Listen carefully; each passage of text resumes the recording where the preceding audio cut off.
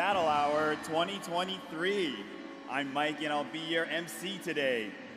Dragon Ball Games Battle Hour was held online in 2021 and 2022, but this year we're on site in Las Vegas.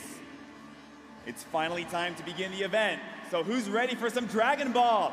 That's what I like to hear. And of course, this event is being live streamed, so let's give a big shout out to all of our online viewers.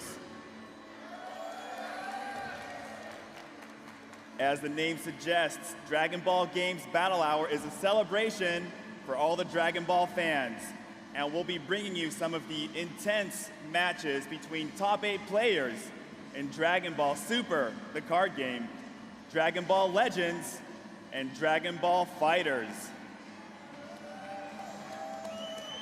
Today is day 2 of the on-site event, and the finalists for each game have been decided in yesterday's LCQs and qualifiers.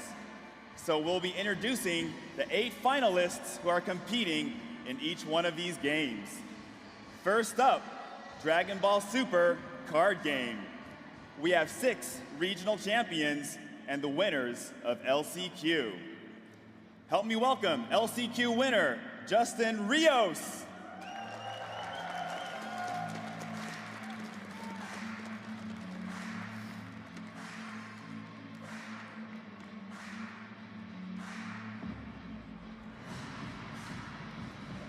LCQ winner, Marcus Cantarsi.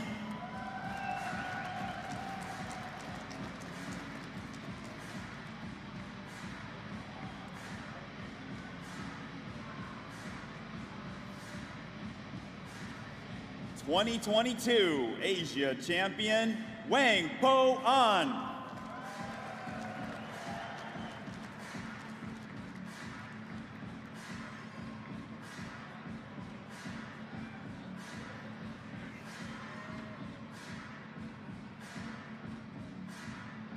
(2022) Italy champion, Philip Tarpini.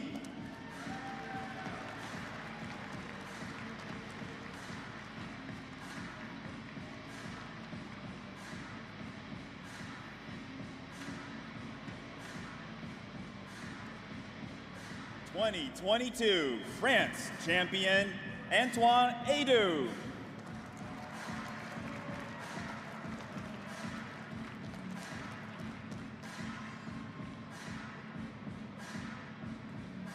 (2022) Europe champion, Oliver Simmons.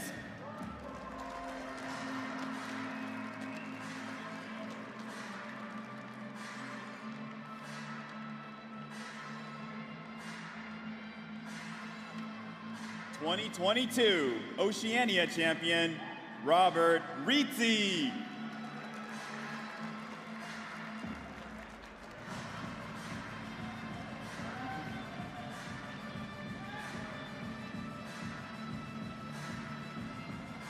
And our 8th and final player, 2021 World Champion and 2022 North America Champion, Andrew Duvall.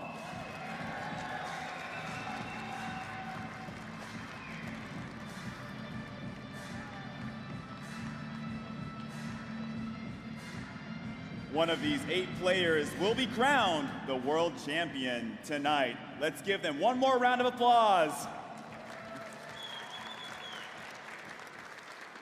Now players, if you could line up in front of the stage for me and get ready to battle.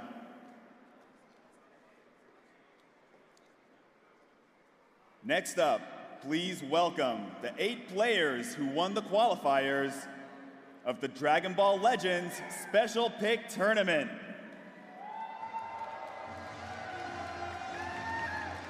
In Pool 1, Kuro Toki.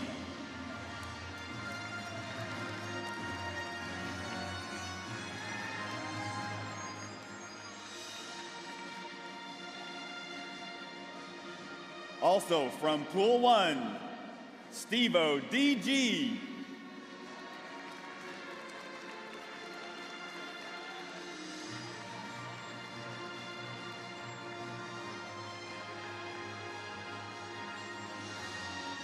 In Pool 2, Pepperoni.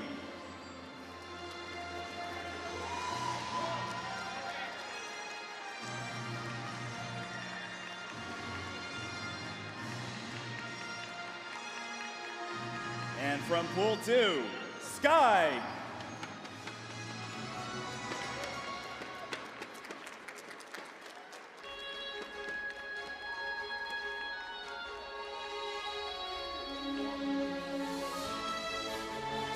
From Pool 3, Sax.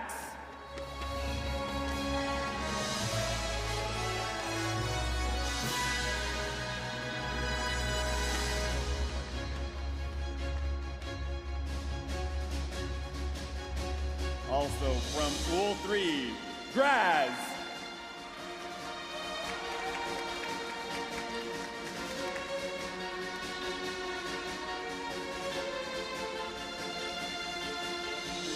From Pool 4, Gentleman Cheeseman.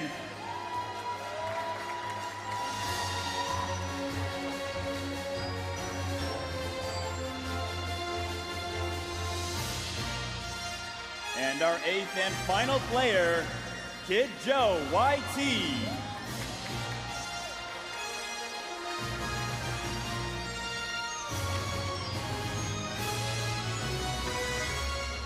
These 8 players will be going head-to-head in just a moment.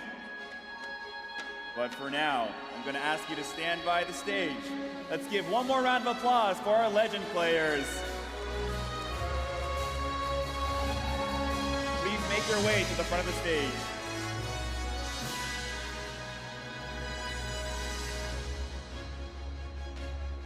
And last, but certainly not least, the 8 players who won the qualifiers for the Dragon Ball FighterZ World Tour 2022-23 Finals.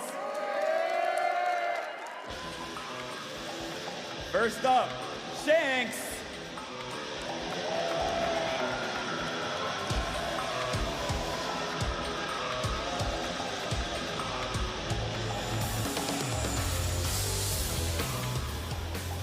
Benriti.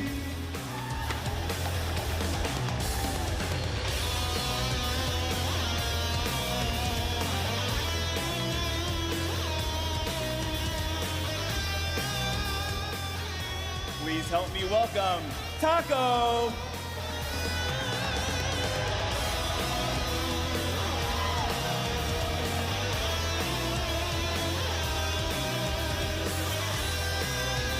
Next up, Wade.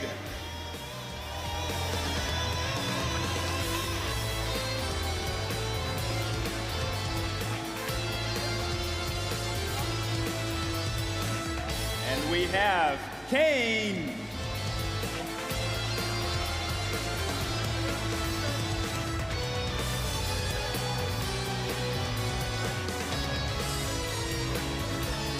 Daehan.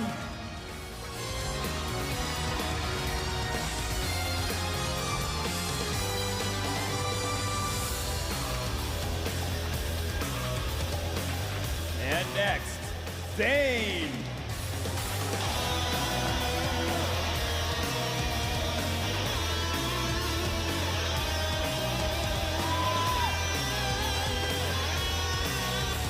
And give it up for our 8th and final player, Indem.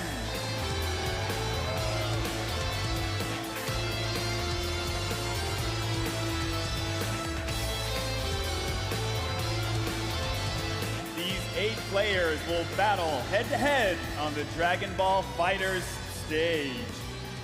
And now, all of our finalists have been assembled. But first, we have a very special message from someone every Dragon Ball fan should know. Let's roll the video. 会場にいるみんな、そして配信を見ている世界中のみんな、元気か？孫悟空役の野沢雅子です。今年もこの日がやってきましたね。ドラゴンボールゲームスバトルアワー2023。今回はなんとラスベガスで行われているっていうことで、皆さん盛り上がってますか？そして配信を見ている皆さんも一緒に盛り上がってますか？それでは開会宣言をしたいと思います。じゃあみんな、いっちゃやってみっか。ドラゴンボールゲームスバトルアワー2023始めっぞ。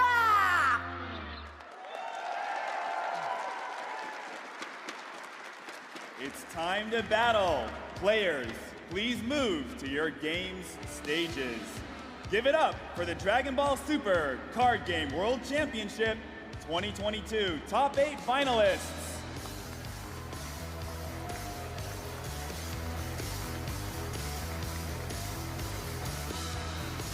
Next up, the Dragon Ball Legends Special Pick Tournament Top 8 finalists.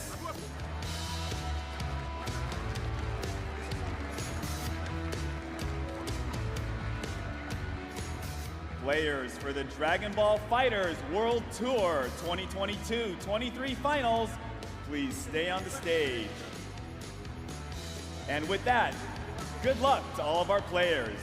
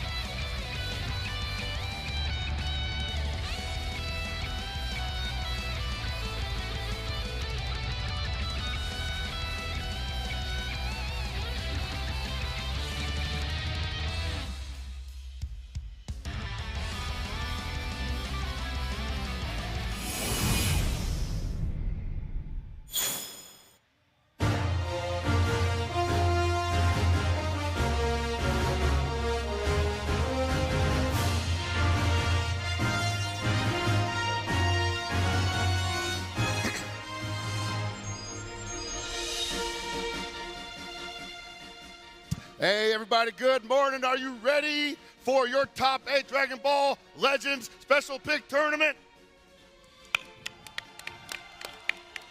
I can't hear you, but that's okay because we're going to get through this real quick because this action is about to be frantic. I am Hell Pockets, your commentator, joined by my illustrious co-host, Rip. How you doing, brother? I am feeling great. We obviously had a ton of great matches yesterday. Oh, boy. And we're going to continue on today with our top 8. It's going to be fantastic. It's going to be big, but that's not all. Today we got a special guest, the producer of Dragon Ball Legends, Toshe. Hey guys, my name is Toshi, and I'm the producer of Dragon Ball Legends. Super excited to be here with everybody on stage, and I'm hoping everybody that's viewing online is excited as well. Thank you for having me here. Super happy to have you here, bro. Man, it has been a very special weekend the entire time through. Yesterday's matches getting to this point were absolutely incredible, and we were only just getting started, man. Yep. I can't believe the kind of things we saw, and I'm not gonna lie, I'm not gonna front.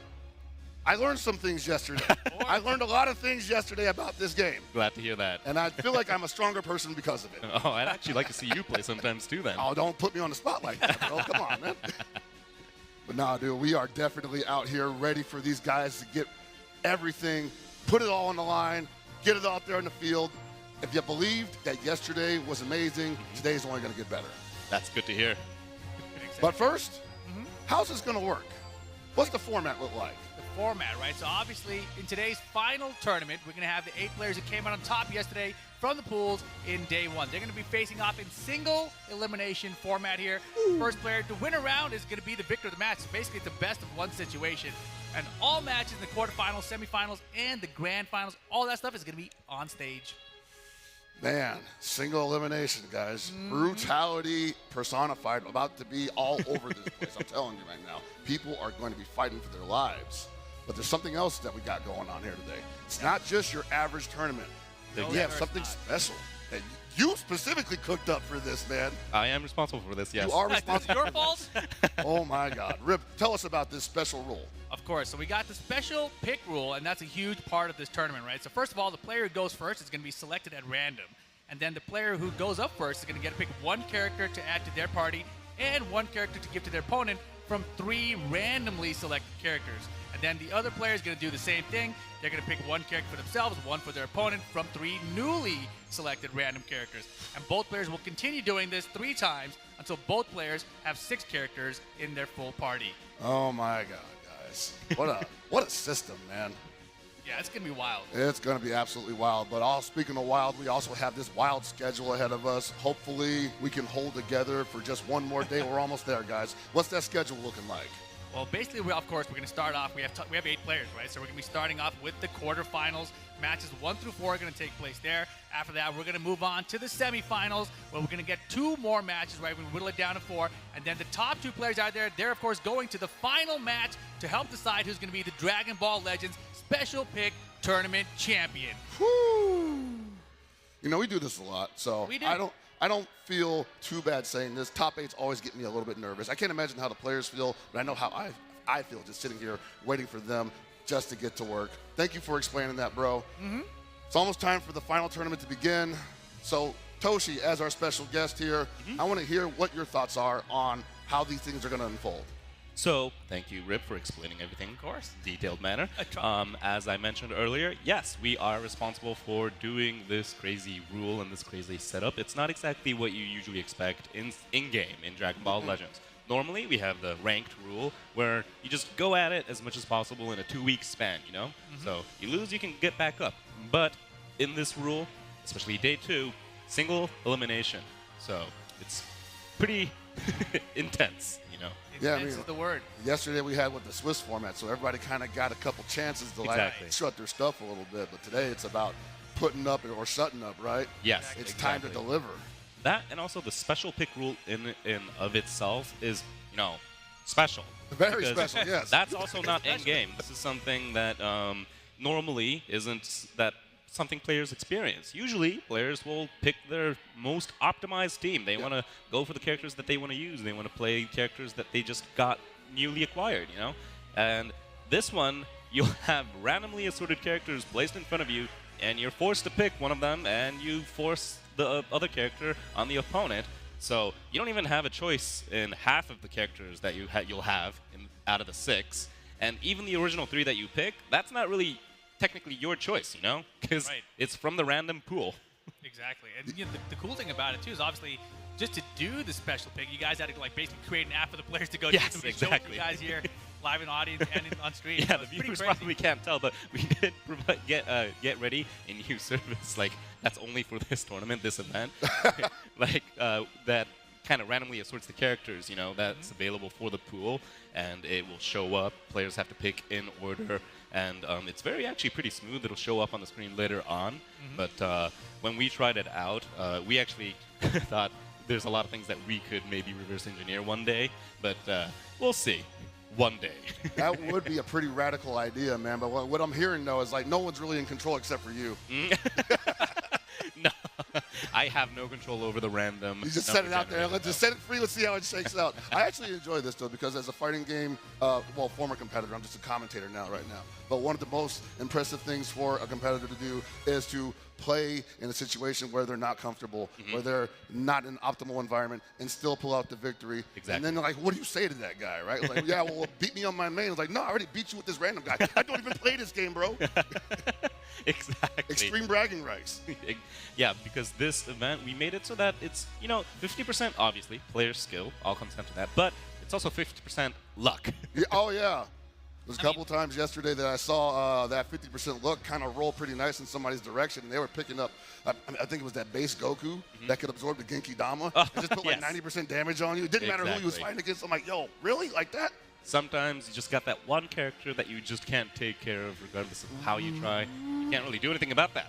I mean, you said it's like 50% luck, but honestly, in the matches yesterday, it seemed like the players who were most dominant, it didn't matter what characters they had. Like, in the real-time aspect of the battle, they were like, I know how to excel at this portion of the game so much better than anyone else that I'm going to pull through and get a victory anyway.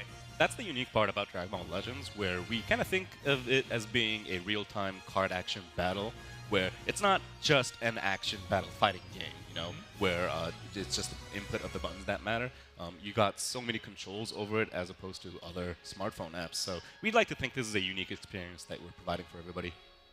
Oh, man, definitely a unique experience. But speaking of unique experiences, it's time to get this special event on the go. Let's do this. It's time for the players to enter the stage. Let's have a look at them, guys. Match one of the quarterfinals is set to begin. Up first, we've got, sorry about that, Sky.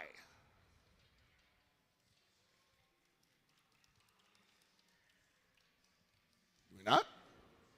I think he's going to come up. Should be Sky.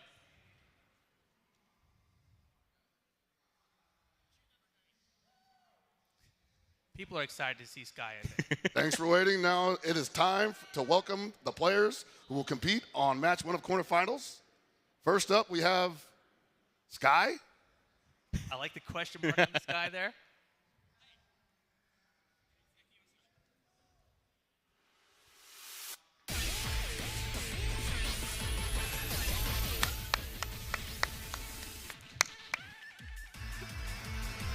All right. There he is. Exactly. There he is, ladies and gentlemen. Yeah, we asked Sky about his enthusiasm for Day 2. He said, I'm super excited because I've never participated in a tournament competitively, and making top 8 is even better. That's crazy. He's never done anything competitively in this manner. So, I'm actually pretty amazed that he's actually this confident with us. So, really thankful for that. Bro, I told you a couple days ago that there are some people here that I think have what it takes to just be competitors in any arena that they enter. And I definitely think Sky is one of those brothers. All right, that's good to hear. How long has he been playing Dragon Ball FighterZ? Started in December 2021. Yeah, so it's already 2023 right now, so it's been nearly, what, 2 years nearly? Seasoned veteran, I would say, That is pretty seasoned. And his favorite character seems to be Legends Limited Yellow Gogeta Blue. So that is a man of culture right here. Oh, and I got the People crowd like going, that, too. yeah. Huh? Well, hopefully he picks it up in a special pick. Actually, on day 1, I had a player wipe the floor with me. Oh, no. Somebody Man. using Gogeta Blue. So. We've got his work cut out for him because he's going to be going up against the second player. His opponent coming to the stage right now, Sax.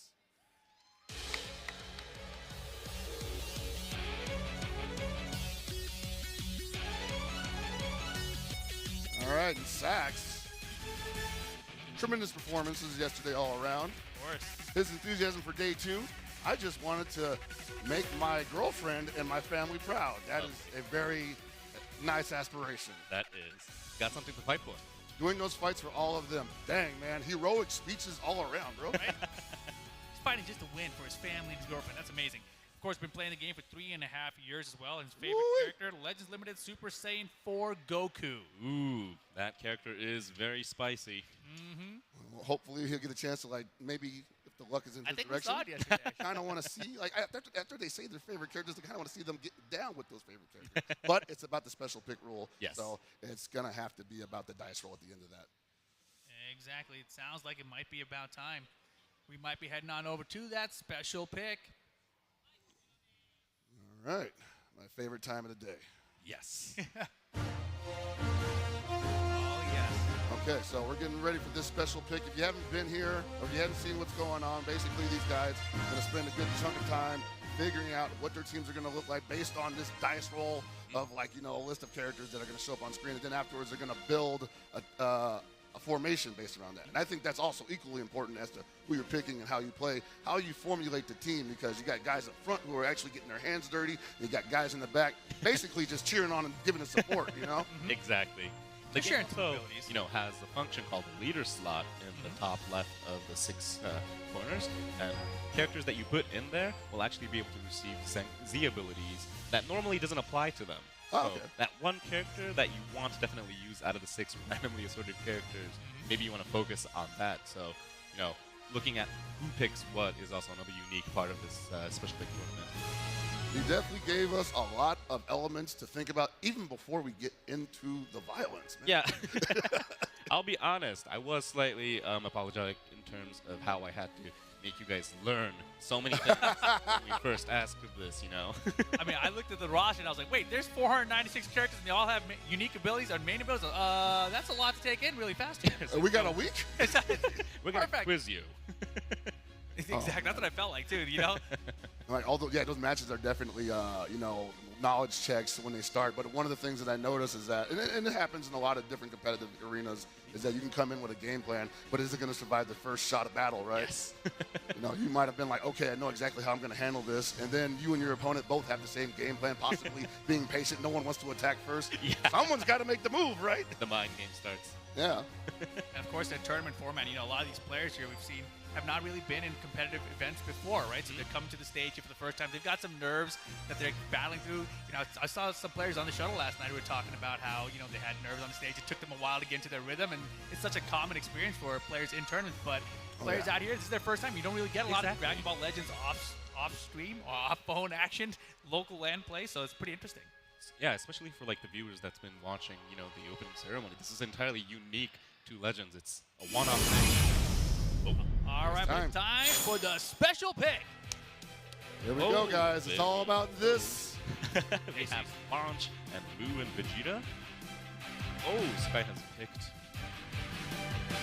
Oh. Sorry. All right, well, yeah. All right, sorry about that. Goku Red. And there's going to be a lot of Gokus, I predict, here, you know?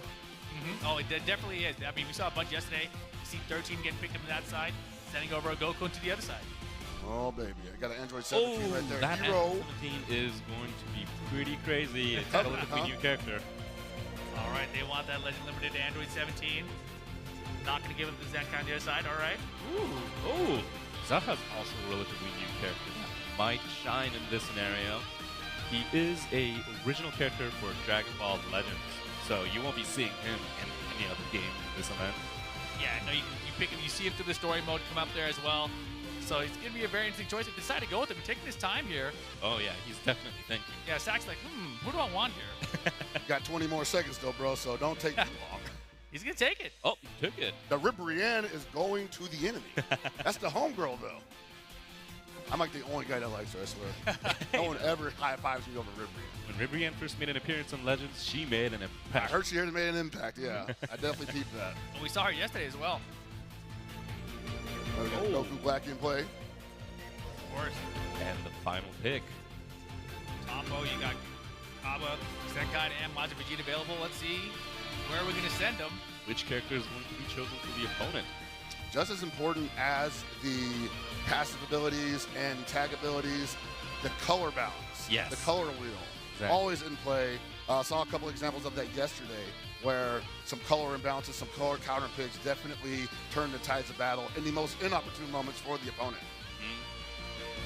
So we have each of the characters decided for the two players.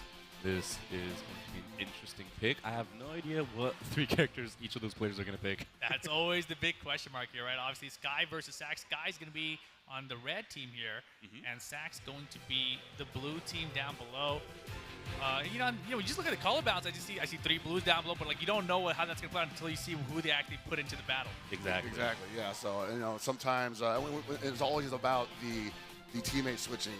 Sometimes you might see an opponent purposely swap in a bad matchup for that character just to bait the opponent into, say, because the opponent gets hungry. Ooh, I'm about to put mad damage on this guy. What are you thinking? And then he swaps out again into a counter pick to that character, goes for the free vanish that he gets, and then he gets the counter hit. Yeah, I'm pretty sure green is a counter to blue, right? There's no green in the other team anyway, so they could run technically all blue if they wanted to. So I think day 1 we saw some combinations where some people actually intentionally chose like a slighted monotone parties. Oh, yeah, we did see that, yeah. All right, that's it. That time for the special pick is over. Now we go into the team building. This is where they have to find the characters individually from the entire roster of Dragon Ball Legends. So. Exactly. Shout outs to that filter, though, man. That thing is been coming in clutch. That function has evolved over the years. It was originally, we didn't even have a filter of that sort. Right. And then gradually managed to make it a bit more detailed so that players would actually be able to fine-tune their own, selection. Yeah. When I first started playing it again this year, I had noticed that filter had gotten so intricate that it made it a lot easier to actually boost characters that I was picking, because sometimes it didn't sort out the way I thought it would, and I'm just like, okay, let me just find this character I just pulled. Where the heck are they? And that just saved me like an hour. Apologies for that. No, it's okay. I appreciate that, yeah. I mean, I think that, with the special pick format as well, it's hard to, as a player, remember the 6 characters that you just got assigned. It's like, wait, you gave me 3 characters. Which ones are those again? Which color? Definitely saw some guys trying to sneak some Android 21 on the team, and I'm like, I don't think he got that. That's the best strategy, definitely. Like, you don't remember what you gave me, right? Like, I remember, yeah. You gave me Android 21. Like, why would I give you Android 21? I think I'm crazy. No, I give you the red one, not the blue.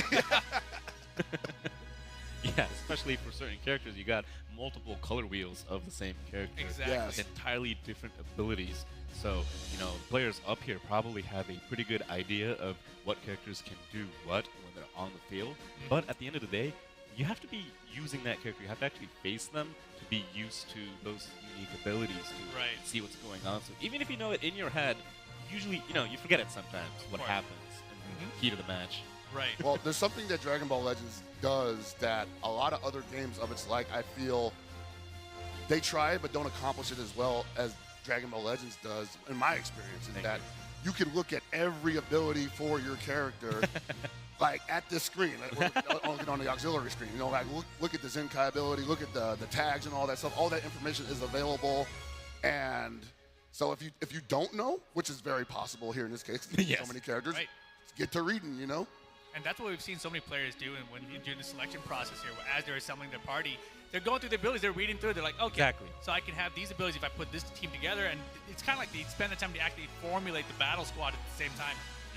So this is exactly the time for them to look through and maybe actually find out that the character that it's been pushed to them actually might shine. Exactly. It's like the game has its Wikipedia built in it, right? We do have sometimes feedback saying your abilities are like dictionaries, but dude, it is so expansive, man. Like, I feel like whatever I don't know, I can really just click on the character. I'm like, I have no excuse not to know this.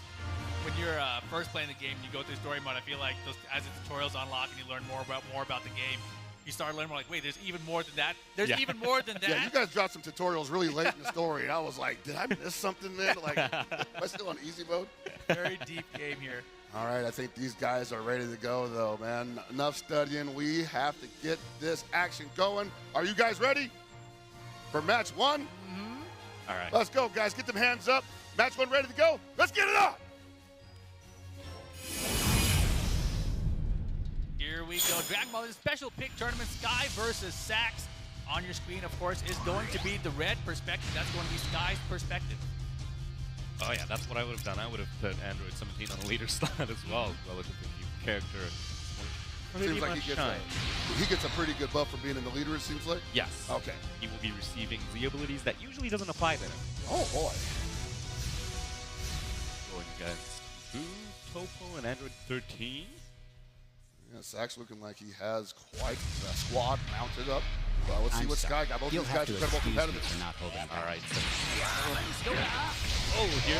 Flash. I love this moment so much. Time it correctly. Level 6. Oh. Now still lost. I thought you did pretty good too. Sometimes I wait for the second go around because I'm like, if I try to too quickly, I'm definitely getting like 700. I've done that before. Did you know that actually if you manage to get the exact same number, whoever taps first will have the priority? No way. Really? No. You rarely see it. That's why they, okay, that makes sense. And there you see Android 17 all buffed up, and so is Topo. Topo is actually taking this a lot better though. Nice cover change there, getting Topo out. Yeah, some of the characters have their own individual health, so it's really good to switch around and spread the damage. Exactly. It's an important part of this game, right? Because the main defensive action is your vanish step. But if you don't get the vanish time, where you get caught by Tommy losing health, Yeah, he knew he made a little bit of a mistake there, possibly charged that key a little too long. Lost his offense.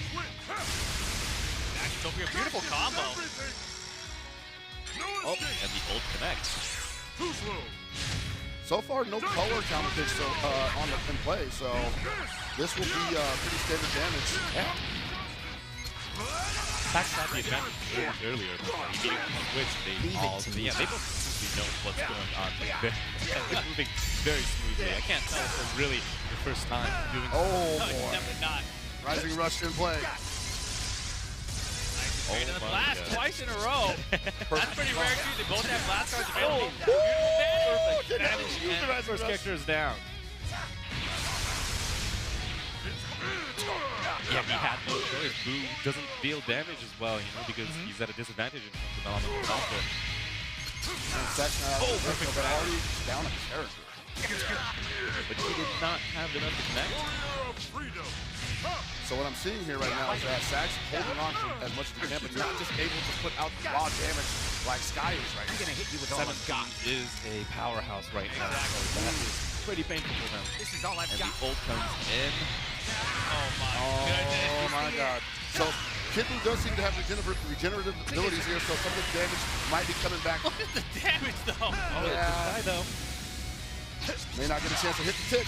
Oh, he got the hit. Oh, he's got enough time. Yeah, that interruption. Yeah, look carefully. Boo is technically regenerating little by little. If you let him go for too long, he's going to be back. That's what I'm saying. Some of that damage might be coming back to him positively. Yet there it is again. These ticks are going to mount up as long as Kid Buu is on the offensive, but still not able to put up the raw damage. Man, 17 health is so big. These guys Tanking. Infinite energy, bro. Oh no. You touched him 3 times, he did that much damage, man. The endurance on Topo is gone. It almost stops there, but man, actually got a painful spot right here. Oh, the combo connected. I feel like Sky just wanted to try to use his go for a little bit. Oh, boy, right? So you gotta save the hero once, right? What's it gonna be? Alright, let's see if we get a match or success or fail incoming for the Rising Rush. Hard matches. Oh, he takes right. Oh my God. Oh my God. Wow. Allow me. That's big. One. That's pretty big. Pretty big deal here. Oh, and the tackle was a bit unexpected, but Uh-oh. And this is what I was talking about, Toshi. Yesterday, we saw so many 180s happening in the middle of the match. Just like that, the momentum shifted. But look at 17 health here. You know, It doesn't matter. The life versus damage doesn't differential. Get him out of here. That is It's all up to Topo with this tiny bit of health. What's he got? Oh, he just switched. He's like, whatever, dude. I'm gonna style on. these players know how to wait and bait out the evade. Yeah, very important in this game. Oh, that's good damage from the Topo right now. Hopefully, he get rid of the Super Saiyan 3 Goku and give the Android 17 some kind of trouble, some comeback. But he doesn't have regen ability, so that's all him right now. Oh, that's right. Overriding the tackle. Counter! Topo, Counter! you'll spend his time That was with some meter building, and look at this. Sax holding on. 1-1-1 touch is gonna do it. Oh no! That is that.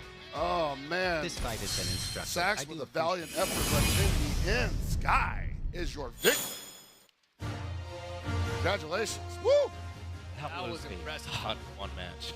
My God, man. I mean, you know, I was talking earlier how when you mentioned the 50% skill, 50% luck. Yes. I think that 50% luck came in really big with the 17 pick, you know? That 17, Exactly. That definitely swayed the tides, but at the same time, Sax was giving him all he could handle. But he Holding did, on for dear life. did stick around for like last moment. I can't believe he managed to hold on for that long, even with that character balance, you know? Oh, for sure. I mean, we saw the 17. I mean, it seemed like Sky was kind of playing a little easy there. He's like, all right, 17's got this in the bag. Let me just play with a little bit of Goku just for fun, right? And it seemed like things started spinning around. He called the 180 out. I was like, is this going to happen? It felt like it, man, because we had seen it before where, like, the Rising Rush had just turned the momentum in the other direction. And I feel like in this game, it's so hard to get that back. You know, because you may have a lot of great defensive options, but the opponent got some pretty good offensive options to counter these defensive options. Yes. It's really hard to get back on your feet. It was amazing to watch Sax just overwrite the tackle with the strike cards because if you tap the screen once, you can tackle from mid-range, but you know, you can't actually, it gets overwritten by strike arts card. Right. So even if you attack at the same time, you'll get hit. So he called that out perfectly twice in a row, man. Dang.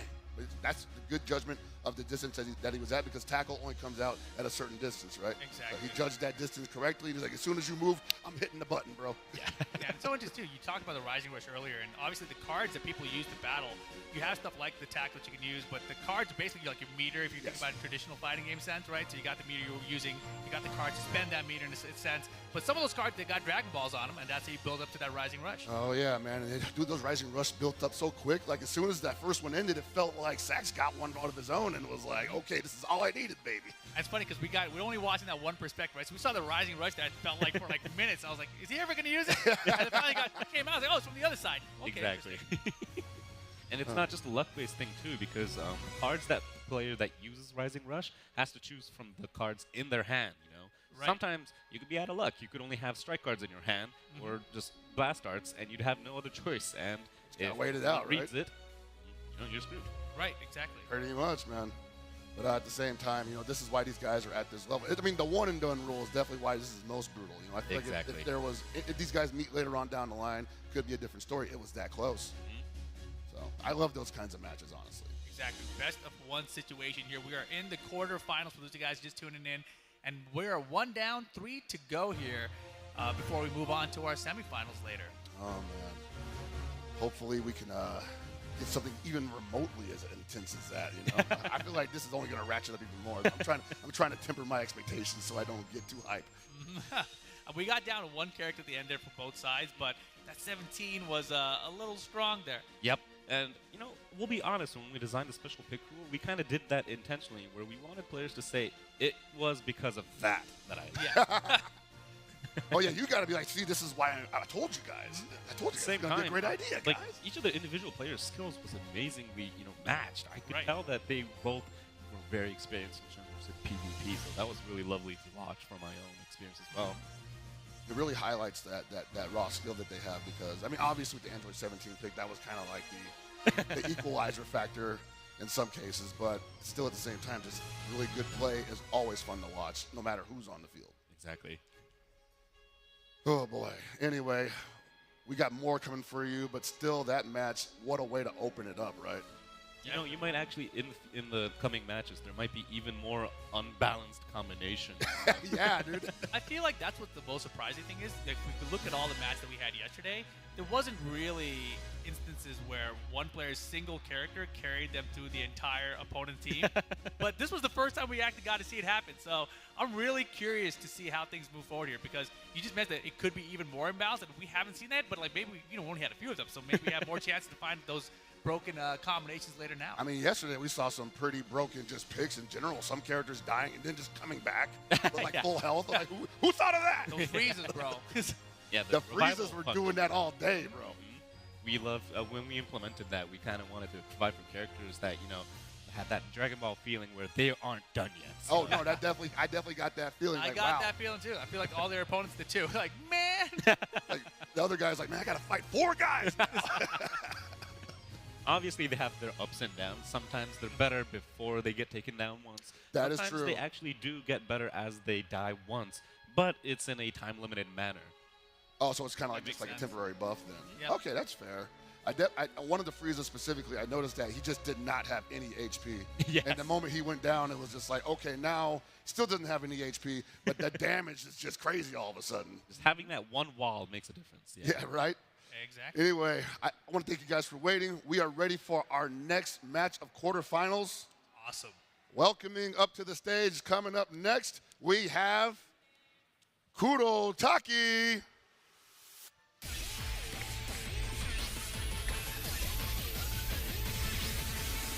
What's your enthusiasm for day 2, they asked? To win it all.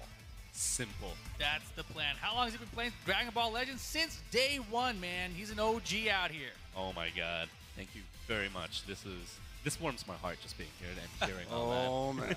We got a few of them. His favorite character is Perfect Cell, and I had seen some Perfect Cells go to work yesterday. that. Yes. That is a bad man. I'm pretty sure a lot of Legends players are familiar with this, but whenever Perfect Cell makes an appearance in Legends, whatever the iteration is, he makes an impression. It feels like that because I could have sworn I saw at least 2 or 3 Perfect Cells that they played very differently, but all of them seemed like problems. Exactly. Exactly. But the biggest problem for Kurotaki coming up next right now, Graz.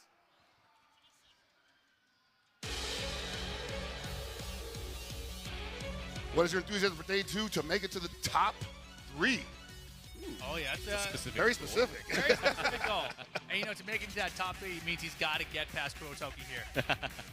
Well, they've been playing the game for the same amount of time since day 1, both of Thank them. you very Two My much. God. Oh, geez, man. Does it it's get any been- better than that? It's 4.5 years already, so that's a lot to think about. For sure. Man could have graduated college. And, of course, his favorite character from the game is going to be Vegito. Ooh, another man of culture here. So I remember we did this, was it 3-4 years ago? And you guys introduced the Vegito character. Yes. Oh, it was that back day. then. Yes, it has been a while since then. Oh, yeah. And that was just like, oh, my God, this character looks so crazy. But we've got a match between vets coming up for you right now. Let's get them ready for that pick, bro. Yes. That's right. It's going to be time for that special pick. And once again, no one's in control here. I know I made the joke earlier that Toshi's in control, but he really just created the monster. There's no switch down here, I think. He's like tapping the button, like, okay. He's like giving like baseball signals, like rubbing his shoulder, like, yeah, no Goku's this time. Give me a Vegeta. This guy says he likes Vegito, so let's go on the bone road. You know what? Let's push Gogeta on him then. Oh, Oh, my God. wow. He said it now. Watch. It's going to show up. I mean, you might have Three spoken random to characters gonna existence, show up, right? dude. So I remember on a couple of days ago, we were talking about which characters were available in the special pick, and you were like, pretty much everything from Sparking on up, and I'm like, so Ultra Hit? Pretty much, but it's not all of them.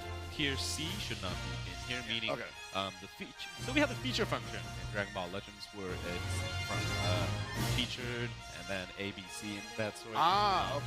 The higher it is, the lower usage rate it is. Got it. So we boost it up for characters that you don't really see too often in PvP, meaning in the pool that we have for this special pick tournament, the characters that you see all the time won't actually be making an appearance in here. Okay. Well, the reason 17 was in there, Android 17 earlier, was because he's in the featured tier, so it's an entirely different block. Ah, okay. So as you mentioned, Ultra Hit might make an appearance, yes. It could Well, be. I've never seen Ultra Hit online. Oh. So. I'm ready to see it offline. You never We know. haven't really Might went to not. Ultras in general, you know, from the special pick one. I think the majority of characters we've seen have all been Sparking. Yeah, no, it's going to be sparking it up, so yes. Yeah, yeah. If we include Extreme and Hero, I'll be honest, I'm overwhelmed with the number of characters and the abilities that they have. I have my few favorite characters from Extreme already too, but I'll be honest, I do not know all the abilities. I have to look it up occasionally. There's a lot. Constantly. That's why you created this brilliant system of like, we're just going to give you everything in the game, like in text form. There's no reason to not know this information if you don't know. Hold the look it icon. up. Read it up. Just look it up, baby. Exactly. Of course, you guys have Discords where a bunch of players get together and they post all their strategies and all their combinations. Oh, yeah. Assemble their best squads and parties and share that information between all the other players. So I've been digging through that information. A lot of good details there. Obviously, our balance team has, certain combinations that they have in mind when they design the character combinations that they want us to use. And then whenever we see players think of something new, something creative, we're like, yeah, we knew what we were doing. And sometimes you have that one outlier saying, all right, maybe we should have done this, or it's like, where did that come from? How did they come up with this stuff? Okay, fine. Yeah. We'll let you have that one, right? One of the things that I wanted to really highlight about Dragon Ball Legends is the community that exists around it. If you don't know how to play the game, there's such a wealth of information out there. Already the game offers you so much at a basic level, but then like you go on YouTube or whatever, right? And there's just videos from content creators that just drop advanced PvP strats, basic PvP strats. Here's some match footage from 2 top-level players, and these people are just like explaining everything as it goes along, breaking down every little bit, and I'm like, dude, this is a thriving competitive community, man. This content, the Dragon Ball Legends as a whole, players support us. Without them, it wouldn't make sense. Right. But, you did mention this yesterday, I think, on stage. But yes, 70 million players. But it's thanks to them that the game is available, and also it's this hot. Oh, it's super hot. I really, really appreciate how everybody has that enthusiasm, telling others or like creating all these guides for other players to enjoy, and then occasionally finding that crazy outlier thing where they just stomp on other players and show it off. But as a whole, I really, really appreciate it, and I do try and follow everybody as much as possible. So whenever you have something up, just please keep doing that, and we really appreciate it. Oh yeah, man, definitely saved my life a couple of times leading up to this week. There's some things that I had seen before but didn't quite understand how it worked. It just broke it down perfectly. Yeah, I'll be honest, I look at other players in terms of equipments, because in this game, each individual characters, you can have equipments on them that boost their stats, or sometimes even add an entirely new ability, For this tournament specifically, we intentionally do not have players picking those equipments because A, it will create a pretty big imbalance even more, and B, it's going to take even longer for preparation. I was going to say, like, yeah, it's definitely going to be out here all day. Yes, because there are so many equipments and so many choices for each individual characters. And you can boost the equipment. Yes, you can even have entirely different builds. Like, you can focus on defense, you can focus on offense, you can focus on just blast attack, strike attack, things of that nature. Man. Exactly. So with the special pick rule, obviously we're not including the equipment here. Otherwise, you would have to have the players with their own accounts, etc. So it's more of a level playing field, right? Yes. Really focused, except for the random fact of, like, you don't get to pick who you want. Yeah. Really. That's okay, though. I know I had been thinking about the equipment rule for a couple of days, because I remember just like playing this casually, and it's like how much time it goes into just building the right build, and then finding out a week later, oh, that's actually not the optimal build anymore. Yeah. I'm like, all right, yeah, we should probably blinked, it changed.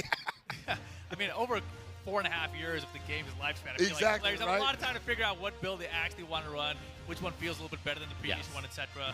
We have basically ages, like the age of something and so on. All right, well, I think it's that time. It's that time. Time to go to the special pick. Oh, you don't see that Yamcha too often. The baseball Yamcha. I didn't even know he was here. He is a very unique character. Wow. I had a feeling the Bears was going to go and get selected first, and he is going to be selected. Who's going to throw over to the other side? Will it be the Yamcha? Maybe. Or is it going to be the Zenkai Goku Black? It is the Yamcha. Yeah, I had a feeling. Yeah, Goku Black has the Zenkai ability, so you never know. It might end up helping the opponent even more than Exactly. Yeah. Like I've noticed that, like, people tend to like look for Zenkai ability because they are really strong. They're very strong things. Characters without Zenkai ability, you wonder how do they compete against someone that has that extra tool. Yeah, in this case, they chose the perfect cell. Like, I don't care about the Zenkais. I want that cell. I need that cell. Yes, that cell has a revival mechanic, so that's another unit. Oh boy. True to the information, true to the nature of the show, right? Never done after 1 KO. Oh, all purple. Yeah, great Saya, man. Super Janemba, Mecha Frieza as well. Gonna go with the Mecha Frieza this time. Oh, actually, if you look carefully, you can see that the player Red is starting to focus on lineage of evil Frieza's clan. Oh yeah, are you thinking about that Janemba possibly? We're getting a great Saya, man. Like, yeah. I was gonna say, don't give him Janelle. Come on, bro. Oh, Legends limited. Woo! Not limited, I'm sorry. That Broly's right there. I have a Broly, and it's always good to have a Broly on the squad. It's always good. Do you want to add on here? We're about 4 or 6, like 2/3 of the way through this, I guess. Oh yeah, no, this is definitely like this is a game of chess at this point, right? It is. It really is. You got 5D chess going on right now. Oh, dude. And then we have to fight. Exactly. Oh, you know, Red player can actually focus on Frieza right now. He's thinking. I can tell. This could be a thing, yeah. And big decision. Yeah, I think that's a smart move. That is a pretty unique Frieza. Frieza has a green card that just constantly gets you Dragon Ball, so that's going to be crazy. Whoa. Interesting. So that means he gets more of the Rising Rushes available faster? Assuming he gets the green cards. Being able to spam Rising Rushes, that sounds pretty nightmarish. That's a lot of good choices up there. GT Kid Goku, not something you see too often, but he's a very combo crazy character. And so looks like Raz decided to go with the Kid Goku, sending the blue Broly over to Kurotoki. Oh, he's thinking. Oh, hold on a second. Yeah, he's actually debating that, right? Like, do I want to send the Android sets? Does in fact send over the Broly? I wonder if that was to throw off the balance of the tags he has available there. With Maybe, because, you know, that's the only Saiyan on Red player. Yeah, I was going to say, I wonder if that throws a monkey wrench in there somewhere. No pun intended, obviously. Sorry to all the Saiyans in the audience. Well, here we have our squads setting up Kurotoki the red, Graz with the blue squad. This Frieza doesn't have any kind of revival mechanic, does he? On Red? On Nope. Red team? Yeah, okay. He does not. He does have Beerus, which is probably going to be pretty crazy if he is focused on that character. But you can tell that Graz is going to, you know, there's a chance of him bringing up a purple. So that's going to be painful bringing in a green character. So you already got that mind game going on right here. Yes. Where you have a character that you want to use, but you see that the color combination of their party is, you know, slightly towards characters that you might be disadvantaged to. Exactly, yeah. I was thinking, like, you might have such a great game plan, but you're like, man, everything's just getting counterpicked. Whatever, it's Beerus, man. How can you go wrong with Beerus? Exactly, that's what I feel like. Still has yet to been defeated, right? In any form of the media. I mean, you never know. He might just simply focus on the Frieza characters. Right. All right, it's time for them to go into the deck building segment. Special pick is over. Yeah, I'm really curious about the special pick in general, too, like, because it seems like, for the most part, we get pretty balanced color combinations out here, and I feel like sometimes the special pick, it's almost like it's tailored to make it that way. No. Is it completely random? It is completely random. That's impressive. Yes. I mean, that's part of their skill. I figured that would be really hard to pull off if we actually had tailored, like, special pick combinations. Oh my God! I thought maybe it was just like, you know, like this combination of stuff is more highly exactly higher odds of this happening. At that point, I might as well just like manually curate everything. Yeah, exactly. This one. Here's a team that you have to make. You know, like if you're lucky enough to have like the Gogeta Blue team, you know, congratulations. Wow. That's pretty crazy considering the combinations that we've seen so far in this tournament. So it's purely random, but the players and the way that they've assigned themselves and their opponents their teams just kind of worked out that way. Yeah. We took a lot of inspiration from other games, other entertainments as well, namely visual games or card games, where you have that kind of one-off event where you open like a pack and random things come out and you got to use them. Right. So those kind of content is always entertaining to watch because it could swing any way.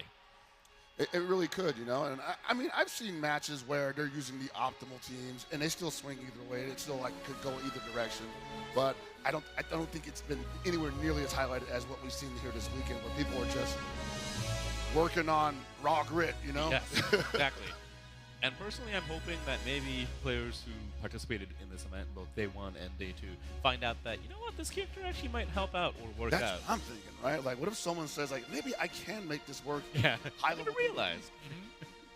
seem pretty good to me in a couple of these situations. I don't like these are characters. There's a lot of characters here that I don't see in a lot of videos, but I'm like, there's really no reason why they wouldn't have a place there, right? Because there's a lot of abilities where it might be, you know, tailored for a completely gameplay content-wise, and then you got some that is kind of like not so much an Easter egg as it is like an homage to the Dragon Ball franchise, where you got Roshi, who's immune to flashes. And guess why? He has a sunglass. He has sunglasses. Makes sense to me, man. Exactly. Wearing a sunglasses, he understands. And you got that OG Ken, who's actually immune, or he takes a lot less damage from Kamehamehas. Oh, really? Yes, because actually not many people might not notice that, like in the original Dragon Ball series, he completely negates Kamehamehas. Oh, wow. Yeah, Goku just had to go in his own fist because he had no other way. That's actually a brilliant, like, little element to add into that. Wow. You see that in the ability. It's that kind of Easter egg aha kind of moment where you find out all these mini things that, I will be honest, most likely won't help you out. But it's fun to see, you know. I really thought I was going to survive all those Kamehamehas, but Yes. instead, they only got cells. What am I supposed to do about that? You got to pick Boss Rabbit. He just jumps to the moon every time the Earth is in trouble, Yeah. right? Like, you got a version of Nappa who takes less damage from self-destruct damage. Guess why? I'm trying. Oh man, this is trivia now, man. Hold on a No, second. it's because there was a moment where Chaozu, you know, That's sacrificed right. himself, but, Yes. didn't work out for him, and we kind of implemented that in game. That's pretty and, sick, though. I just had this funny thought of like Nappa tanking the perfect cell bomb explosion. He's like, you think that's gonna work on me, bro? I eat those for breakfast. Perfect. Exactly. See, we got one player readied up already, just waiting on the other one. Yes, Assemble sir. the squad. I saw them reading through the strategies earlier, too. They saw the Mecha Frieza. Yeah, no, I don't blame him. Yeah, no, he saw the unique ability there is prevent tag outs for 3 seconds. I was like, oh, that's a pretty cool, unique ability. Those are very crazy because one of the best things you can do in this game to avoid attacks is, you know, vanishing. Swipe sideways Yes. and you can dodge attack. But it takes time to charge. The quickest way to recharge it is switching characters. So, you know, the best defense in this game is changing characters. But there are certain abilities that lock you out. You have no choice. You have to take it. Exactly.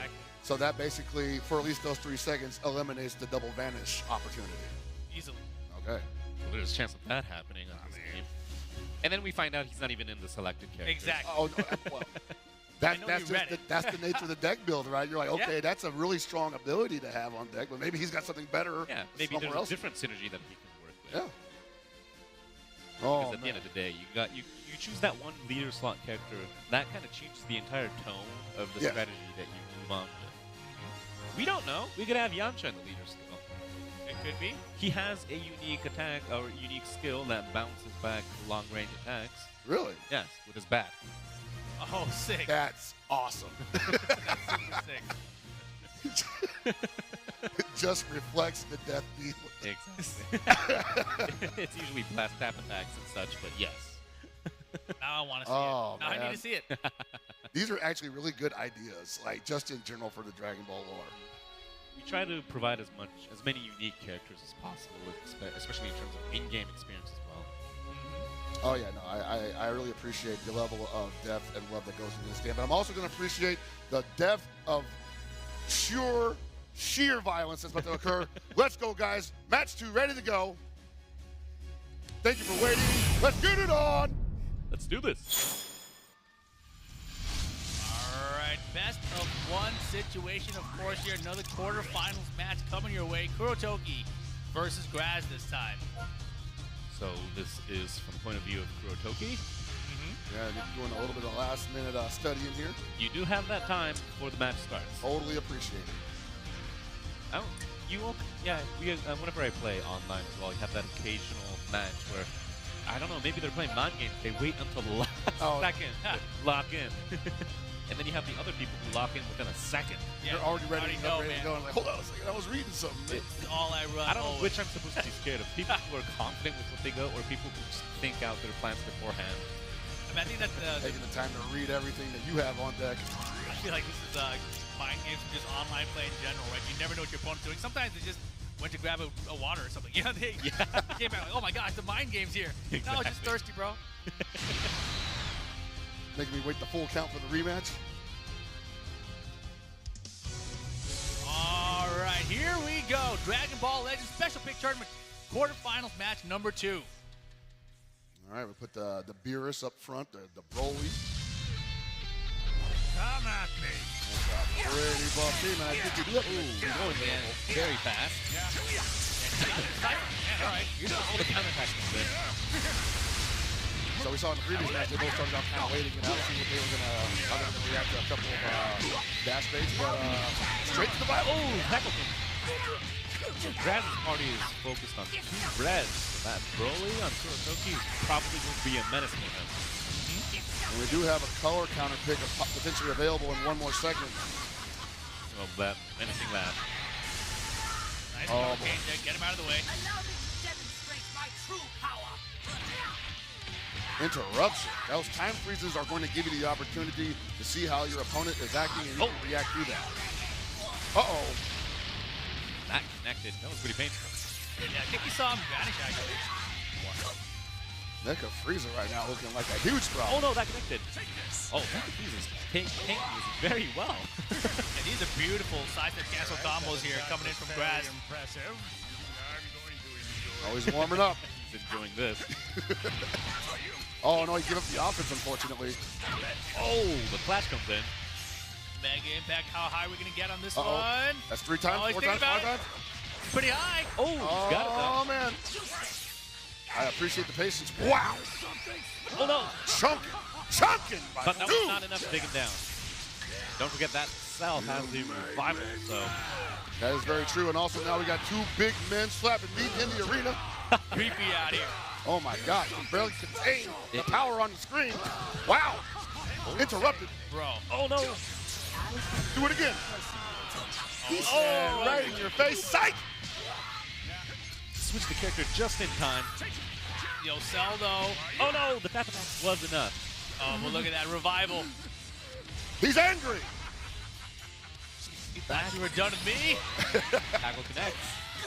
Oh, if you let Goku connect, his combo is pretty crazy. Oh wow, yeah, that is like Oh, and Broly's here tanking it he's very got well. all that offense now. That momentum is completely in Graz's favor. I like the switch of Broly to try to get more damage off the other Broly. The OG and the new one. Yo, my kick Goku's doing nothing to you. Oh, you got the Beerus in the ultimate. building. Oh, that ult is available. Can Cell tank this? Oh, he does. boy. There's a damage. All right, good choice there, I guess. From Graz. Stopping the combo. Man, look at Beerus' health though. Nice vanish there. Oh, he's waiting to see what the opponent's gonna do. Oh, Perfect vanish. beautiful, beautiful. Pulls in the Broly for the defense. Oh, he's on it. That is a lot of. That's a lot of muscle Yeah. on the field right now. Chipping away at each other. Oh, he extended too far with the tap attack. Oh, Here man. comes Beerus. Oh, okay, he pulls in the cell again, but he doesn't have the revive available anymore, so this might just be it. Uh-oh. Cell gets up again after this one. Oh, I don't know what that's Right, that goes through. This comes back to cell max. Graz. All right, that's 1 character down for Graz. I mean, rather for Graz. Nice. Kurotoki. And, well, it wasn't firm control for a second there. Oh, but Broly comes in. Color change. Ow. Important. Oh, that did a lot more damage than I thought it would. Oh, my. Oh!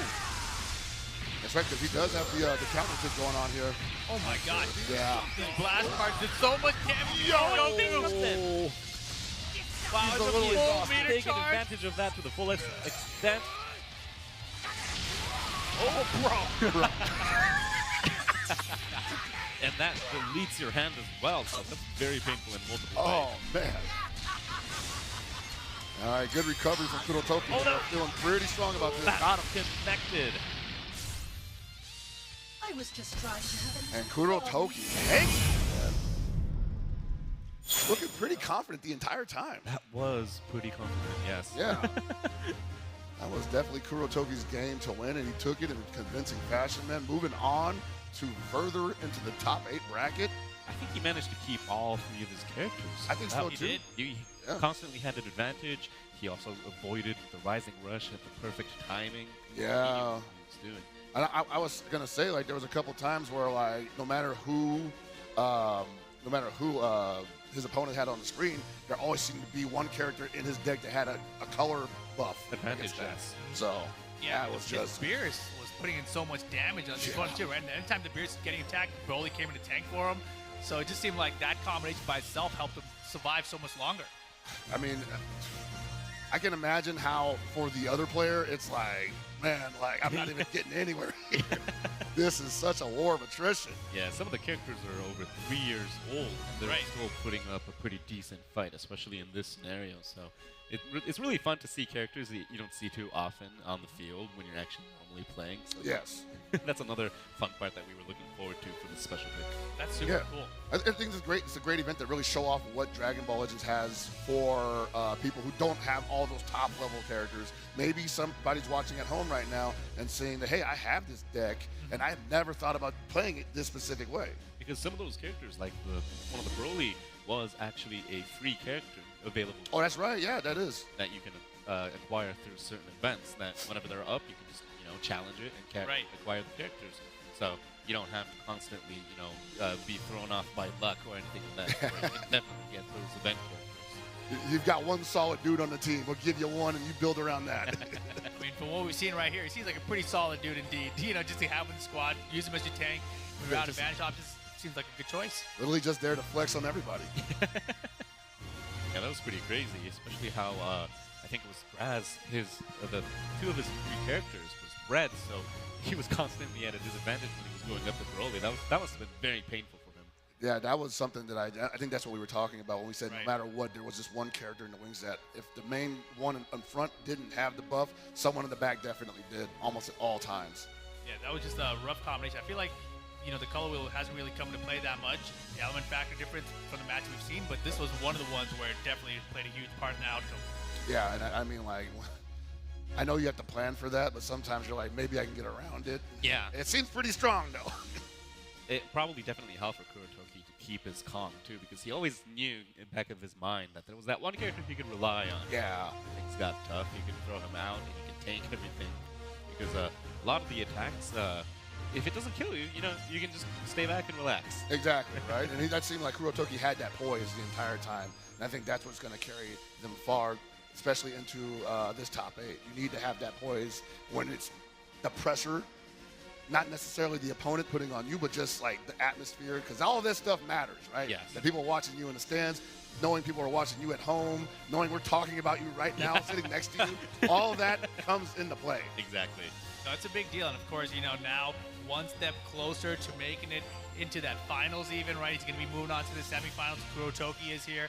So you just one at a time, right? You get one done, 2 more to go, and then you're going to be the champion. So the pressure only gets more intense as you get closer to winning the trophy at the end, of course. Oh, But they seem really confident. Of course, that matchup there was between 2 guys who've been playing the game since day 1. Yeah. So they obviously have a lot of experience, but playing on a stage is a whole different level of pressure. Exactly. I still don't understand how some people do it because I've had opportunities, to play in front of people, play on screen, and my hands are shaking, basically. Oh, yeah. And I'm like, I'm not normally like this.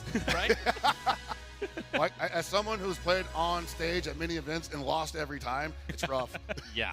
I don't understand how some people can just keep their composure and just bring their full game into these sort of opportunities. Oh, yeah. The craziest thing about playing in tournaments across any competitive title is you have your level of composure, you're fine, but then when something goes wrong in a match and the pressure rises, like as you mentioned, like your hands will start shaking, and in games like especially touchscreen games, when your hands start shaking, it's disaster. Right? Oh, You gotta, right. like, start gripping Doing all real sorts of tight, stuff, just to make sure you're swiping correctly and tapping correctly. You're not accidentally Yeah, you tapping. got the clash going on. It's like, Oh, he waited like 5 rounds of that. Oh, God. Like, oh, man. His you fingers gotta- probably like... Like, you got to do it eventually, man. Come on. yeah, if you played, you might have noticed, but the speed that it moves does change randomly. Oh. Sometimes it's relatively slow. Sometimes it's crazy fast. Okay. So if you think that it's constant and just push at the same timing, it That's goes at a wow. completely different location. Interesting. I never noticed that until you I didn't told me. notice either. Jeez. You also have that clash for beam clashes, too. That's It true. doesn't Yeah. happen for all attacks. It has to be, you know, the blast Kamehameha type attacks. But when it clashes, it looks so good. I haven't been able to reproduce one of those moments yet, but yeah, it does look really cool when I see that happen. Obviously, you know, not all characters have that. You have the No, yeah. just the brutal combination of type of attacks, and then you have like the attack that Broly had, where there's nothing to clash there. You're just Bam. getting erased. Yeah, you're getting erased correctly. How do you clash with, like, you know, earth-shattering, like a sphere of destruction, right? Yeah, exactly. You try. It's just probably not going to work out for We you. saw it happen. It just eliminated Kurotoki's entire deck. Oh, man. Gotta catch my breath. I was just trying to clash, bro. I'm just trying to catch the ball, man. Come on. Another thing, I don't know how many players actually intentionally do it, but if you look carefully, each of the characters have their own arts card tied to them. Oh, that's right, yeah. Yes. So you got the base minimum 3 cards of strike and blast and 1 special move. Yeah. And then for each of the characters that you bring into the party, they bring in additional strike cards and blast arts. And that creates like a mini deck of sorts. And you cycle through that, meaning if you use a blue card once, you're not going to be seeing that for a while, you know, until you cycle through the entire deck, basically. Oh, okay. So, occasionally you have that one rare character that has his own blue card, meaning you can have 2 special move cards in one deck. Right. So that's why sometimes you see players blasting like crazy. Oh, I they're feel just like trying we to saw get that. that extra blue card, huh? Yeah. Okay. You might have actually intentional picks where players want to focus on just strike cards or, you know, blast arts. Usually, if you just simply randomly pick, it usually kind of it balances out, so you don't really see too much of a slant towards one side. But you have those really intense players setting it up, min-maxing everything. You see that party where they just constantly have that strike card, you know, like makes you wonder, it's like, can you even shoot in that deck, you know? You just constantly It's strike. just all fist. That's really interesting. I didn't realize that the deck cycled like that. And it also, you know, we saw, I think it was in the first match today, the first quarterfinal match, where we saw back-to-back super cards come out, right? So that's pretty unlikely, pretty rare, I feel like. It could also be, you know, some characters have their main abilities, you tap their face icons, and it brings in their own special move arts. But you have that rare occasion where, you know, I've seen players bring in like 3 characters, each with their own blue card. Wow. Their entire hand is blue. Yeah. Wow. That sounds pretty cheap. Yeah, you I'm go going to try up to do against that when I get home, man. Like, It gets tiring. all right, well, it's time for another top 8 match. We're still in the quarterfinals, and it's time to move on. We've got 2 more gentlemen coming to the stage right now. One specific in general. Gentleman Cheeseman, come on down. Saw Gentleman Cheeseman yesterday. You know, his enthusiasm for Day 2, can't believe made it this far. No matter what happens, it'll be a day to remember. Thank you. That is good to hear. That Got is his bow quite- tie on and everything. Let's go. That's Oh. a nice one, man. He's definitely living up to the name right there, man. Nice. How long you been playing Dragon Ball Legends? He says since a few months after launch. He is a veteran. Oh, yeah, man. I think you got a win on your hands, Toshi. Seems his favorite character is the purple Ultra Instinct Goku. That is an amazing character, especially when he first came out. He had that unique gauge ability where it doesn't matter if you were controlling him or not, he just dodges the attacks automatically. Wow. So that is something very unique to him and for all the Ultra Instincts out there. Oh, yeah, for sure, man. Although he is, I've only seen one Ultra Instinct in Wild, so. In the Yeah. Well, speaking of Wild, we have Cheese. I'm just going to call him Professor Cheese, man. This guy Professor is Cheese? Professor Cheese. He's a doctor right He's now. a gentleman, dude. But Cheese going up against Pepperoni. Come on down to the stage, brother. Pepperoni out here. Fell in love with Dragon Ball Z as a child. Opportunity to advance this round as an adult in a game based on childhood love cannot be put into words, but here he is on the stage competing in the quarterfinals. You know, he said he couldn't put it into words, but I think he nailed it. I think he nailed it. Yeah, that was a good chunk of words. Man's a poet. How long has he been playing Dragon Ball Legends? Another day 1 player. Dang. That is pretty crazy. Well, I'm telling you, it's a loyal fan base that you got here, bro. Really appreciate that. His favorite character seems to be the yellow Kaioken Goku. That is pretty cool. don't think I've seen that one yet either, so that is going to be something I look forward to when I get home. Also, I'm also going to try to find all these characters when I get home. Say, all right, you like this character, you like this character, try to build a deck around that. You know? Sounds like a great strategy. But Yeah, these players one day is going to be able to use the favorite character in maybe one of the matches, but we'll see. Seems We'll see, unlikely right? so far, right? Yeah. It might happen, you know. But like right now, it's time for them to get down to business. It's time for them to get to the setup for the special pick. So let's take your spots, gentlemen. Oh, yeah, here we go. Gentleman Cheeseman going to be going up against Pepperoni. For some reason, I want pizza off. I know, that's what I'm saying, right? I mean, how can you not? I'm trying my best not to get distracted here. I got an image of some certain circular food in my mind.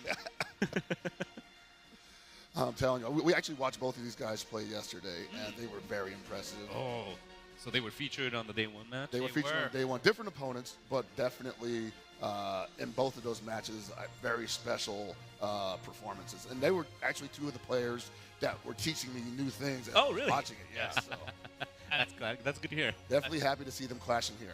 I feel like the interesting thing here is obviously we saw them both do very well yesterday. Yes. This is a special pick rule, right? Like maybe they just happen to get some good characters selected or thrown their way, and this time around maybe it won't happen. So you It'd be never a really different know. Story.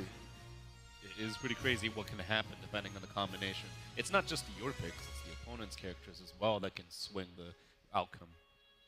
Oh, yeah, definitely. I mean, we're talking both like the characters they pick for you and also the characters they pick for themselves. It's just such an ebb and flow of like decisions being made. And I mean, I got to be honest, dude. If it's me up there, I'm like, did I just make the right decision? Does this guy am I actually doing what I think is right for myself by giving him this character? How do I know he doesn't like this character? Yeah, exactly. That would be brutal. Like, right? man, am I really going to give him this Goku? I don't know, man. But you know, the other thing that's interesting too.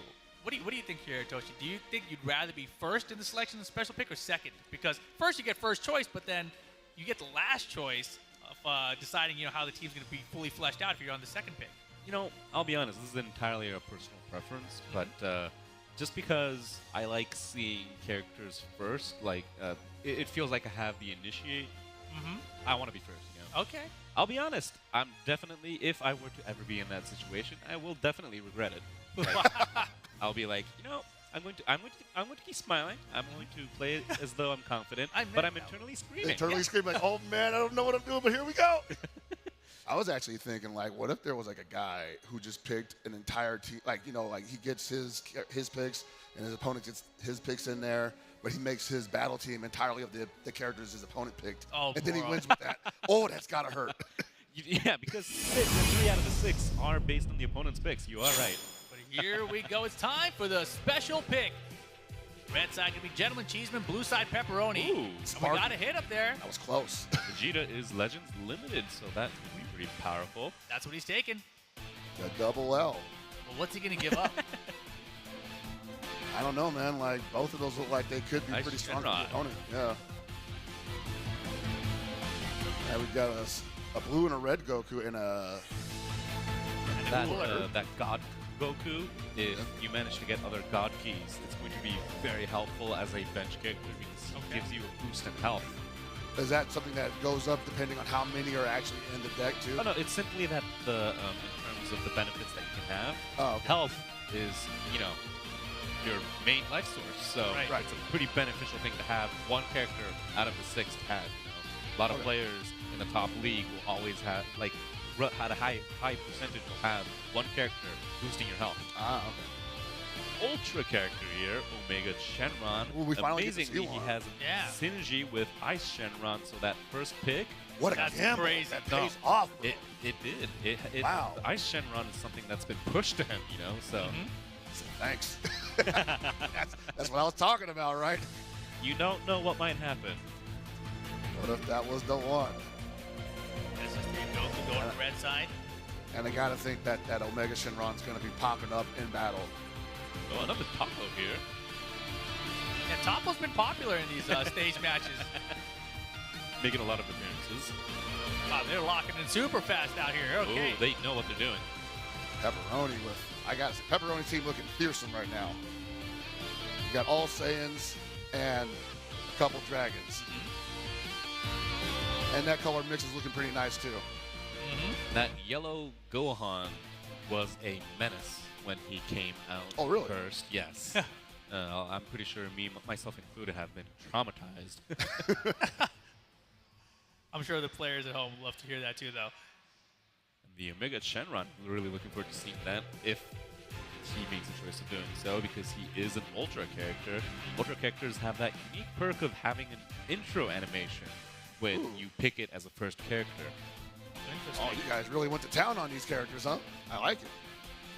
It's kind of like the polar opposite of Legends Limited characters, where if they have a, if you finish it off with an ultimate move, you get that special outro, that finishing animation played. Okay. So Legends Limited will have the outro, and then Ultras have that intro. Ah, okay. In terms of strength, did they kind of stack up evenly in a little? Oh, no, it depends on the combination at the end of the day. But lately, I think I'm starting to see a slight trend towards Ultras being, as an individual character, if you look at it like piece by piece, it's kind of slightly stronger. But yeah, the Legends Limited characters still can't hold their line against any character. So Can still fight, basically, yeah. Awesome. Yeah, I was looking at the color Alright. combinations there. The Shenron obviously red, but on the red team, we saw 3 yellow potentials out there, and that's going to be really bad news if any of those end up in the battle versus the Yeah, Shenron. Yeah, That could be an issue. quite possible. you never know, though. That's always You never something that know, you always have to keep in mind, right? There's just so many elements to this game that you think you've got like the big bad team, but then like maybe the color balance is all wrong, and you're just like, oh well, time to fight the hard fight, right? Even though I potentially have the stronger team. But I don't know. I still got to believe that Omega Shenron's going to come out, man. He's like, got it. even if just for the I would be intro, so right? disappointed if it didn't. Right? It's our first time seeing one here at this event. I feel like it's got to happen. You're pressuring them, right? Yeah, you better pick that. Come on, bro. Got to get those content ratings up. We definitely do have those occasional players where they have like a theme attached to it, like the Saiyan Saga theme, where you got like Vegeta and Nappa and Raditz in that one lineup, and you have like the Android lineup where you see those rare Android 19 and 20. You don't really see those too often. Very rare. No, I definitely have seen some of those guys online. I like the commitment to the lore there, though. That definitely makes me a little more excited to see those kind of guys play. We even have, I wouldn't say a joke party, but in Dragon Ball Legends, you have those PvE-oriented stages where you fight different assortments of Cybermen. They're differently colored. They actually have unique names. And a few years ago, we provided for a way to acquire them to be playable. So if you match them up, you have those 6 varieties of Cybermen. They might shine. That's pretty cool. They might shine? Yes. That's pretty sick, actually. Nobody sees it coming because they're like, all right, so I know they exist. What do they do? I imagine it's pretty cool when like you see one, you're like, oh, it's just a Cyberman. But then he starts glowing, and it's like, oh no. Wait a second. He committed. It is pretty crazy. That sounds like a lot of fun. That is pretty cool. It looks like they're getting ready almost to ready match. to go here. Yeah, they didn't waste much time here. No, they knew what they were doing. Yeah. Yeah, you can tell just from the special pick and how fast they got through that at the end of it. They're pretty decisive about what they wanted to go forward with.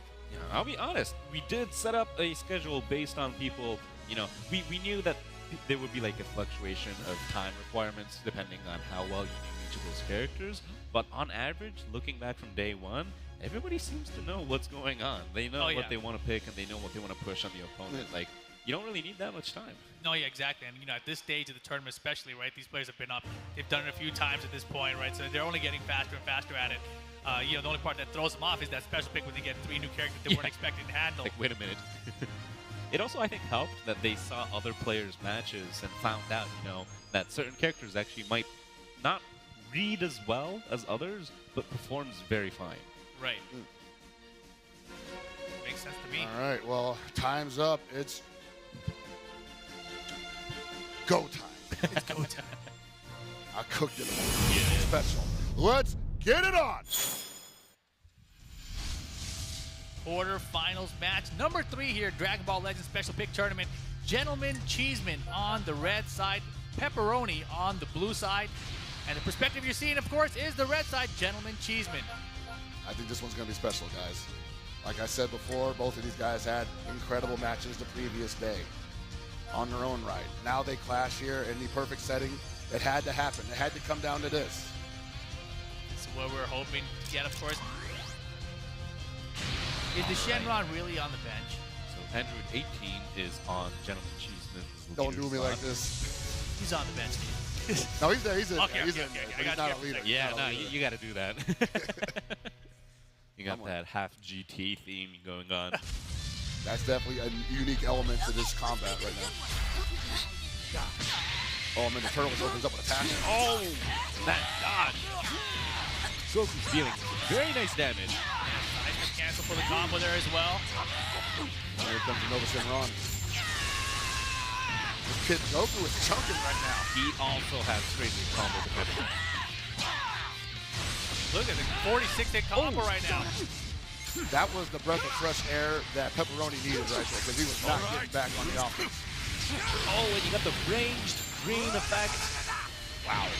That is a very menacing effect because if you're up close and you dodge, it still hits because it's an AoE. Oh, and it hits multiple times, I imagine.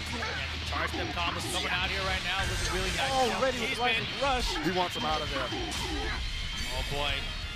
And you got, oh my god. You got the right card, Pepper. Oh boy. It's not even over yet. What? Jeez, bro. It continues. Do it. Oh my damn it. Oh, and now we get to the pick. Okay. Oh, Dog. all right. On three. Are you kidding me? Yo, I am so disappointed at the Shenron. That's what we came in for? Legends Limited Vegeta. Check that man for bricks in his fist, bro. My man got cinder blocks in them gloves. Oh, Ice is dishing out pretty good damage though. Yeah, Pepperoni not out of this yet. Yeah, Cheeseman's characters are not known for their defense, so those attacks are dealing pretty good damage. Oh, nice weight. This is coming down to actual raw gameplay. Pepperoni just out. Oh, that's painful. Gentleman Cheeseman right now. This is the problem. The combo ended. I mean, that rising rush early was huge, but right now things are falling apart. Oh, and it connected. Oh, that's big. Oh no. Oh, and he's got the old. Oh boy, here we go. Caught him.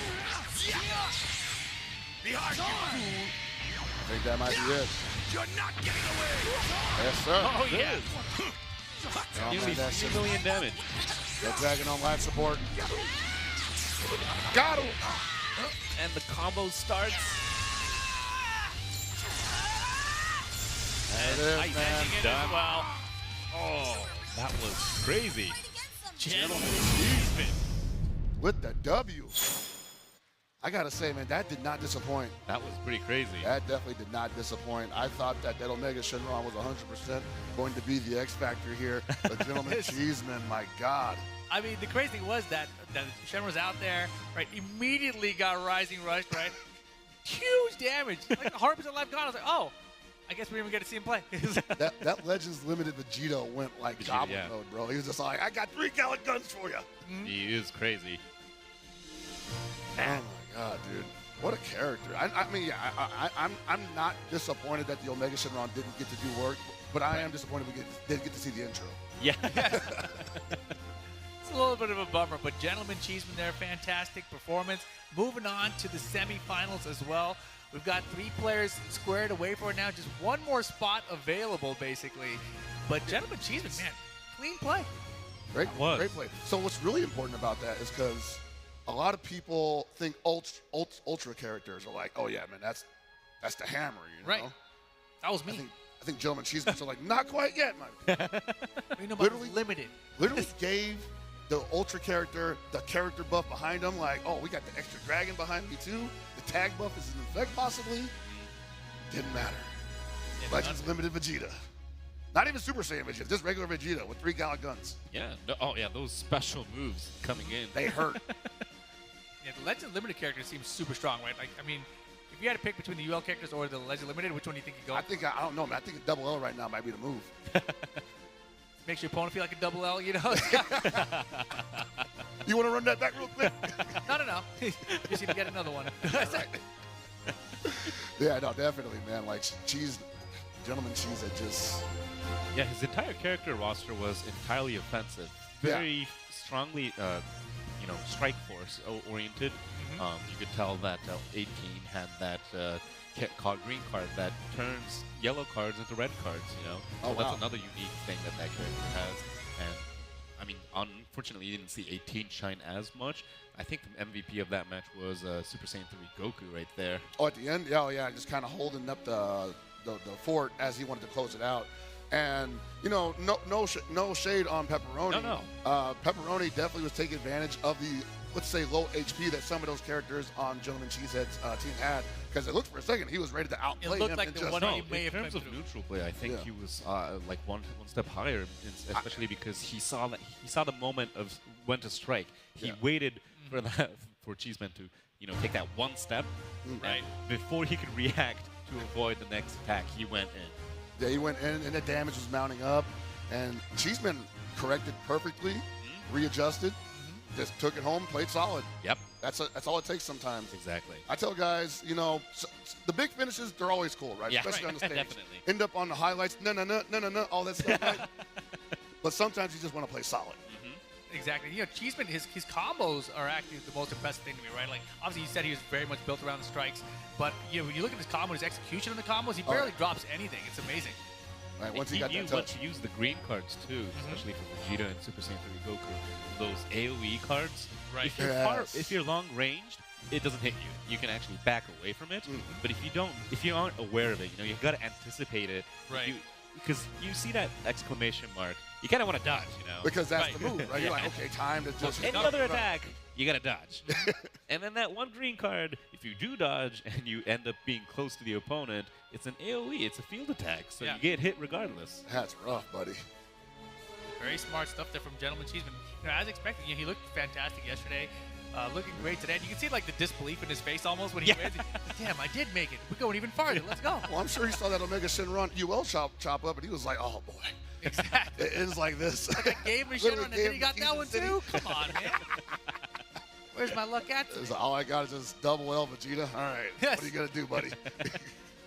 Yeah, I mean, he did comment he didn't see this coming for his own experience, too, to be able to come up here. Yeah. I'm really glad that they're up here on this stage as well, because, we don't have any, we never had, like, specific events leading up to this point where he had qualifiers or anything Right. of that sort. It's participating in this event, the opening, the first stages, day one, that in and of itself isn't difficult, because you don't need to have your own account, basically. We Right. prepared it for all the participants, so, worst case scenario, you don't even need to know the game. You can just be here and say, hey, let's get fun, And then you have these OG veteran players coming up, and regardless of the luck, they come through with their skill. Yeah, they're schooling people with that skill level right now. And that's what I like to see. I mean, it's nice also to think that there could be somebody who literally just started today. Of course. And just appeared in the That would top be 8 'cause They were ridiculous. just like, hey, yeah. I mean, Kind of nice at stuff. I am kind of talking out loud so that people are aware of Dragon Ball Legends available on smartphone apps. Interesting. But yes, Does anybody play that game? Like 70 million of them, maybe? maybe 70 just million. somewhere out there. People That's, that got that's a everyone's pretty like, good me, number. I mean, me. that's a pretty Thanks, okay guys. number. I mean, Yeah, 70 million is a solid number. it's a solid number, right? I think you guys can do a little better.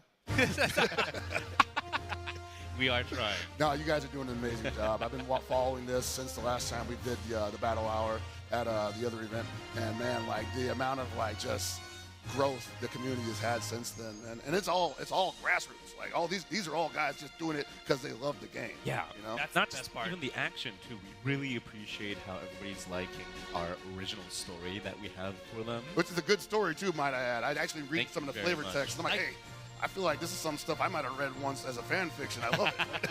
I couldn't believe how long it was. I was like, Oh, yeah, I was no, like, it's wow, in there, this man. just keeps going. It's 4 years worth. Yeah, it's still Bro. going. Yeah, if you guys are new to the game, let me tell you, there's a lot of free content there for you. Just get in there. Lots of stuff to do, and also the story of Shallot is still going very hot. We got a lot more in store for him, so I hope everybody looks forward to that too. I just want to say right now, Charlotte's on the squad all the time, man. He's my security blanket, dude.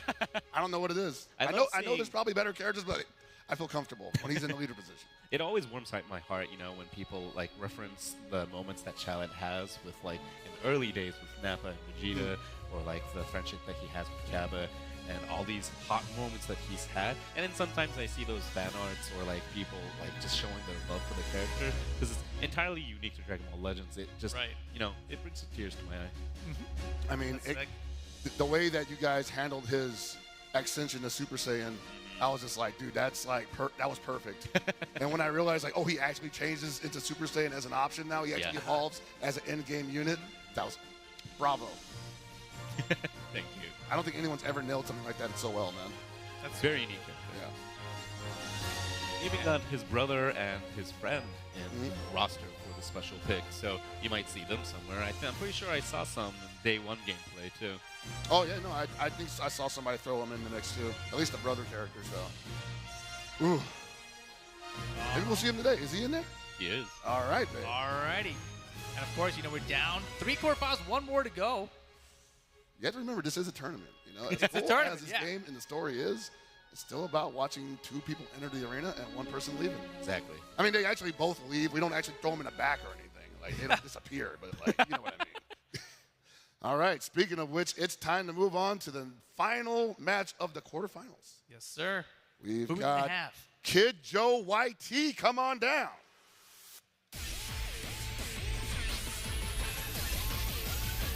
What is your enthusiasm for Day 2 to play?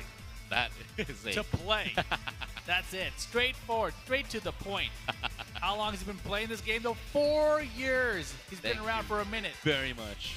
And his favorite character, Beast Gohan. Beast Gohan. I still have not seen that character. He is... Outside of YouTube. Yeah. I mean, he is we have the only playable Beast Gohan, available, because no other game has it. That is true, yeah. I have not seen him in any other game just yet, so good job, guys. We get the sneak preview every day if you're watching on YouTube. He is a pretty crazy character. But up next, Steve-O DG, come on down. Steve-O says he wants to get the trophy and meet a lot of cool people. We saw Steve-O play yesterday. He played fantastic. He had one of those crazy comebacks. He did have one of those crazy comebacks. He was one of those guys that I was saying we had a 180 turnaround at the most inopportune time for the opponent. He already has those eyes on the trophy. And he's been playing since the beta? Oh, my. Proto Man over here. But on my own, as I have been playing every day. Only missed 3 days of practice. So, 3 days he based a lot of our decision based off his gameplay, that means, because he was our beta tester. Oh, man, my guy, my guy is in there. And his favorite character seems to be the Blue Revival Frieza or Full Power Legends Limited Frieza. That's some bad choices. I think I saw one of those get some work in yesterday, and I'm like, yeah, it seems like a pretty good unit. That was the one I feel like. I feel like he was the match we saw with the Frieza. They had the crazy comeback. Like, hey, man, I thought he was done. I'm not done here. Never done. Yeah, no, Steve-O definitely an impressive player that we saw. But Kid Joe YT as well, very impressive player. They wouldn't be here in top 8 otherwise. Of course. If they weren't. But now it's time for them to get down to business. Yes, sir. They got to Take your set up. places. Set up. It's time for the special pick, of course, right? That's where the players are headed. You guys already know it, man. It's going to be amazing. I'll be honest, this is very entertaining to watch genuinely because, A, the characters are random, so you don't know what's coming up. It's not going to be the same all the time. Right. Obviously, you'll see some characters multiple times more than others, but even then, the combinations and their play skill at the end of the day just completely changes the tone of the match from all the other players' games, too. So. Oh, yeah, no, totally. I mean, I've seen some repeat characters get picked and do the same things over and over again. So that's how you know, like, nah, this is just a good character, right? It was not luck. Right. This character can just do damage and can take damage. But at the same time, I'm more excited for those characters that we haven't seen just yet get in there. We saw a Dragon Ball era Yamcha yesterday, and I had been thinking about that character since the preview video of the special pick rules, and they kept showing the Dragon Ball era Yamcha. I'm like, I think he's going to appear, man, and he's got to... Like, wink, wink, nudge, nudge. Yeah, I'm like, come on. It's going to happen. Someone's trying to drop some hints over here. No, that character actually is pretty crazy. He was looking pretty good, yeah. It's the old days, when he was still a bandit. When he actually was winning fights. No. You got to bring it there? Come on, man. I'm still a Yamcha. Hey, man, he's a top-tier Earth human being. He is. Top-tier human being. Beerus recognized it. Beerus is like, yo, don't add him to the tournament because that's just too much, man. Exactly. He was like, he's too strong. Got to keep it fair. He was abusing his powers during the baseball episode, so that was hilarious. He was, man. I just remember, Yamcha just, joining the baseball team for the team fights. Yes. He's just like, I don't really like baseball, but when these guys get to fight, I'm in there. but it looks like these guys are almost ready to go here. Listening to the rules right now, confirming some details. Yeah, I gotta say, if I was not on Steve-O's side, I would not say any freezes. I'm trying to talk real quiet just in case they. I started thinking about, oh man, I should let him know. But we saw the comebacks yesterday, right? We definitely did, man. And you saw his favorite characters. I think you stay away from people's favorite characters. You might have that good look, that good RNG. Exactly, but it's time, guys. Let's get on into it. Let's go to the special pick. All right.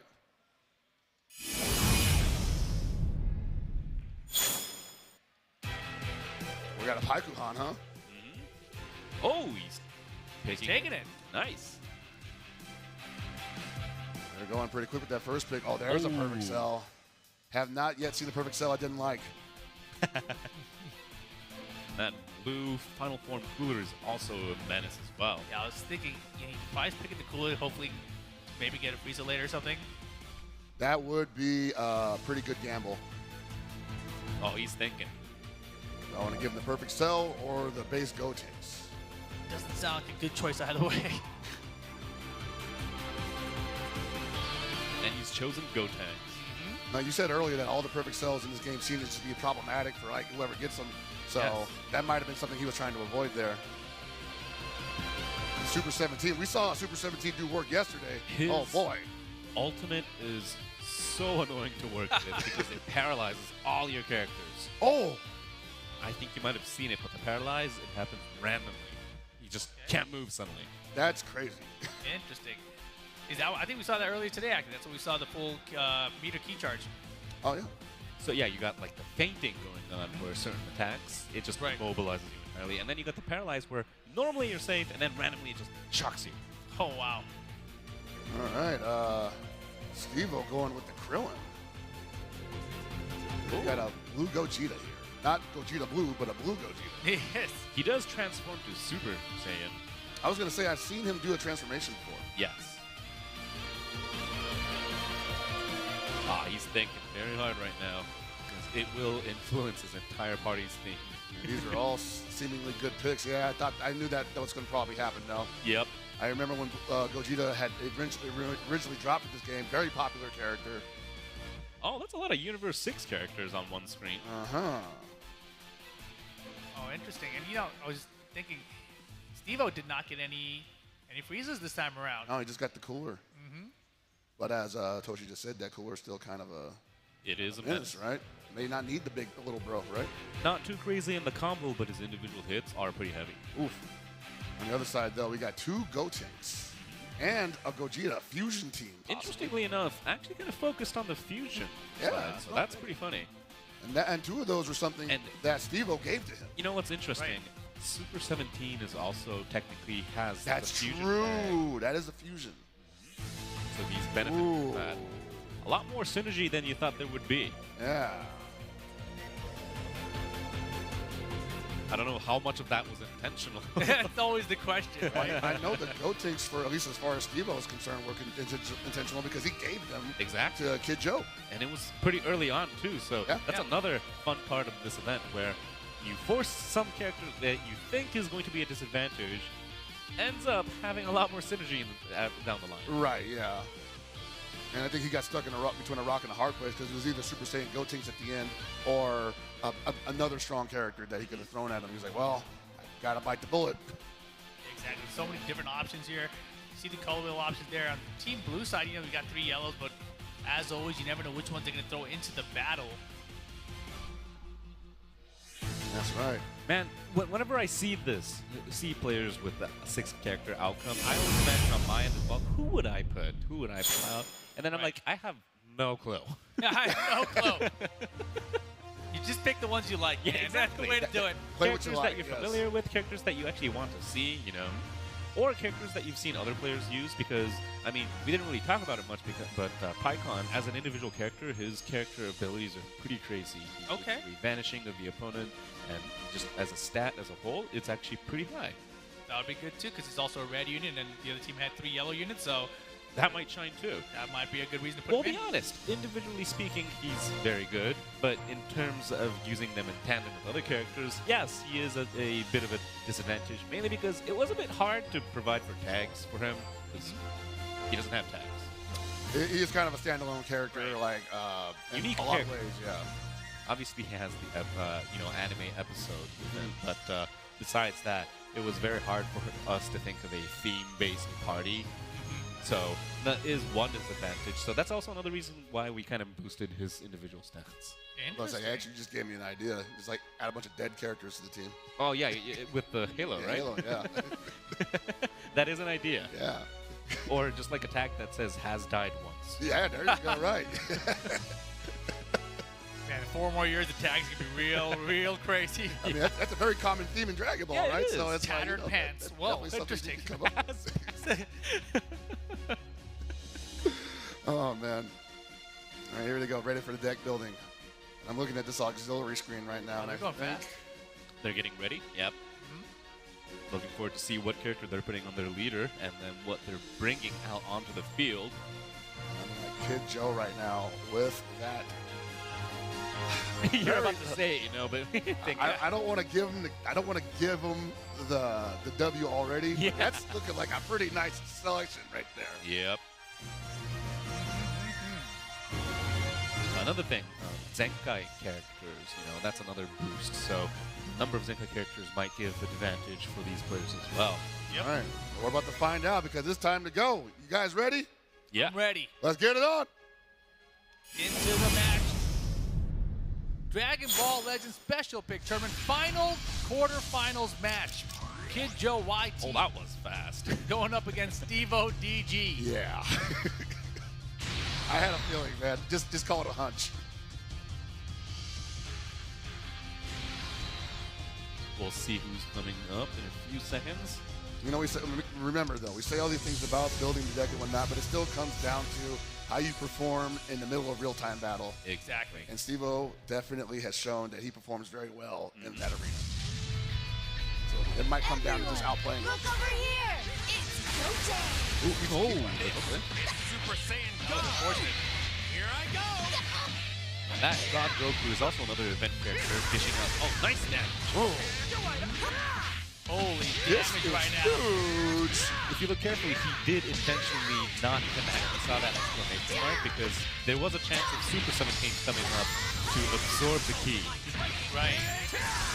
Okay, there it is. The Gogeta's in, and we have momentum shift. Super Saiyan Gogeta available. Got fast vision. Here we go. Unfortunately, he can't connect, but... Oh! Use the advantage to close the distance. I like it. Hey. Yep, absorbing the damage with the green. Cover change here. Still doing pretty good damage, despite the element. Caught him again. Oh, he didn't have time to vanish that. He didn't have any meter. Oh, perfect vanish. Beautiful, beautiful. Steve was probably thinking, which character to switch? Okay, so here comes Super 17. Does have that paralysis ability, right? I'm gonna play, but base Goten's getting ready to go to work. Big combo incoming. Yeah, he's connecting it as fast as possible, probably because Krillin's healing up too. I'm gonna say, yeah, he definitely. Oh, he there's go with.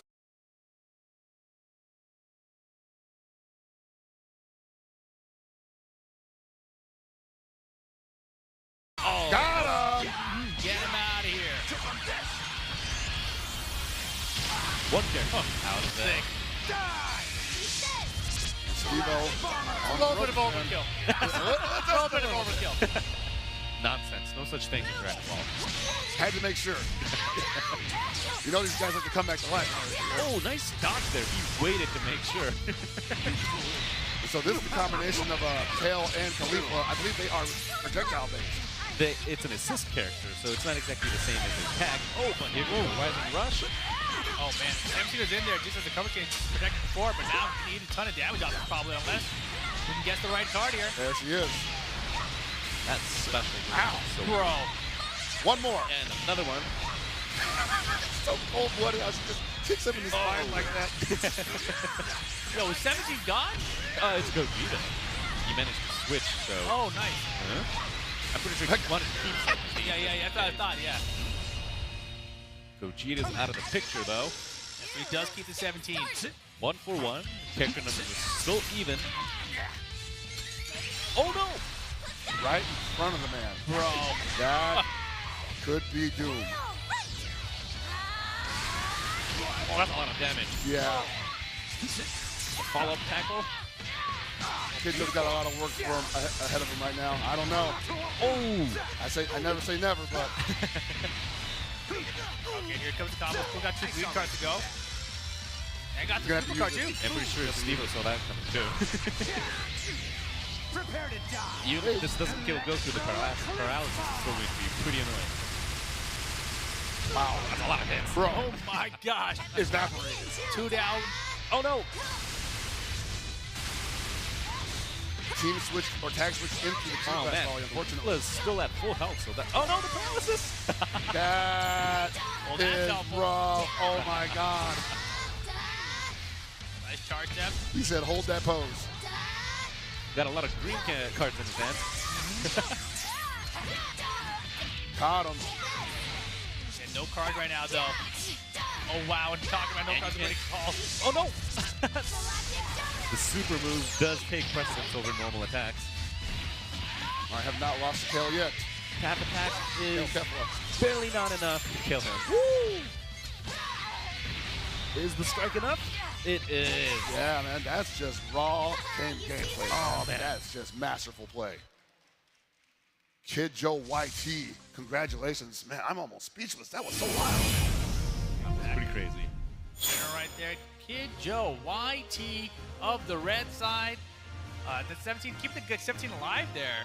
That was a smart move on his Very, part. very smart move, yeah. Dude, you weren't kidding about that paralysis, dude. Yes. Oh, The utility that he holds, besides the paralysis, he even has the green card that absorbs key attacks and heals up whenever he does that. So That's cheap. That's 2 in 1, basically. It stops the attack and it even heals you, you know? Wow. So it's very annoying to work with. Obviously, you know, sometimes, as I do, if you activate it at the wrong time, you just get bashed in the head with the fist. Okay. But if it's a key attack, it Right, just you see it completely coming. negates it, and it puts you at an advantage. So that's pretty good on his part that he managed to maintain 17's health. I mean, obviously the Caulifla was shining in that match, right? Oh, Big yeah. time. Yeah, definitely. I mean, he caught that rising rush at the perfect moment and just melted everybody on the screen, dude. And I'm sorry. I actually have that unit at home, and I always just bust a gut when Kale comes in and just kicks you in the back. Like, It's that's so good. rude, man. She did it 3 times. I'm like, God. I mean, they guy's got the whole back. vibe of friendship and amazing connection they had, and then beating the, you know, snuff stuff out of the opponent's face. Exactly, yeah. And she's a legendary Super Saiyan too, so she's just turning your back into a pretzel. Yeah, exactly. Got that entire power hidden within her. Oh, definitely, man. So yeah, that was a very wild match, but you know, Kid Joe YT holding on. Steve-O needed the freezes. I mean, if you, Evo needed to think freeze him. about it, the Gotenks too wasn't he didn't pick that character. It was forced on him. That was forced he still on brought him. it up. Yeah. That was one of the things that I was wondering about because I brought it up like, what if the character you pick for your opponent ends up being the downfall of you, right? Exactly the case here. He finished it off with the Gotenks. Yeah. Yeah, and sometimes, though, you know, 3 random characters come up, you're like, they're all good. I got to give Yeah, them you one gotta of give them, them somebody, right? So you're just kind of like, well, you're going to get something good out of this. Exactly. You have no choice. What a monster you created. Special pick roll, dude. I'll be honest, if people genuinely like this is something that we want to think through and do something similar maybe in the future. But like as a content as a whole here, what we have here, I'm really liking what the players are feeling. I see the reactions and their comments, and it's, I mean, as an individual also, it's entertaining to watch because it's fresh every time. Yeah. Obviously, the player skill that is maintained here, so it's not a roll of a dice entirely. No, no. Right. There's like a level of, like you said, skill that comes into play because you have to make something work at the end of the day. I think it'd be interesting to see like a combination of like preset teams that you guys put together and let players like pick from a preset team, like maybe the Cyberman team that you were talking about earlier. You know, so until we came to this conclusion of this rule, we actually had tons of other ideas too. Like one of them, we've done this before in a different event. You know what, let's just have them hold the smartphone upside down. Or Yo, straight up, like, blindfold them. I'm down. Blindfold I like them that. Those and are make them bogus rules. guess. I like it. And stuff like that. We also had the serious ideas, like you mentioned, maybe pre-curated parties, you know? Right. But I'll be honest, it's kind of hard to maintain a fair balance. Sure. Because there's always that one party that will just Stand kind of out a stand little out more. a bit more than others. For sure. Or like that one party that we meticulously worked on and nobody's gonna pick. And we're kind of crying in the corner right here. Like someone's like, dude, that's a really good team. What are you guys doing? Come Yeah. on. No, I like the way it's going right now because it's actually very fair. I think Anything so, can too. happen for any character, any player. You know, everyone's making the most out of the situation. So that's what I really love about what we're seeing here. You know, like if I want to watch high-level PvP, we can definitely get that anywhere you want on the internet. But here, Exactly. you're just getting raw skill and gumption. Gumption. That's exactly what we're seeing out of the players. Like, man, I got these characters. You gave me all these, and these are the best ones I could pick for myself. All right, relying on my gumption. Let's get this done. Line on my gumption. I mean, I taste the sense of those pure heated PvP battles on a daily basis. Especially yesterday, I was around on the arena, you know, fighting other players, and they literally wiped the floor with me. Yeah, they are really I was good. just laughing out loud. All I could do was try my best and just, you know, wait until the outcome came up because those players, as we have right here, so many of them are veteran players, and even without that background, they really know what they were doing. Yeah, I know. That's just great to see, man. Like that just shows It like feels like they're running on a different engine in their mind. or something. yeah, like they have like this. We didn't design it this way. No, What are you I'll be guys honest, doing out there? As I mentioned earlier, this is a real-time card-based action battle. Right. So you got that thinking moment sometimes. You know how some of the characters, you can technically stop time with your Right. main abilities, with your special moves and such. But like, even without that, it feels like they're running at like at least 4 times speed or like circulation speed than my brain is or something. Like, what FPS are you running out of here? Mine's at 20 right now. It's like, I'm you're at over 100. Oh, here you want watching these- 300? Oh, okay, that makes sense. I'm watching these Almost guys vanish stuff point blank, and I'm Exactly. like, what? No, It's the like they reactions are have crazy. at least 5 steps in their mind that they imagine beforehand, and I am just, you know, routinely providing what they're coming up with and letting them just pummel me at the end of the day. Exactly. Like, every time you see someone like double vanish on you, you're like, all right, he vanished, swap, vanish again just to bait me out. I was like, I guess he did. I fell for it again. You know, and whenever I panic, I just swipe like crazy. That's what everyone So does. I have that opponent just calmly standing in front of me, and Like, I'm what's he doing? swiping Yes. sideways. What's he cooking? No, like I was wondering, like, you know, as a developer, like you probably look at this stuff and you're just like, that was a pretty good idea. I'm glad I thought of it. No, some of the play styles or like the implementation did come from inspirations from players. That's play awesome. style, That's really where cool. we see players, you know, play in certain ways, or we see a trend, and sometimes, yes, we'll be honest, we go ahead, but with that trend and like try to destroy it, and then we have other times where we kind of boost it up to see how many more players can enjoy that and how many more like patterns can deviate from the original trend. That makes sense. That sounds good. I mean, game balance is always such a tricky and difficult thing to pull off, right? No matter what, you're always going to upset someone, I feel like. That too, and also we kind of have this idea that this is a Dragon Ball game, and all these individual, you know, abilities are based on the characters. It's tied with the character. You Right. can't just like split it and say and just like judge on its own merit individually. So at the end of the day, we kind of try to look at the actual, you know, power level in the story of Dragon Right. Ball, as well as the feeling of it, because, you know, as long as it's not one individual character that is constantly winning you the game throughout the year, if certain trends we feel is actually healthy, you know, having certain characters shine for a certain time and switch it around. That's always a good point. Like, rotating the meta around so players get a different experience out of the same game is always a really beneficial experience, I think, for the large player base especially. Yeah, because at the end of the day, if you actually do make it truly fair and even, then nothing is special. Yeah, it's kind of boring. That's a even. great way to put that, actually. You know, like some people wonder, like, why can't everybody fight on the same level? And I'm like, they can if you play them correctly, you know? It's I mean, about I you guess at the we end can just level everything out, and then I'm imagining in a day or two, everybody will tell us to please revert it. Where's the personality? Nah, but like, no, I feel the personality in this game, and for me, that's really top. You know, that really tops a lot of elements of game design. You know, if I can just see the personality in the way you guys designed this, like, perfect. Yeah, I'm just imagining, like, if everything was perfectly balanced, they'd be like, well, Goku dropped the Spirit Bomb aside, man, he totally survived it. That just doesn't sound right to me. You know, it's just, I don't get it. And I'm really glad to be able to like have this opportunity to see meet up with the players and hear their feedbacks as well, because it's really rare for us to be able to do that, you know. No, that's awesome. All right, well, we're pretty much almost done with quarterfinals, but there is one more coming up next. We got Professor Sensei. No, I think we're done with the No. We're done. That is We the are reserve done. player. Sorry about that. Oh, Yeah, those are reserve guys. But, oh, reserve. Oh, my bad. My bad. I mean, he would have Alright. been here, you know, if He somebody would had have been here. dropped Okay. out. Well, we are done with quarterfinals. We're my done, bad. man. We got 4 of them My done. bad. 8 players in. Now we got 4 left. 4 left. Okay, 4 left. We got semifinals coming up next, then, huh? Exactly. All right. Semifinals will be featuring the winners of the previous 4 matches. Of course. Yes, exactly. I believe we had Scott. Oh, my bad. I didn't see Yeah, that. it's on the screen. So we got Sky versus Kurotoki. We got Gentleman Cheeseman versus Kid Joe YT. Exactly. That's going to be our semifinals matches.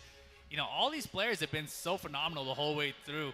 Dude. You know, I think, you know, last night I was talking about the shuttle bus ride home to the hotel, and Gentleman Cheeseman was the one on the bus. And so, Yeah. just happened to be, you know, I just heard him talking. I was like, you guys talking about Legends over there? They were, right? So that's how I met him. So here we are, and he's one step away from getting the finals. If he can get past Kid Joe YT, who just looked fantastic in the match we just saw, and of course, Sky right out the gate today looked amazing. So did Kurotoki. So I think right now, like it's looking at me, right? Like I'm not trying to be biased, but just from what I've seen so far, I feel like Kurotoki is going to be someone who's going to be in the finals. But Sky, it's up to you, man. And a special pick rule to see who makes it there. Exactly. I mean, he's been showing us, though, that sometimes a special pick might play in his favor. And I mean, everybody's been showing us, right? But at the same time, man, it's about who is going to make the most of the bad situation that they put themselves in. Or it could be a great situation. Maybe someone else gets a UL, right? Of course. Trying to see that special intro, bro. I'm trying, dude. That Shenron. When are you going to see it? I'm so sad. Dude. I'm gonna watch a video of it. Say I saw it. Say I saw it. And also at the end of the day, you know, this is single elimination. Again, we did this intentionally so that, you know, there's always a chance for you to say it happened because of that character role. Oh, dude. Yeah, that No, character never and it was that, single man. elimination. What do you Never expect, that. man? It was all the player. It was all the player, man. Yeah, but if you lose, you want that excuse built in. You want the OS? Yeah, you want the OS. Definitely want the OS. I don't even play these characters, man. What are you doing to me, man? My That's the OS sponsors for are gonna winning, kill too. me. Yeah. I don't even play these characters, and I won. That's why my sponsors love me, see? It's On a all- serious note, though, we did intentionally do this so that that momentaneous player skill shines even more than it would have when you averaged it out in a best of 3, you know? Oh, and for also, best of 3 with this luck-based thing, it could have gone. We could really couldn't tell what kind of experience it would have been. Right. It might have Right. actually felt monotone, you know, because after a certain, you know, timing, all you're using is characters that you're not familiar with. So it's just pure confusion, maybe, for players. It could be. Well, speaking of pure confusion, we're about to go back into the thick of it. All right. The first match of semifinals. Oh, boy. All right, and we're gonna have. I already forgot. We're gonna have Was it Sky? Sky Versus Kurotoki. versus Kurotoki. Come on down.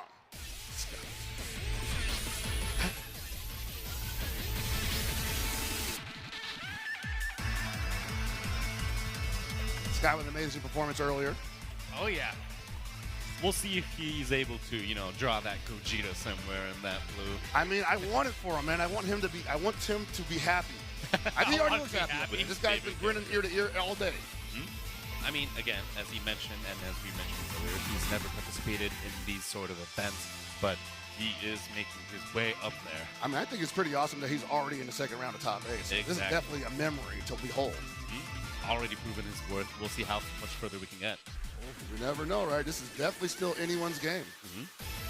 And then up next, we're gonna have Kurotoki.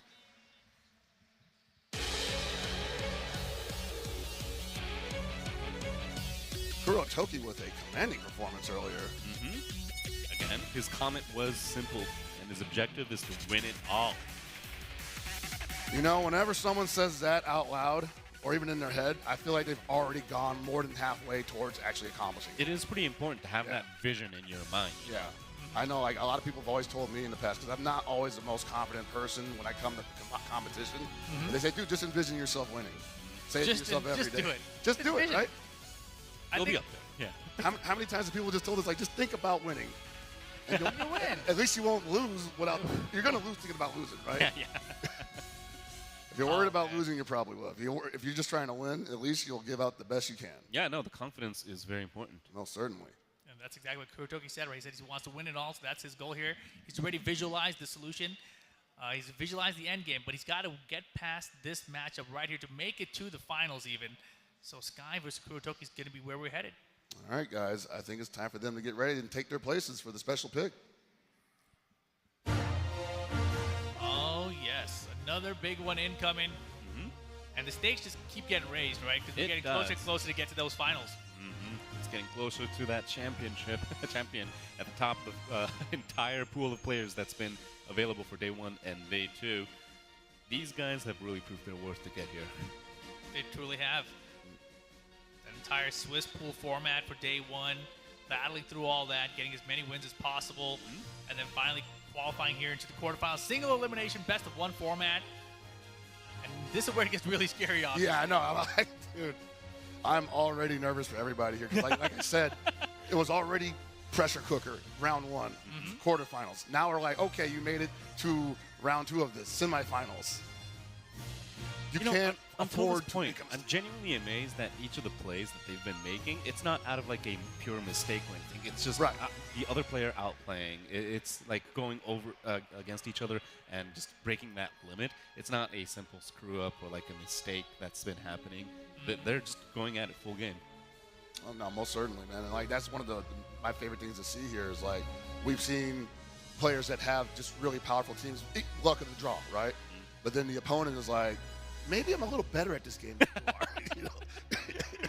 Just maybe. Just maybe. And all of a sudden it's an even match, and you're like, oh, yeah. Do you really know how to get down in Dragon Ball Legends? Sure, you built the sick deck, but how are your swipes? How are your swipes?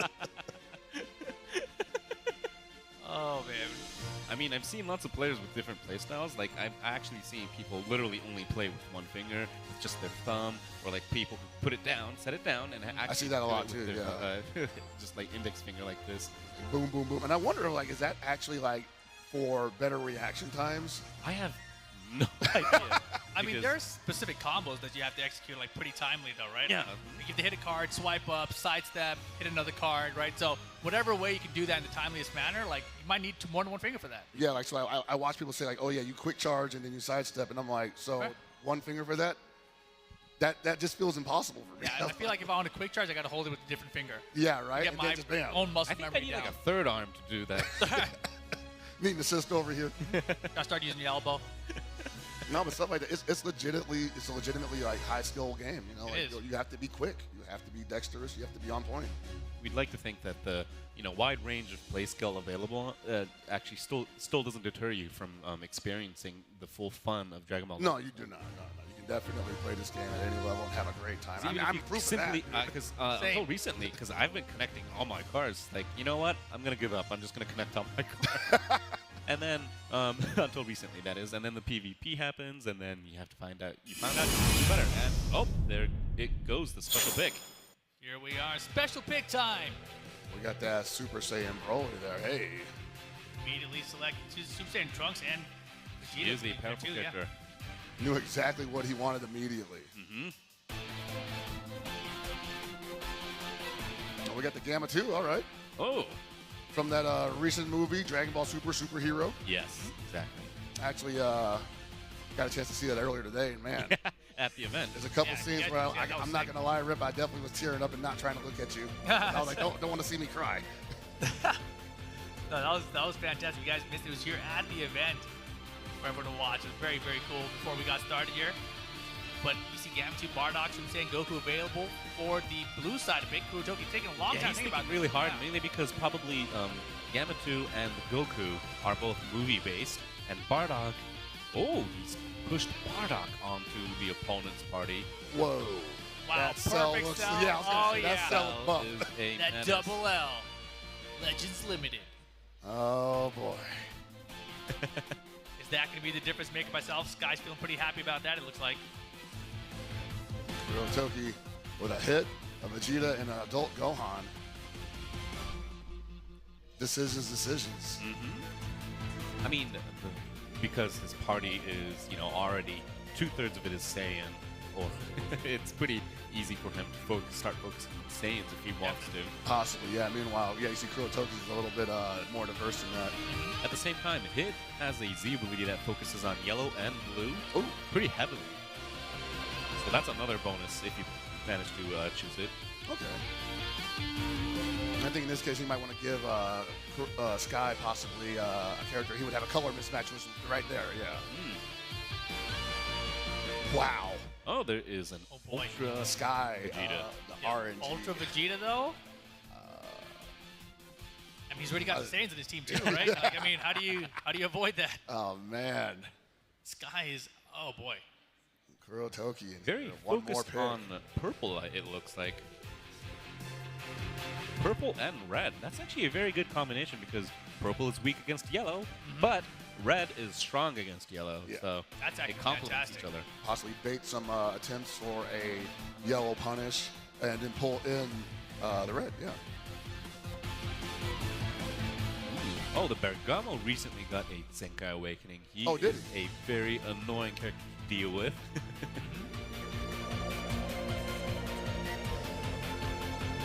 Oh, here we go. Like Kurotoki with one more pick. Yep, there it is. Send the Goten in his way. That's my gamble. You think so? I think so. Another Saiyan? There it is.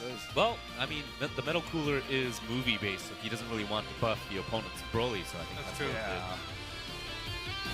And each of the players has their 6 characters.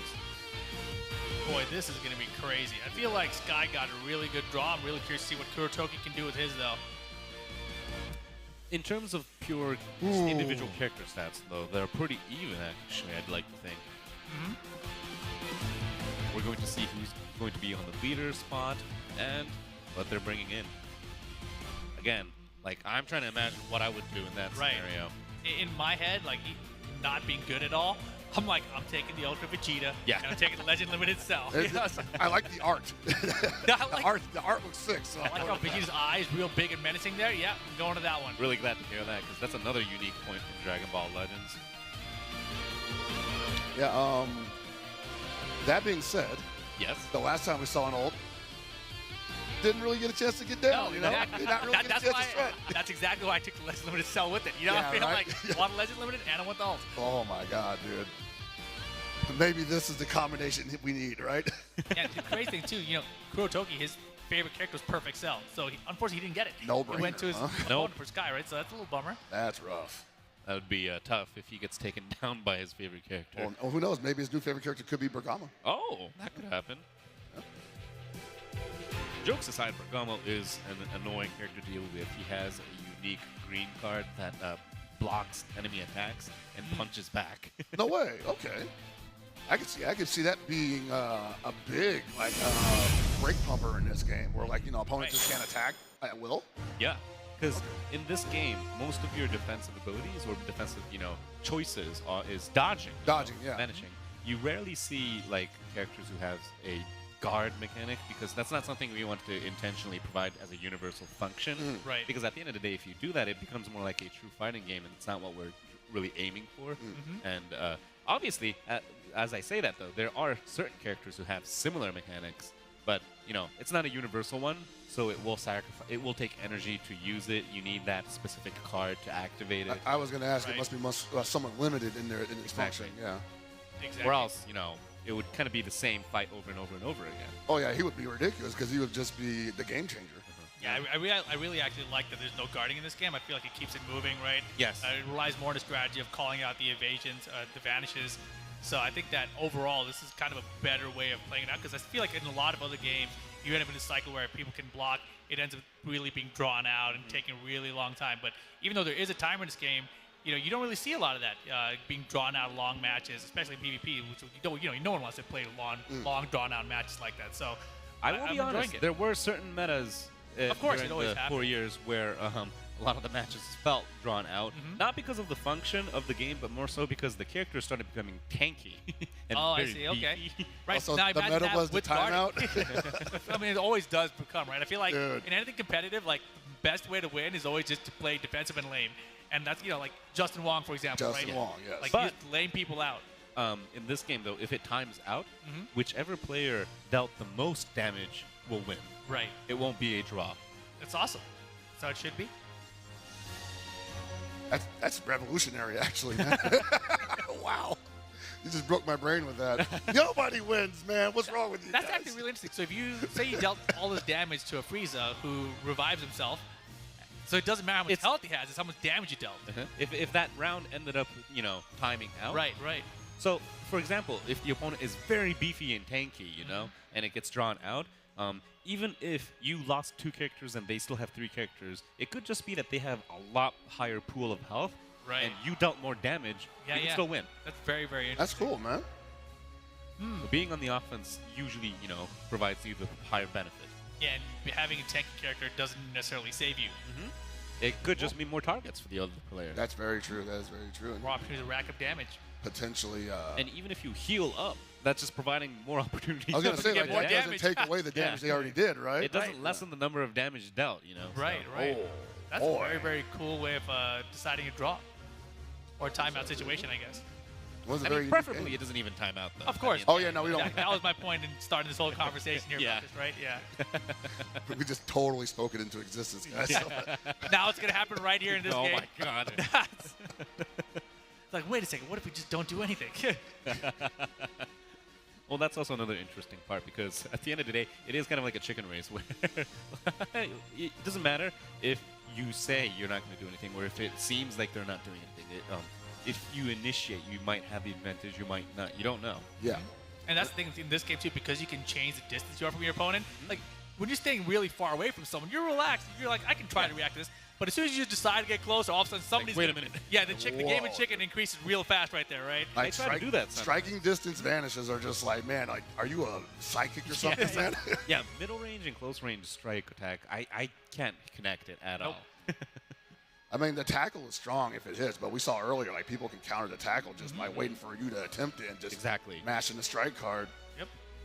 So, So it looks I like mean, the player's all ready to obviously, go almost. just to fool around. Sometimes I would just go up to their face, and then immediately regret it. But What? like, everyone gets so comfortable because they're like, oh, man, if he actually does something here, like, my chances of dodging it is pretty low. yeah, I want some personal space, please. It's actually really cool in fighting games, too, that you test out your opponent with stuff like that. Like, just move up all the way to their face, make them really uncomfortable, and see how they react. What you going to do about it? What are you going to do about it?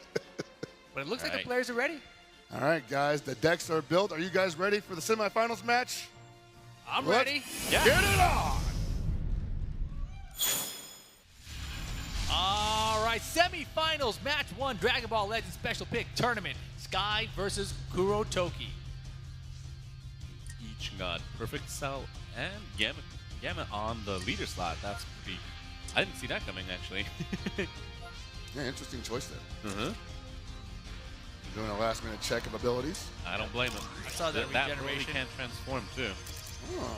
So that's technically, another character's worth to look through. Goes with Jacket Vegeta. And not the Ultra. And not the UL. Again, no intro. I'm going to look it up on YouTube, too. You know, like, Look it up, man. Let me see I all saw it, man. I swear. all the Dragon Ball Legends intros, man. Let Oh, me the see it. Bergamo and the Nova Shenron. That Ooh. is pretty cool. Interesting team there from Sky. Try not to bore me, will you? Here we go. Think you can entertain me? Oh, nice point there. Okay. He knows. Not much damage out here, but still, cool combo. Oh, there comes the block. Oh, my. Yeah, That is, block, you called it. Yes. Give me those key blasts. I just want to absorb them. that is buff. Brings up Nova with the color advantage.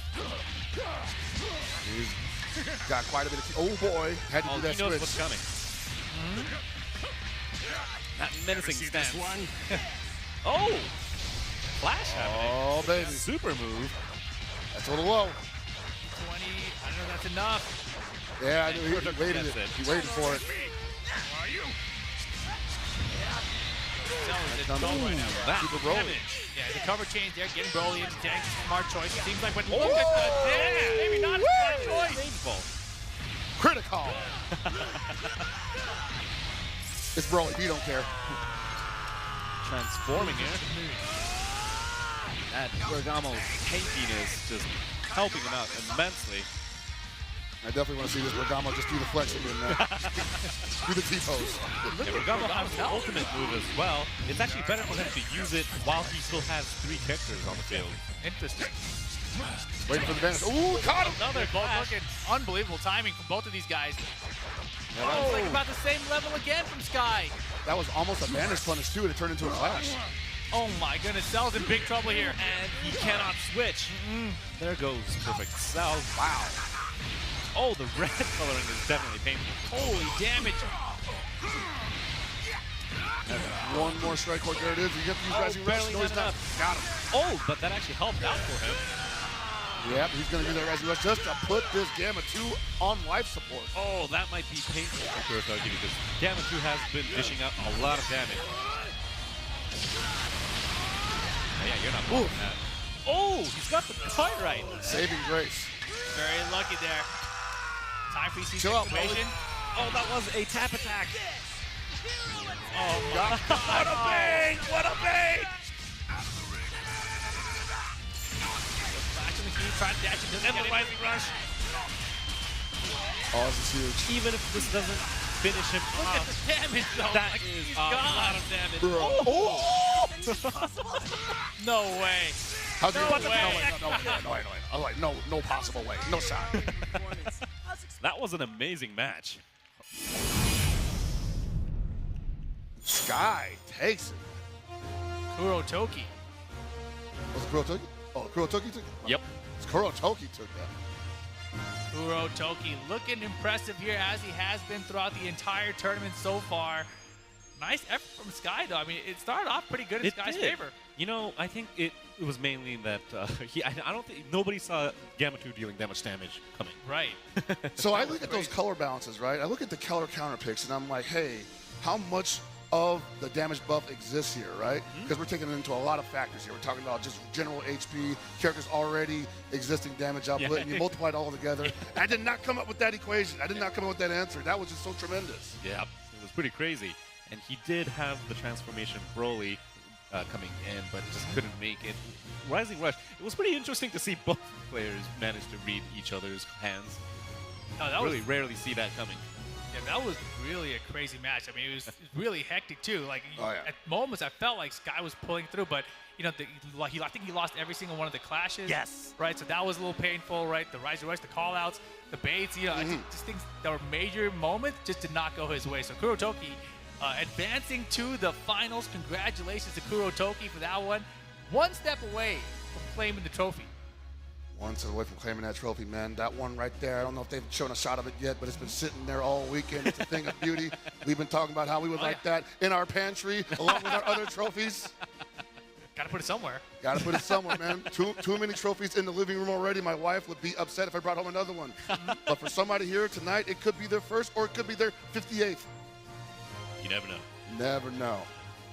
None whatsoever, man. But amazing match, amazing match. Once again, showing sometimes it's about how you play the game, not necessarily about the deck building. Must have been painful to drop Cell before he was even able to use his ultimate move.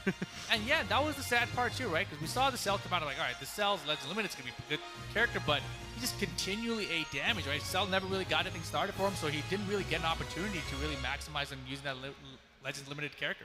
And I'm genuinely glad to see Bergamo's counter fitted into that. That was equation. sick. Right after we talked Once about it, the that first came thing out, he bro. had too, Yes. it's like, watch this, immediately, boom. Dog, like I was thinking like maybe like it's a timing thing, but no, he just did it and I'm like, you can't advance. It was very natural. Woo! I'm telling you, man. Yeah, Kurotoki gonna move on, and he's looking strong. Oh yeah, I mean, like I said, when I looked at the bracket, I was like, man, he has been the most impressive guy we've seen so far. I expect him to make it to the finals. But we never know in this format what's going to happen, right? It's best of one situation. You've got the special pick rule. You never know what characters they're going to get, etc. We saw earlier Steve-O, who looked really strong yesterday when he had the freezes, but came out here today, didn't get the freezes, and then now he's out of the tournament. Had a fighting chance nonetheless, though, and just couldn't get close to it. Yeah. So in this situation, Kuro Tokyo, of course, advancing to the finals, but he's still going to have a hard match upcoming against the next opponents. Plus, on top of that, special pick rule is going to be in place, so you never know. You got so many layers. And I'm seeing I'm seeing the luck pay off on that special pick rule. Like we had an Ultra Vegeta there for a second. Right. Didn't even get a chance to see him. And I'm like, man, I wonder if that might have been the tie turner there. Yeah, he had all those Saiyans, right? Like the team had like 4 or 5 Saiyans on it. Didn't really seem to matter. What would you have done, Toshi? Is the Ultra going in automatically? I'll be honest, I don't know, but most likely the pick that came out is what I would have aimed for. Not because of the abilities, but because of the characters that I'm familiar with as well, because I've used those individual characters that came up.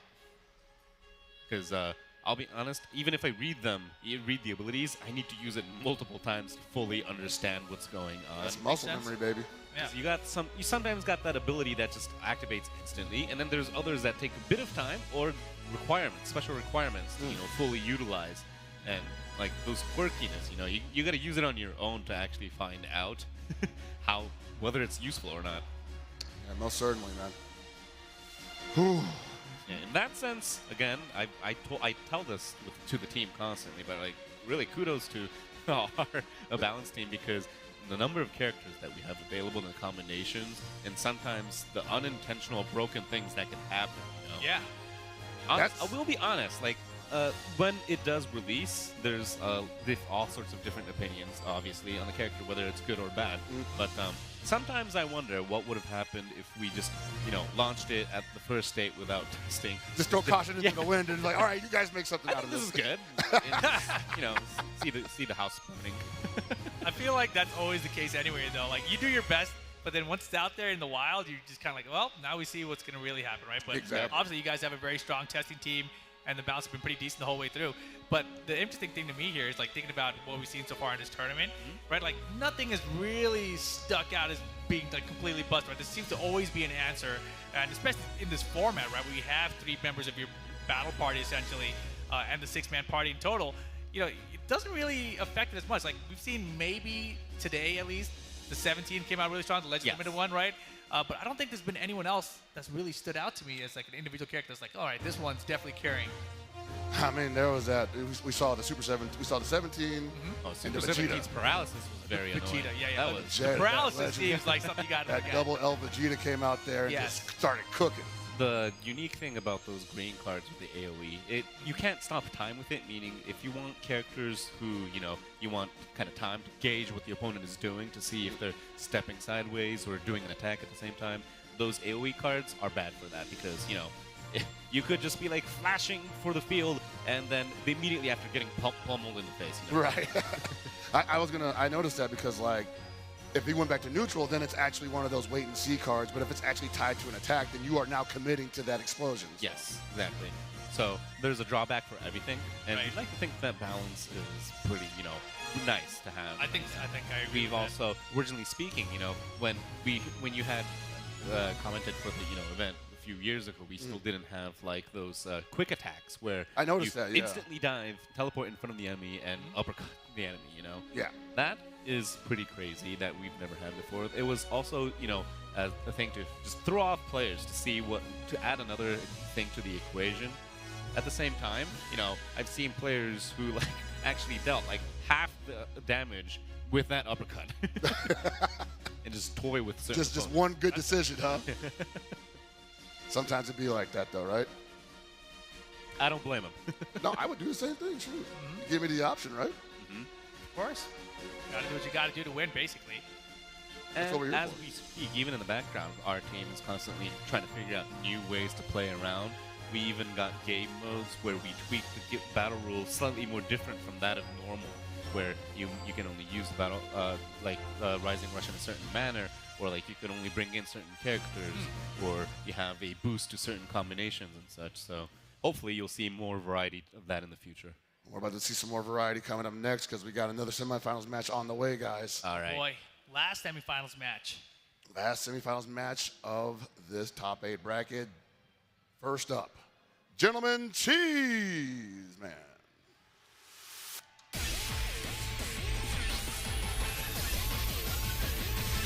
He's got the bow tie. He's ready to go. Best dressed man in the building.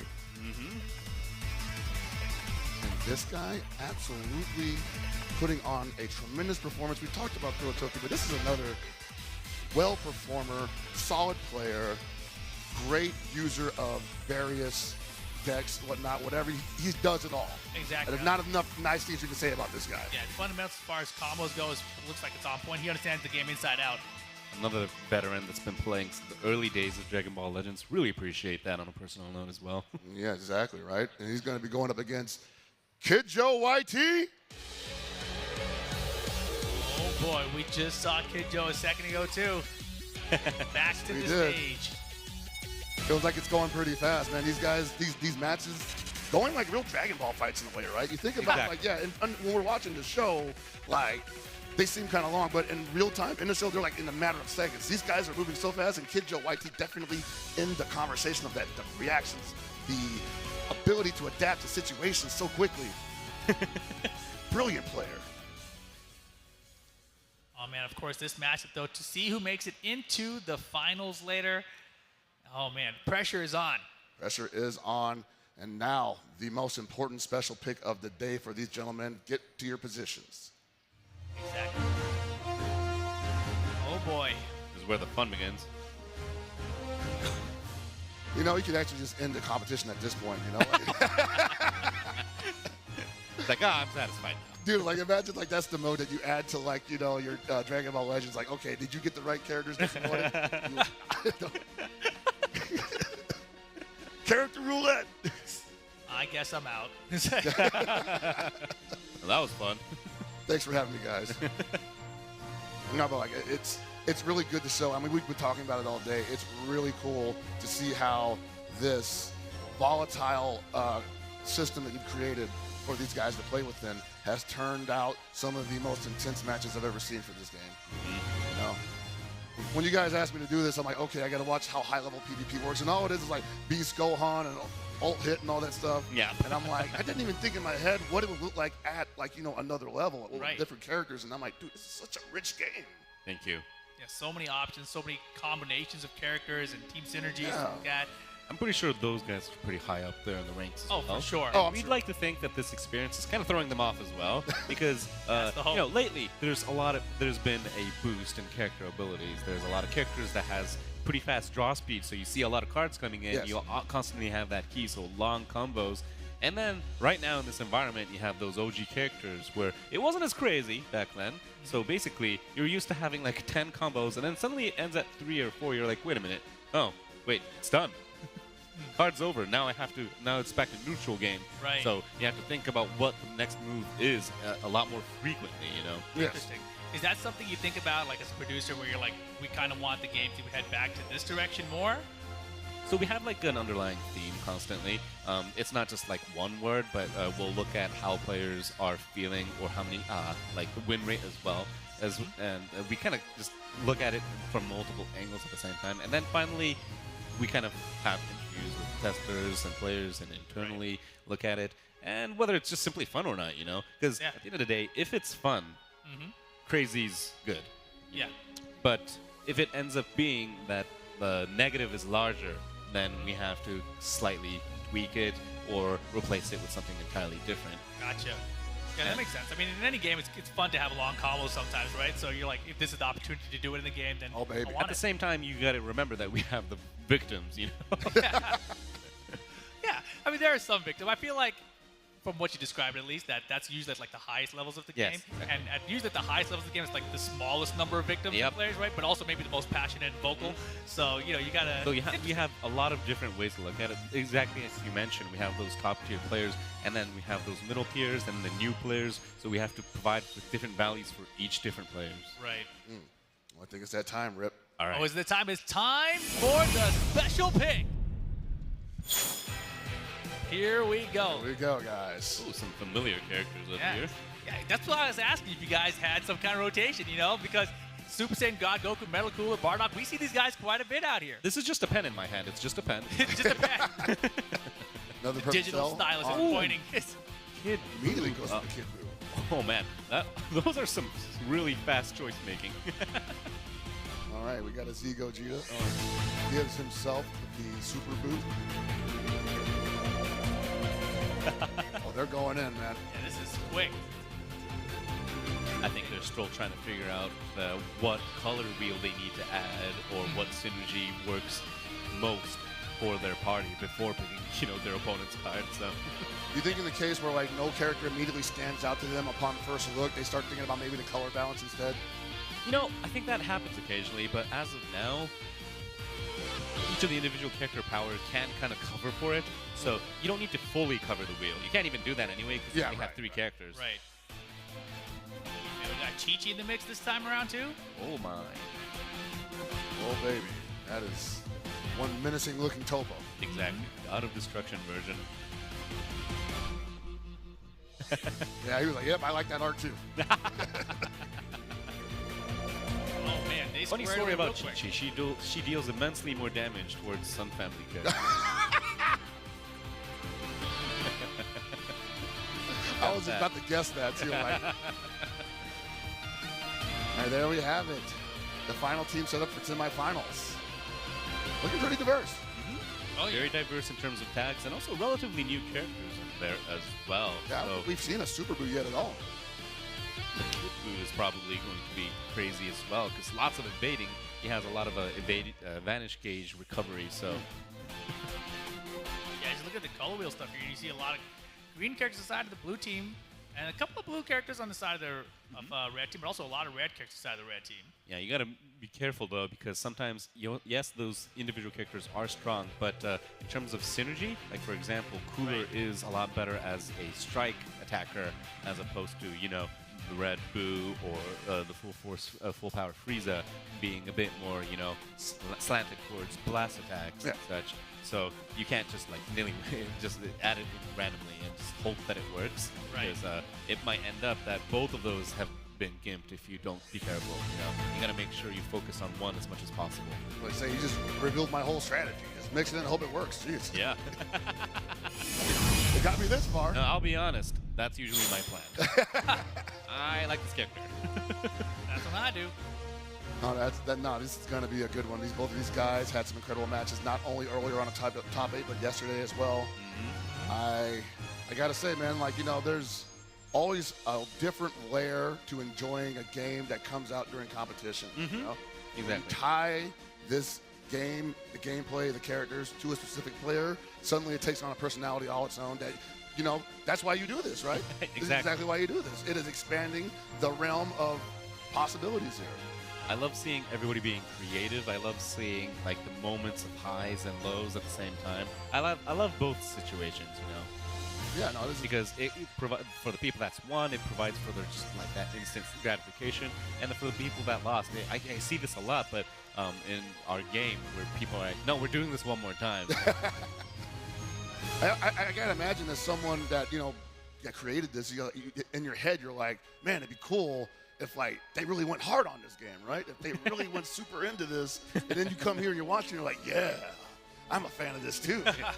I think that's what helps, myself included with the rest of the team, that we're not just like emotionally attached to it just because we made it, but genuinely because we are actually players ourselves as well. I'll be honest, we won't. I definitely can't represent like the new players or like the relatively intermediate players because I don't know their feelings anymore. Oh well, true. Yeah, but on the other hand, I do like to think I kind of can relate to many of the higher tier players or the people that are more heated up, and we'd like to provide for those players as well. And at the end of the day, I think that is what keeps us in the game. Hey man, 70 million worldwide can't be that bad, right? Yeah, I feel like once you have a tournament like this too, like people like see that, they kind of raises their interest level a bit, right? Because I can tell you last night on the shuttle ride home, I had the Legends players, and then the other guys behind were like super players, and then they were looking at it like, hey, so how do you play this? How does this work? Like, so you guys have a turn for this? Like, how do I? So I saw the interest immediately just from seeing them and see those players interact with one another, and it's always exciting when you have a player base as large as you guys do. I feel like events like this can only benefit them. Yeah, I'm really glad to hear that too, because we cater to like a pretty wide audience. You know, it's not just PvP players. There's a lot. In fact, technically speaking, the majority of the players genuinely enjoy playing story and the PvE modes more than they do the PvP modes. I'm sure. Yeah. And to a sense, obviously, I don't blame them because you know, it is pretty intense up there. Oh yeah, I feel like any game, any fighting game specifically too, when it's a 1v1 experience, when you lose, it's your fault. And you're like, man, that was all on me, right? Yes. Bro, And some people, it's just like too much to take in, basically. It's like, you know, let me just play the story, have a good time with it. just playing at home by myself, my heart rate just starts getting up as soon as I get to like the character match screen, and I'm like, oh man, there's another human on the other side of this game. What's he thinking? Exactly. Does he know I'm sweating too? And it's so interesting too. Like, you know, people, they actually feel pressure for playing online against another human, just knowing it's another human, they get nervous. I'm like, it doesn't matter if you win or lose, really. That's what I was talking about earlier, when you like move up to an opponent's face just to see how they respond. Like, for some people, that's so nerve-wracking. They don't even want to experience that. I understand. To a certain degree, I get it. I understand that, because sometimes I'm about to throw my phone onto the wall just because I lost 5 times in a row. I was gonna say, like, usually I don't mind losing, but if it's online, I'm like, what is this guy thinking of me right now? It's pretty funny. Like, internally as well, we talk about that sometimes, how we say, yeah, sometimes we get to the point where we're so stressed, like, God darn it, who did this? Like, oh yeah, we did. All right, guys, well, we're about to get into the final match of the semifinals. Let's get it on! Let's do this. Game on. Final semifinals matchup. Here we go. Gentleman Cheeseman versus Kid Joe YT. Gentleman Cheeseman in the red, Kid Joe YT on the blue. And your perspective, of course, is going to be the red side for Gentleman Cheeseman. Oh, man. Both of these guys got to be feeling like $1 million right now. Very nervous, sweaty $1 million, but they definitely earned their place here, but only one can take it. Yep. Making last-minute checks. And we saw him do this last time as well, right? Double-checking, making sure he's got what he wants. This is why we allow players to do this. This is why you have the time window. I'll tell you this much, sometimes you read a bunch of stuff and you might forget like one piece of information you read earlier. Yep. You conflate it with something else. So that last minute check definitely saves you from messing that up. Exactly. Lots of villains up in here, and really Villain like battle. that. Personal fan of that. I won't die so easy. Full power Prepare freezer yourself. there. Ooh, they're both. Oh, and it's connected. Oh, no. Pretty big damage. Get out of here. Let me take the damage. He was like, bro, you are leaking right now. Boo versus Boo here. Let's see what this Wuhan does, man. First time we're seeing Oh, this. they're still connected. And the blast is coming in. With second charge. I love those sidestep combos. Those are cool, right? Yeah. So this Goku is pretty annoying to deal with because he's a nice support character to have just on its own. And even when taken down, he still supports his party. Really? Yeah. Okay. It's one of those characters where you don't mind if he goes down. Get a buff and put him down. Okay. Oh my, Popo is taking this very well, probably because of the element as well that he's... Oh, beautiful charge step combo. Exactly. Give me another one. Oh, Rising Rush. Another Get the one? charge. Bro, the damage off this Wuhan combo, though. Into the Rising Rush. Oh, yeah, he had Yeah. I did not want No, to no, no. And you take him down. Like, all right, I don't mind losing him, but maybe you do. Oh, he's not just yet, buddy. not enough. You gotta be careful though, one tap attack and he's gone. Hold him out. He's like, hold on a second. I'm going to say that for later. He's still trying to read the situation. Not a bad decision. Beautiful sometimes, vanish, you know? yeah. Oh. Yeah, he already had that vanish, too. That hurt. And the character switch wasn't fast enough. Oh, look at all those blast cards. Got to destruct the topo here to add some extra damage here to the metal cooler. Probably gonna clean up Railway with this. Is that going to do it? Too slow. Jeez. Oh, my Whoa. Thought it was done. Oh, my Yeah, gosh, that it's looks done. like it's going to do it, man. Now we fight. Oh. Yo, the stare down. Oh, baby. Kid Joe YT on the attack. Smelling blood in the water, possibly. I think it's not gonna deal that much damage, but we'll see. That's so sick. That was funny. Oh, no, that was more than enough. Oh, what a... Yo, Kid Joe YT chilling right now. Feeling comfy out here. Dreams of making it beyond semifinals, going up in flames. Wow. Wow. And Kid Joe YT. Amazing. What was that damage, man? Yeah, well, that was a lot more than I thought it would That, be. if it's more than you thought it was going to be, I'm like, I had no chance of predicting that. Congratulations, though. Yeah, congratulations, Kid Joe YT from the blue side, getting the dub, making it into our finals here. Unbelievable stuff. Bro, you just ever got melted like that before in anything? Just put them in the microwave a little too long. It was really refreshing to see a lot of villain characters, though. Barely any Saiyans, just that Goku, I think. Yeah, that was a very interesting team, too. And, man, Kid Joe YT, he's looking so strong right now after that performance heading to the finals. I'm just thinking, before that, I was thinking that, Kurotoki was looking like someone who's going to be in the finals. And now, that just means we have a crazy finals coming our way later. Oh, yeah. I'm really glad to see this combination of players where we really don't know how it's going to turn out. Right, Even not just in terms of luck, but in terms of player skill as well. Yes. Oh, certainly, man. These guys earned it. One more step away from that trophy, dude. And I tell you right now, remember how I said earlier, that pressure mounting up just from being in the atmosphere? Exactly. It's at fever pitch right now. If you weren't screaming internally before, it's definitely ratcheting up now, man. Oh, boy. In terms of, even though, it did end up like that, I still felt it looked like they were playing both calmly, I could tell that they were just 100% in the game. And this is what I was talking about when I said, like, there are people here that I believe have what it takes to be competitors in pretty much any arena they step into, because a lot of what we do out here is just about having ice water in your veins, Yep. If you can just keep it together in the worst situation possible, then, I mean, I think I also mentioned this earlier, like we've had opportunities to do this on a personal basis where we have our video events, reviews and stuff, and the marketing team would pitch ideas with us, right, saying like, why won't we do this? Like, let's have you guys play against each other and try to commentate as we're playing, right? Oh, hell no, man. We're just like completely mute as we're playing. Yeah, I was gonna say that's impossible, dude. Yeah, no. It wasn't gonna happen. I've tried to convince producers to let me do that at other competitions. They said no, because you're gonna say something inappropriate. Because I'm playing like Exactly. Right? It's like being a streamer versus a commentator. Things can go off the rails. I mean, maybe if it were to happen, my lips will definitely not be syncing with what's playing on the audio. All of a sudden, the music gets really loud. Yeah. Sorry about that.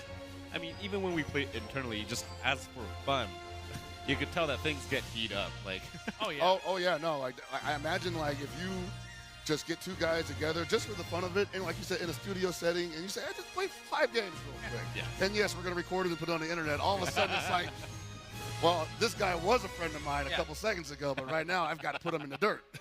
Picking that 17 again, huh? And Legend Limited Vegeta again, huh? Okay, and the God Destruction Topo again, huh? Okay, I see how you are. I see how it is, right? Trying to embarrass me in front of my friends, huh?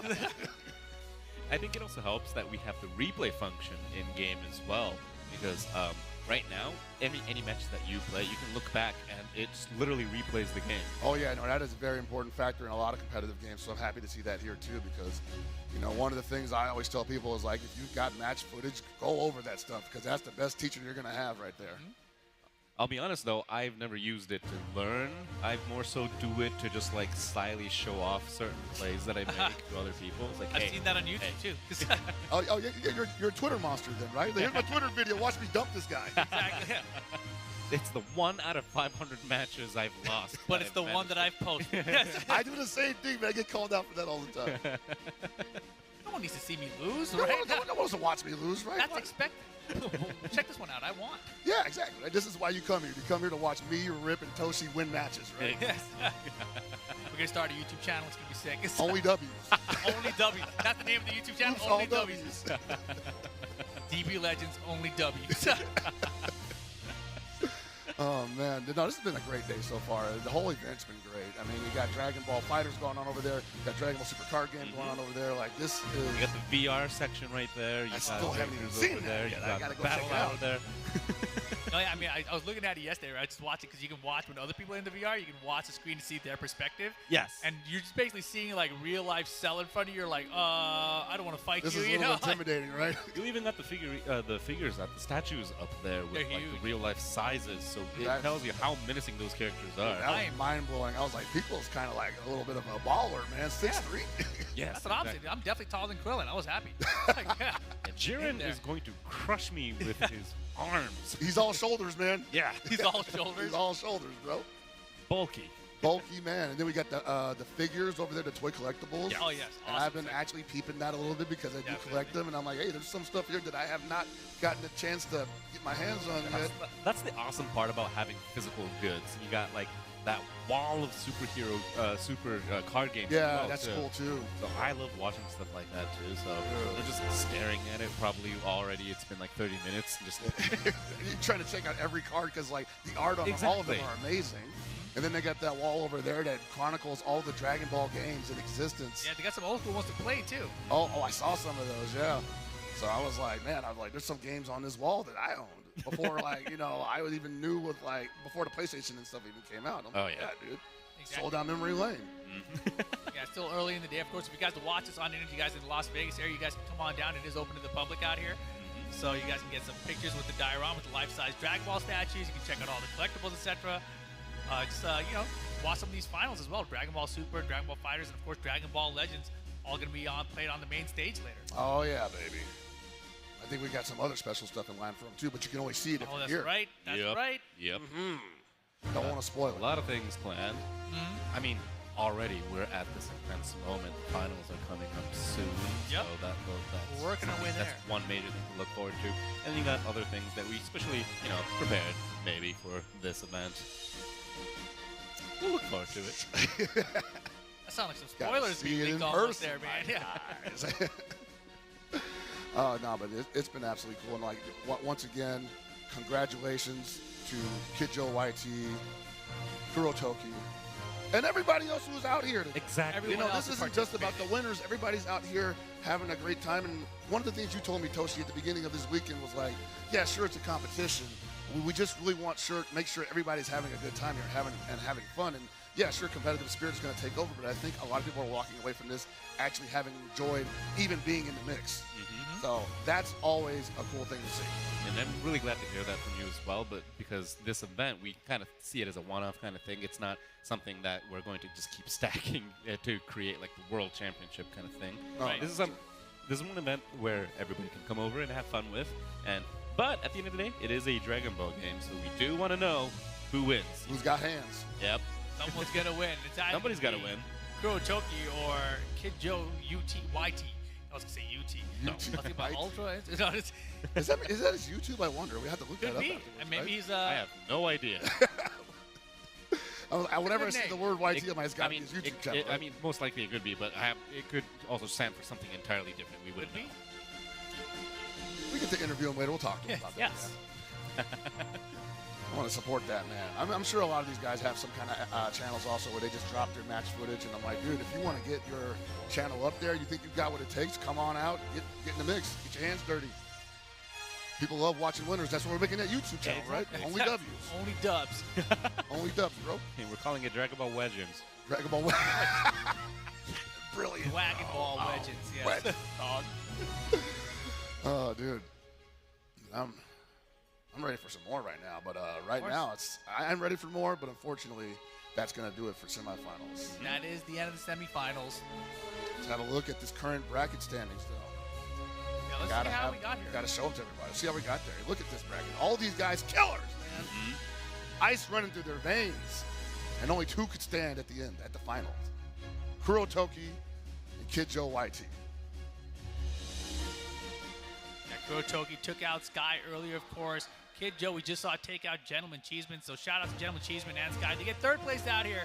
But the finals will be what's coming up later. Right, Kurotoki going up against Kid Joe YT. And those guys have been the most impressive players, right? Like, They have defeated their opponents with all three characters intact. right, and despite the the special pick rule trying to hold them back, they're like, no, We're going to power through this. We're going to get these dubs. They know how to disperse the damage, you know. They know how not to allow them to focus on one character. I was going to say, some of these special picks have been like completely in the favor of some of their opponents, because some of those cards they pull were like, whoa, dude, like, how can you lose?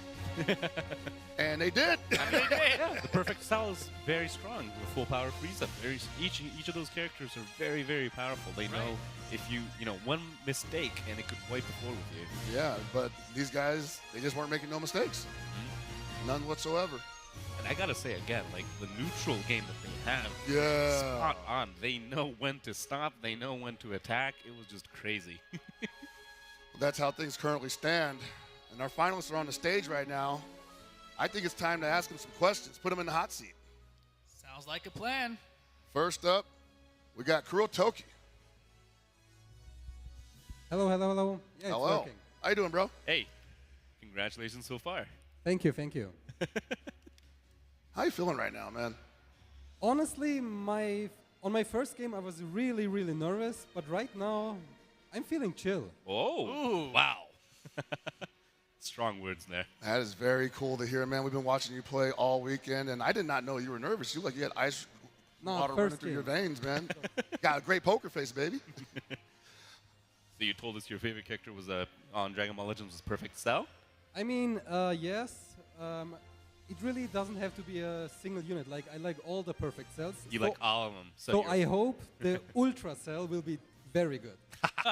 Hint, hint, bro. Yeah, whatever that is, sure. Never heard of it before.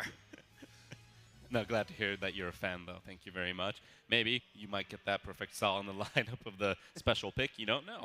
Yeah. So what are you thinking going forward? What's your game plan? Sorry, could you please repeat it again? What are you thinking going forward? What's going to be your game plan going into the finals? Oh, I guess just if my opponent does a Rising Rush, pick it right, and and my own Rising Rush has to go through. That's all I guess for now. Important notes. The wheels are definitely turning in Joe's head right now. Right. All right. Well, we want to give a big thanks to you, Kurotoki. Good luck in the finals. Now let's turn it over to Kid Joe YT. Amazing performance all weekend as well. Just hot off that W that you just took. How are you feeling right now? It's feeling pretty good. Really, are you excited about the next coming final soon? Can you repeat that, please? Are you excited about the coming finals, like being here today? Oh, yes. You really proved your worth today so far. Looking forward to. How was Superhero that you watched earlier? Yes, I watched it on release. Watch it on release, baby. You gonna buy the Blu-ray? When it comes out, are you gonna get it on Blu-ray too? Everybody's gonna buy the Blu-ray, right? Yeah, yeah. Yeah, unfortunately, I don't think you will be seeing Beast Gohan specifically in the special pick, but maybe a different iteration of Gohan might make an appearance. Oh, I'm sorry. Can you repeat that? Yeah. Well, sorry, it wasn't really a question. It was more of a comment. I don't think you'll be seeing the Beast Gohan in the pool of the special pick, but I hope you keep using him on Dragon Ball Legends. I'm sorry. I can't hear. Is it my voice? Is it not going through? It's okay. All right, man. We want to wish you guys both luck in the finals, guys. Thank you so much for the brilliant performance that you've put on so far. It's not over yet. Give us one more good one. Definitely. Thank you. Before I go, can I give a shout out to TMT? Shout out to TNT. All right. All right, there we have it, guys. Coming up next, we got some special events for you, though. Oh, yeah. I know I said you couldn't drop them now, but apparently they wanted me to say it. They said Tosha could not drop the special events. It's got to go to Hell Pockets. Just trying to leak them all, dude.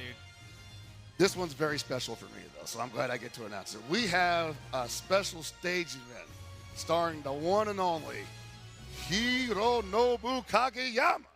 Nice. Dude, you want to talk about voice of my childhood. Mm-hmm.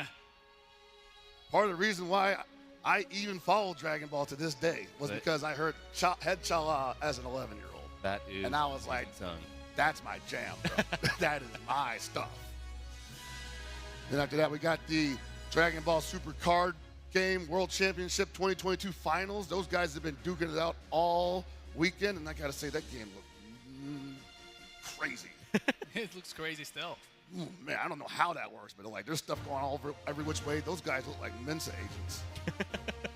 Then, of course, we have the Dragon Ball Legends Special Pick Tournament Final. You just saw your two finalists on stage trying to hold it together without tearing each other apart. They got to wait just a little bit longer to get at each other's throats, but I guarantee you it's going to be a nice one.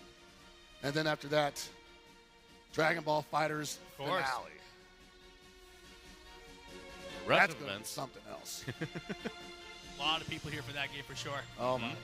Oh, boy. That's definitely something I'm catching out also. But there's going to be a ton of awesome stuff also. Like we mentioned earlier, if you're not at the venue already, but you're in town, get on over here. And if you're watching at home, there is a ton of awesome content to come your way. So stay tuned for the rest of Dragon Ball Battle Hour 2023. And we'll see you in just a little bit. But before we go into the finals, we brought some exclusive videos to Battle Hour just for you guys. So I hope you guys enjoy it. Let's go.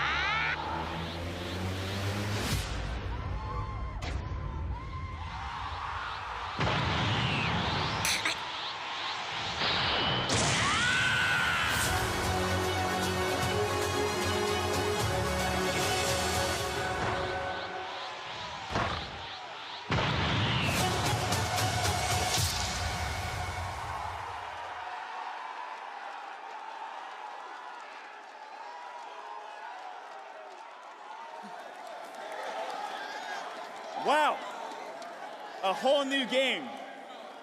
Dragon Ball games have been more popular than ever right now. And you guys already know this, Budokai Tenkaichi in the West, Sparkling in Japan and Asia. There hasn't been a new installment for 10 years, but the series is set to return. So who's hyped for this game right now? So the game is still in early stages of development, but the team made this video especially for you guys at Battle Hour. So I know there's a lot of excitement in this room right now, but stay tuned for more information. What a way to head into the final rounds, guys. Let's give it up.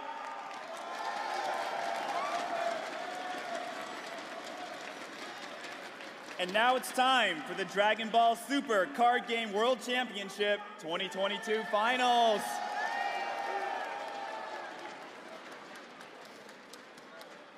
All right, everybody, and we're back. Oh.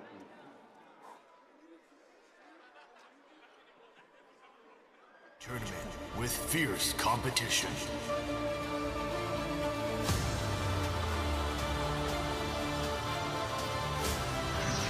The #1 player from this fierce battle versus the winner of Dragon Ball Games Battle Hour LCQ. Tonight, who is the strongest DBSCG player in the world? Are you ready? Dragon Ball Super Card Game World Championship 2022 Final Round! It's finally here!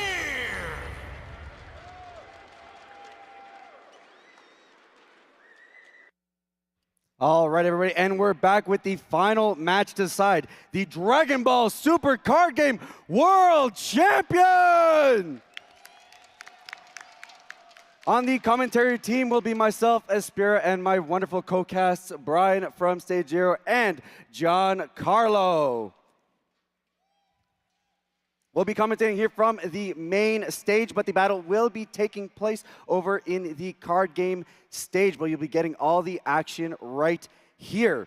And with that said, here come our finalists now. First up on stage, we have Oliver Simmons from the European Finals. Having won out against Wang Po, the Asian champion, to get to his placement today.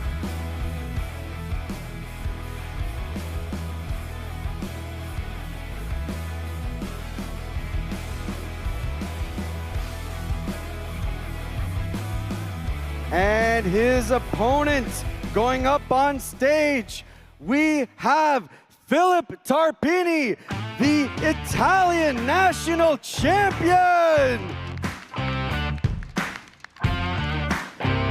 Having fought off against the Crimson Goku deck that's been terrorizing the format to take the last one out. Both players will be taking their seats and beginning shortly. Just a reminder on the format. It is a best-of-3 match. Every game will be 30 minutes with overtime procedures. We had already taken down round 1 by Oliver Simmons with his blue Gamma deck over the Trunks Vegeta deck that is piloted by our Italian champion. We'll be jumping into game 2 here. Gentlemen, what do you think Philip needs to do to be able to move past the game 1 loss and hopefully flip the bracket around and go to a 3rd game final? Oh my Super Saiyan God, I cannot believe what we just saw here on this stage. It was an absolute pleasure to be in the room for that. I'm super hype after that. What Philip needs to do is better board management. We saw Oliver Simmons developing a board of extremely powerful battle cards, and Philip just slowly was getting out-advantaged by the attacks every single turn. Yeah, I totally agree. Here's the thing. A lot of you in the crowd, maybe even live streaming or watching the live stream, might not know what's going on. But what you need to know is that Philip needs to rethink his game plan just a little bit. There's going to be a lot of things that Oliver is going to throw at him as far as threats, and all we really need to do is try to mitigate them. Yep, absolutely. And to those at home who may be new to the Dragon Ball card game, the point of the game is to get your opponent from 8 life down to 0. And to do that, you utilize your powerful leader card, of which we'll be seeing Gamma 1 and Gamma 2 on the blue side and the Trunks Vegeta on the red side. And flip that around. And then what we were trying to do is play out incredible battle cards to be able to punch through our opponent and get down to 0 life, utilizing a bunch of awesome strategies, a bunch of different card types. You're going to see all of that here, as both strategies actually lean on every aspect. They both have incredible unisons. We've been seeing the Android 17 and 18 do a lot of work. We've been seeing the Gohan in the yellow decks put a lot of pressure against these blue decks. Of course, both players getting ready for the Crimson matchup and having taken them out in the top 8, now moving into this final. Yeah, I mean, speaking to the people who may or may not know, or even our veterans in the crowd who are cheering on these competitors, again, just like you were saying, it involves battle cards, the leader cards, could be your favorite character, but it really goes back to what Dragon Ball is about. Battling it out, having the most endurance, having the techniques in your deck, and as well as the skill to back all of that up. All right, and it looks like we're ready to continue the Dragon Ball Super Card Game World Championship 2022 Final. Okay, finalists, we are about to begin the World Championship Final. Game 2 starts now. All right, and you know the great thing about the Dragon Ball Super Card Game is it requires so much skill to play. You have energy management, you have character management, leader management. All these type of things are in the fundamentals of the game, and we've seen both of these players masterfully use that. We're going to see Philip going first, paying 1 to play the Trunks. Now, the Vegeta. Now, Vegeta effect plays Trunks right from the deck. 100%, turning on the ability to be able to awaken in the later turns. And of course, this is game 2. Both players were kind of staring at, the unisons that the other player were playing, or some battle cards that are hard to deal with. Both players now being able to bring in Black Smoke Dragon means that we now have solutions to those. The good chance that the board's not going to look as gunked up, and now the game's probably going to lean more on tempo than just pure board control. So we'll have to see how they utilize the new cards that they brought in to be able to mitigate the matchups that we saw in game 1. Absolutely. We're going to see the first damage dealt. Oliver attacking Philip to deal the first damage. Of course, when you attack with your leader, you get to draw a card. So it is beneficial to be aggressive in some scenarios because you get to generate hand advantage. He's then going to discard the 14-15, look at the top 5 cards of his deck, and add a Red Ribbon Army android to his hand. Yeah, just like how we saw that movie earlier today, it is very much on theme with this Gamma deck. So again, we're going to see all of these androids come about, And we saw this in the last game, again, this being game 2 out of 3, where it just kind of got out of hand. And Philip really needs to focus in on his field in order to make sure that doesn't happen again. Yeah. Absolutely. We're going to see the very standard but very good Trunks Vegeta play here. You're going to attack with your Vegeta, combo your Trunks so that it goes to the drop area, and then when you attack with your leader, you can replay the Trunks from your drop area, generating even more advantage. Yeah. Well, what the cool thing about this game, of course, is, again, the leaders, where we're looking at the awakened leader. So basically, as you go down in life, just like a real Dragon Ball battle, you get to awaken. And now it's a stronger leader where we're going to get a few different or different and more powerful effects. That's right. We're officially Super Saiyan 2 right now. Yep. And with the new form comes a bunch of new abilities, ways to draw more, and like Giancarlo was saying, more advantage. And these players obviously mitigating that to the finest. Not only do you get hand advantage from drawing more cards, you get board advantage from being able to play cards from your discard pile, meaning now you have another threat that every time you attack into your opponent, they need to lose a card from your hand that you didn't have to do. So now you're whittling down their options and potentially opening up more opportunities to be able to take their life. There we go. We're going to see 2 quick EX evolves establishing more powerful characters on top of their previous forms. Now, I'm going to ask the question. Now that we see the first couple turns here, do you think Philip is on the right track to take down Oliver, or is it a little too early for that one? You know, yeah, of course, it is a little too early, but he is in a much better position to deal with the Unison. We saw Oliver play his Unison on turn 2, and it stayed on the field for the rest of the game. Now Oliver is going to have to not only find that Unison, Philip will be in a much better position to attack it. He has already several battle cards established in order to deal with it.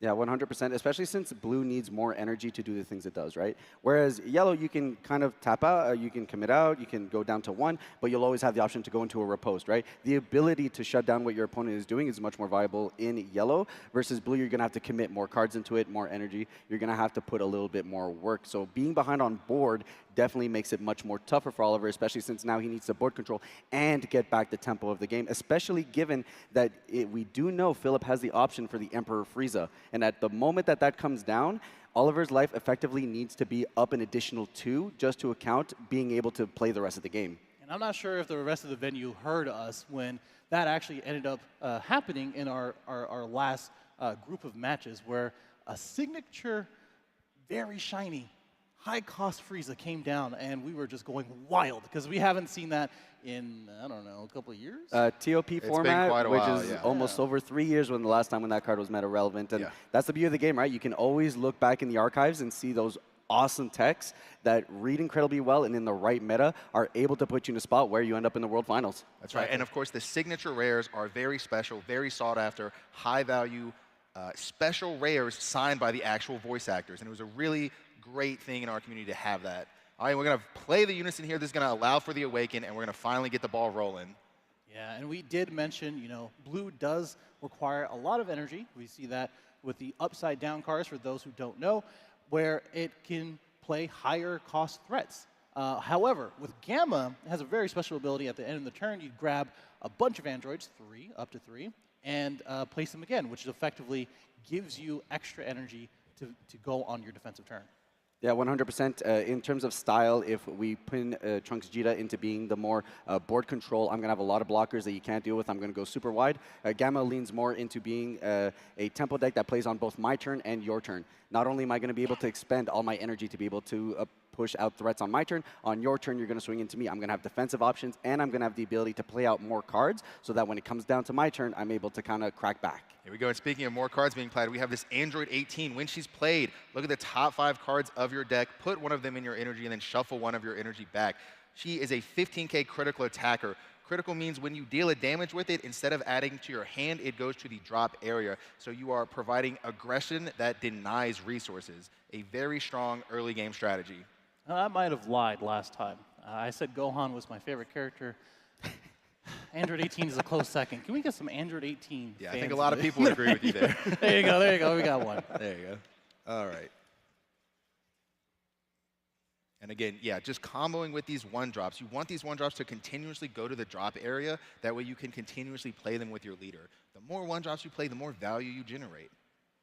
Yeah, and the beauty with this card game additionally is that you do get to then, after you use your early cantrips, those small cards that draw you more advantage, you can combo them away, which allows you to power up the attack of whichever attack is going. And then with the Zenkai mechanic, you're able to then store those cards away to play even more powerful cards later turns. And we got the other twin here. We have the 17. So these cards are very similar. They have the same auto when played, put in energy, shuffle it back. The difference is this one has barrier, which means it cannot be chosen by your opponent's effects. So if they have an effect that says choose this card to KO it, they can't actually choose this card. Very like sticky, likes to stay on the board, hard to remove basically. Yeah, I mean that's the thing about yellow, specifically this deck. We're looking at 2 barrier threats with these guys, the Trunks, the Super Saiyan Trunks, on the board on Philip's end, where pretty much it's going to be really hard to deal with, and they have blocker, which means basically if someone's going to attack you, you can block with them and make sure it goes to that instead of your life. We're just going to see a leader swing here. Again, whenever the leader attacks, you get to draw a card. Just like in Dragon Ball, everything is aggressive. You want to be making a lot of actions, doing a lot of plays, and a lot of these cards draw cards because we want to keep that high tempo up. Yeah, the amount of options are absolutely incredible. You always have the opportunity to be able to do something. You're never down and out, and every time that you take a damage, the card goes to your hand. So just like in the show, just like in the games, the more you're dwindled down, the more you have an opportunity for that Zenkai boost to be able to crack back on your opponent. Here we go. We're going to use our leader's effect.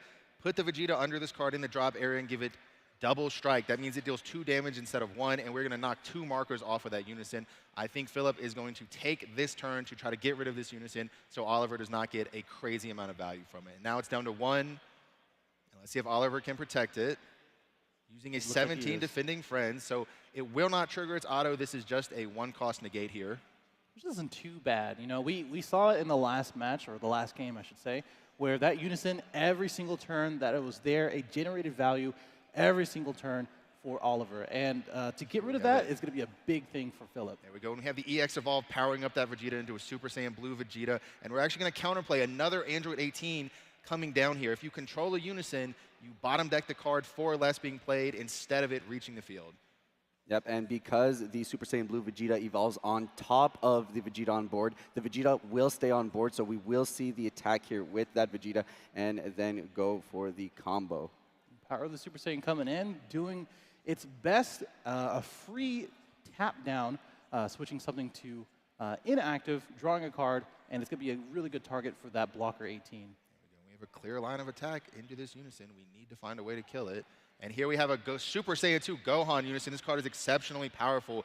Unisons have plus and minus effects. This plus effect is every turn draw a card. So drawing an additional card every single turn is exceptionally powerful. Yeah, not to mention it is one of, in my opinion, one of the best looking cards in the game. Seeing the art there, and really good effects later into the game, getting that triple attack. It also enables getting the release from evil, which is such a huge counter to the Gamma's effect, not allowing to effectively switching things to active mode and grabbing things out of their energy. Oliver discarding 14 and 15 again. Look at the top 5 at a red ribbon army that cost 4 or less, or an additional copy of a unison, and we're going to grab another copy of the 17. Yeah, so like you were saying, Brian, the sequencing is huge here. How do I not lose to the release from Evil? It's a card that did a bunch of work against the Crimsons, preventing them from being able to awaken. And here effectively saying that depending on how you sequence,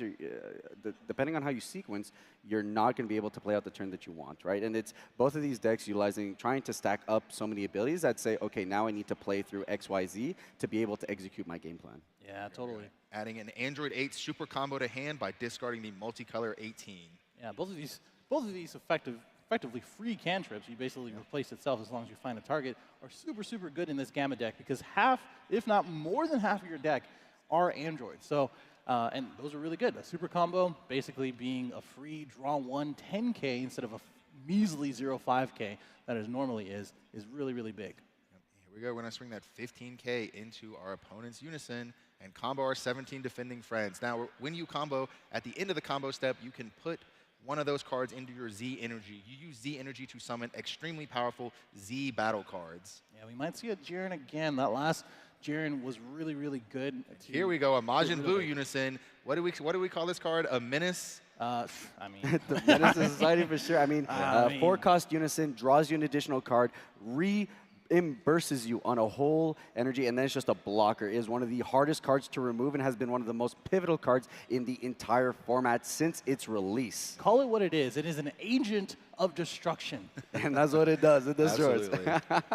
And then it double strikes. So not only is it one of the best attackers in the game, having very little ways to be able to deal with it, although thankfully here the Trunks GG deck will be able to keep it in rest mode, at least for this turn, it is also one of the best defenders. We're going to see Gamma's extremely powerful effect at the end of the turn. Pick up 3 of your androids in your energy and put down 3 androids in active mode.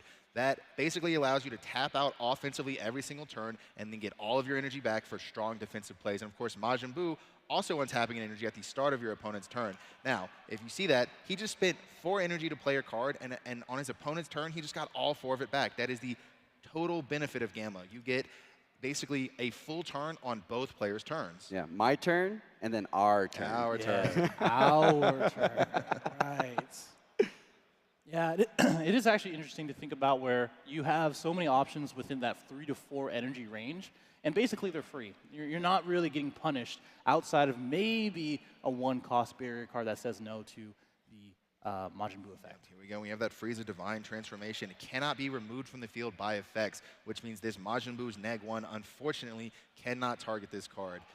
Philip is doing a great job of playing these barrier cards, playing these cannot be removed cards. It is very difficult for their effects, for an effect to remove them from the field. And we talked about powerful cards. One of the powerful cards is that Android 14 2-cost counterattack, which basically is going to play directly into that Frieza, saying, hey, if you want to do that, you're not going to be able to use 2 of your cards.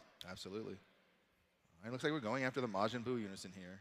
Yeah, I think you just need to clear it out of the way, right? Because the longer that sticks on board, the more cards that Oliver is going to be able to draw, and the harder it is for Philip going to be able to break through, especially since by itself, Buu can deal with 2 cards. And unless your card has protection, which thankfully the Trunks GG deck has a lot of, it can hit anything, which means if the secret rare ends up coming down, then that's going to be an easy way for it to deal. So we deal with the Buu, and then we go and press our tempo against the leader. Here we go, and Buu down to 1 marker, and we're attacking it again. Can Oliver protect this?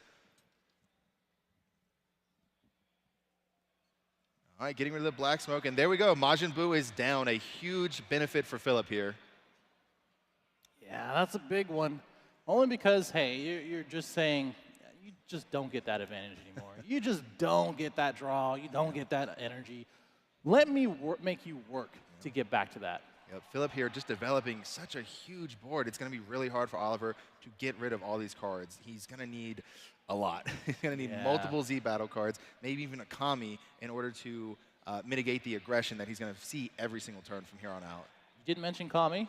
For those who don't know, this is game 2, which allows these players to actually sideboard in, which means it's a separate deck from their main deck, a few cards here and there to actually help within certain matchups. And of course, Kami is a really good one in order to go against some of these barrier Trunks cards, which is why they're in rest mode, because he kind of knows.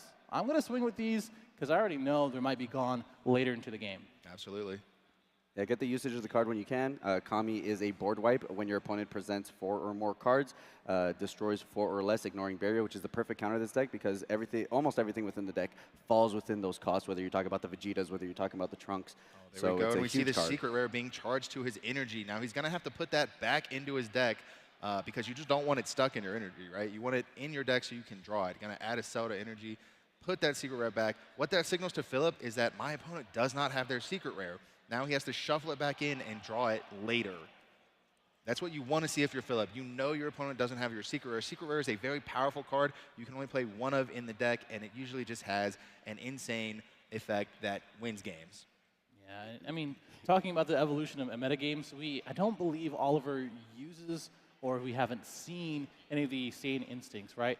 So I don't think he's going to be drawing too many cards. He will be filtering. He won't be drawing too many cards like Trunks does. Here we go. We're playing another 17-18 unison, and we're going to get that effect. We're going to combo with a card from our drop area to generate this free Z energy. And it looks like we're just going to try to trade unisons here. You want to clear mine? Okay, I'll try to clear yours too. Yeah, I think especially the opening here that Philip has given for Oliver, being rested out does mean that you're not going to have to fight through a riposte.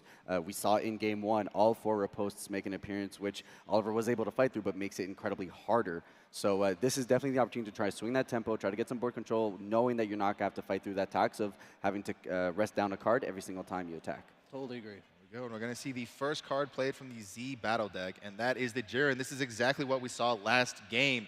Jiren's effect, put Z energy into your drop area to remove markers off of a unison. This is now a double strike, meaning it deals 2 damage instead of 1, and we're just going to continue to try to clear some of this board off. Jiren is, again, one of the only mono green cards we see here in the finals, and it has certainly earned its spot. Yeah, that's the wonderful flex of being able to run a dual color leader, is the fact that you have the options of being able to add additional cards you don't typically do. So while you are a primarily blue deck, there are some incredible green staples that you're able to add in, just like this Jiren right here, to be able to mitigate these edge case situations. All right, absolutely. Philip deciding to combo 2 cards out of his hand to protect his trunks, being able to charge one of those to his Z energy. Yeah, it's very interesting to see the evolution and as well as the addition to the game as the Z deck. It basically, on tap, gives you the options that you need. And one of the options to deal with that unison was that Jiren. So we will probably see a few other things like that Cell Z battle card come down again as soon as it's applicable here. Yeah, 100%. But the big thing going for Philip's way here is that the longer Oliver does not deal with this Frieza, which again is incredibly hard, if not almost impossible for him to deal with the tools that Blue has available, the more work it's going to do, because Blue loves to have its negates. We know that it has its floodgates, and that's going to say, no, if you are doing it, you're doing it once, and then I'm going to have every opportunity to be able to go into you. There we go. And a super strong card we saw in the last game was the Tyrannical Blow. So if Philip can find those T-blows, then it's going to be really hard for Oliver to floodgate on the other hand. So if you turn off those floodgates, basically that means you can't attack without paying a cost. Oliver's deck makes you discard 2 if you want to attack through that floodgate. And here we have the swing in with the Frieza. There we go, Divine Transformation, double strike, going to deal 2 damage to that unison. Yeah, you still get that Z energy, which is nice. The way that autos work, it still goes through after an attack. And we're going to go ahead and see an attack from that leader. And I believe playing out the Vegeta 1 cost to draw 1. There we go. Unison back down to 1 marker here. And here we go, playing our Vegeta. Does Oliver have another 18 counterplay for the Vegeta? It doesn't look like it. Oh, it seems like it does. That's it. To the bottom of the deck you go, Vegeta. You are not going to see the board today. That's right. Oliver continuously counterplaying those Super Saiyan Blue Vegetas because it is just that powerful. Yeah, we did see the Trunks effect coming down. Oh, and well. another one. Okay. Another one. All right. All right, Philip, you need to relax over there. All right, there we go. Another 20k attack into the unison, and we're going to use its effect to KO something in rest mode, ignoring barrier, and we're going to choose our opponent's Jiren. This is not a bad target. Or actually, we're going to choose the 17. Because it has barrier. Yeah, because it has barrier, yep. I think that Jiren can be taken care of a little bit later if it's still there. And both players, it's great to watch. Both players are trading boards. They're fighting for resources, none of them being too aggressive. By attacking your opponent's life, you can give them cards to hand, which gives them more options, more resources to play with. And here, both players are in a resource battle. They both know that the quickest way to victory is by whittling down my opponent's resources. And we have another Super Saiyan 2 Gohan unison coming down. Well, he's just telling them good luck. Good luck. Good luck. Yeah, these three cost unisons are so good. They get above smoke, Black Smoke Dragon, because he only hits 2 costs. And this one primarily has been seeing a ton of work, whether we saw it here today with the Trunks Cheetah deck, we saw it in the Golden Frieza deck in the finals as well. This is definitely one of the cards that presses as much as it can to force Blue into uncomfortable positions. Absolutely, a yellow staple. And again, look at everything that Oliver has to deal with. He has an SS2 unison, multiple Trunks, SS Blue Vegeta, and just, oh man, that's a tough board to get through. Again, we've seen where they're trading resources every turn. They're going tit for tat, and it's up to each player to find a way to whittle down their opponent's resource pile in order to finish the game. And we see this secret rare. Oliver did draw the secret rare in his hand, the Beast Gohan. Yeah, one of my favorite cards. I don't know how it's, well, I guess this would be not a bad time to play it, right? Yeah. Although you do lose 2 cards while using the effect, at the bottom there, 2 of them, they have to return everything from unisons to battle cards back to their hand, and it basically resets the board state. Yeah. Yeah, it's a huge tempo play. It's an interesting situation, though, because Gohan does also burn a life. Yes. So you're in a position where do I put my opponent down to 4 and then turn on all his super combos? Right. There we go. And what do we tap into? And are we going to see it? right, Black Cloak Dragon. Okay. We got a little tease there. Oh, okay. All right, so Black Cloak Dragon coming down, getting rested, and he's going to use its effect. Now, this thing has 3 different effects. You can remove a 2-cost or lower unison, you can remove something ignoring barrier, or you can draw 2 cards. Having just 3 insane effects on 1 card makes this one of the most versatile cards in the card pool. And we're just going to see which he's going to choose. He's going to get rid of one of these barrier cards. That's exactly what it looks like he's doing. Now, also, those Trunks autos trigger automatically. They rest the first card played for the turn. So now the next cards he played will not be rested, which means they can attack. A card in rest mode cannot attack. Which is nice because this Black Smoke can't attack anyway. It has a permanent that it says that it can't. Yeah, it's almost like it has a 4th effect that says, I also turn off your Trunks. Yeah. Exactly. And here we're going to see a 9-drop Cell. This card is so powerful. You can actually play it from your energy, and then your leader replaces it. And man, this thing has crazy effects. Dual attack means it can attack twice. It gains double strike, so it can attack twice, and it deals 2 damage each time. When it's played, bottom deck all your opponent's battle cards, and if they negate its attack, they have to bottom deck a card from it. We're going to see a Time Magic, which does do a good job of mitigating the aggression from this Cell, but you have to bottom deck a card in order to do so. Thankfully, Time Magic does have that sparkling ability where you can take a life instead, which basically replaces whatever you bottom deck. And it also says, hey, you can't swing again with that dual attack. Exactly. And now we're at 4 life, which means our Krillin super combo is live. Yep, and here we have the Robotic Riposte, probably one of the most iconic cards since its release, releasing originally in the championship packs. It will negate the attack, preventing it from being able to go through, and then applies a floodgate effect on your opponent. Every single time you attack, you need to rest down one of your cards. That could be an energy, could be your leader, could be anything, but effectively saying, I'm going to tax you for every attack. And now that we're in the later stages of the game, we're going to see them doing a ton of work. Yep. You know, it's funny, you mentioned Krillin Super Combo. In front of all these Dragon Ball fans, Super and Krillin probably don't really go together. And yet, with all of these yellow decks, it is probably one of the most played cards that we've seen for yellow decks in general. Yep, you know, he might not be the most popular character in the fighting games, but he is one of the most powerful characters in the card game because, you know, he draws cards. It's pretty good effect. Yeah, that's it. It's pretty good. All right, we're still here in the charge phase, deciding on what we want to charge. We're going to throw down Frieza's Army reinforcements. Ticking up, negging 3 the Unison. This is such a powerful effect. The Unison gains triple attack, meaning you can attack 3 times. It gets +5, and then your leader gets +5 power as well. So this is 3 25K triple attacks minimum. Yeah, and this is almost like bait, right? He's like, I've got this Frieza on board. Go ahead. Try to floodgate me. Try to stop me, because you know I've got something. I could potentially counter your counter and make sure that I'm able to close out the game from there. Absolutely, and we saw he almost charged his second Unison, so he's probably going to use that Empower keyword to gain more markers. Basically, Empower is when you play a Unison on top of another one, it gains a certain amount of markers. All right, we're gonna negate this Frieza here. Hopefully we remember to restand this. There we go. All right, so we see the negate, and then we're going to have to pay for it.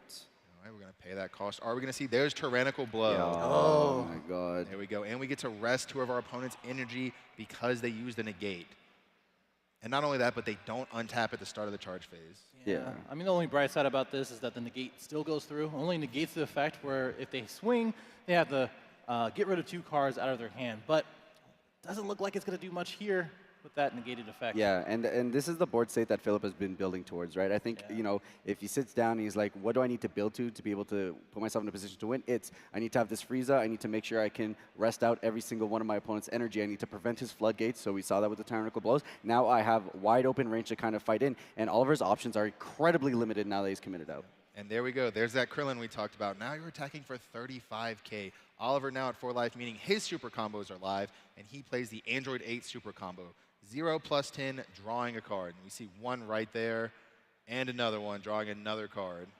Although you like to see them, it's not the greatest to use a lot of them, because you can only have 4 in your deck. 2 are left in the deck. Philip knows this, and he's going to take that account into taking the game here. We're going to go, and we're going to put some of our cards into our Z energy. And here we go. We're going to hit that Empower. Which I'm guessing is going to go to 4 markers with this extra one here, and then probably go to 5 markers to a draw. And looking at a 5-marker Unison on the other end is not the greatest. Right. So this card, again, this card has so many effects. When it's played with 4 or more markers, you check how many Unisons are in your drop area, and you KO cards in rest mode equal to that amount. So here he gets 2 free kills, and he just immediately did the -3, getting another I'm triple gonna do attack. it again, baby. I was wrong. He just smells blood. There we go.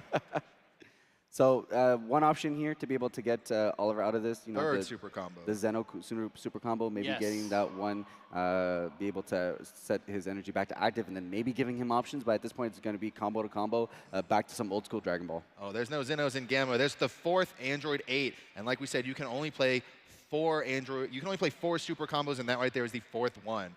Now it's pretty good when you have all 4 in your hand, but now that they're all gone, it's going to be very easy for Philip to just attack.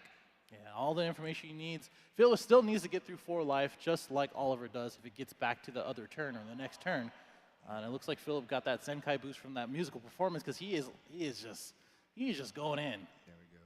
Checking cards in deck. If you go down to 0 cards in deck, you do deck out. That can be a problem with Gamma. It draws that many cards, but we're going to swing with our leader. Our leader got double buff, so now it is a 25K base leader. I do believe he already used the leader effect to give it double strike and a boost, but Yep. that is no problem. 25K is nothing to scoff at since he still has to out-combo it, just like every And other we're going to attack take it here. going down to 3. Like, it's just so hard to defend from 25K without super combos. Yeah. And he knows this. Philip knows Philip this. knows, yeah. And he's still in a comfortable position, right? Like, his aggression could stop, and he would be chilling. He's got 3 energy up, he's got 4 life, so he's up on resources. Cards in hand, very healthy. So now going down to 2, and now we're in double strike range. Yeah, it's getting scary. It's getting scary. Yellow is the deck to say, hey, do not go to 2. Yep, and we still have plenty of energy in choosing to pass the turn. Now that Android 18 does not get to untap because it was selected with the Divine Transformations effect, Oliver is in a tough position here. The question is, how do I deal this 4 damage?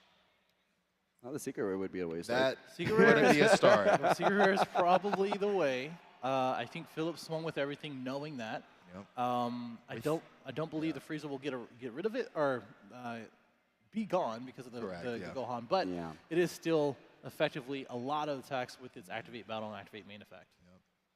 And of course, you know, the leader maintaining that power buff until the end of your opponent's turn. So this is a 25K leader. Again, 25K is just one of the best numbers in the Dragon Ball Super card game. Offensively, defensively, best number you could possibly be at.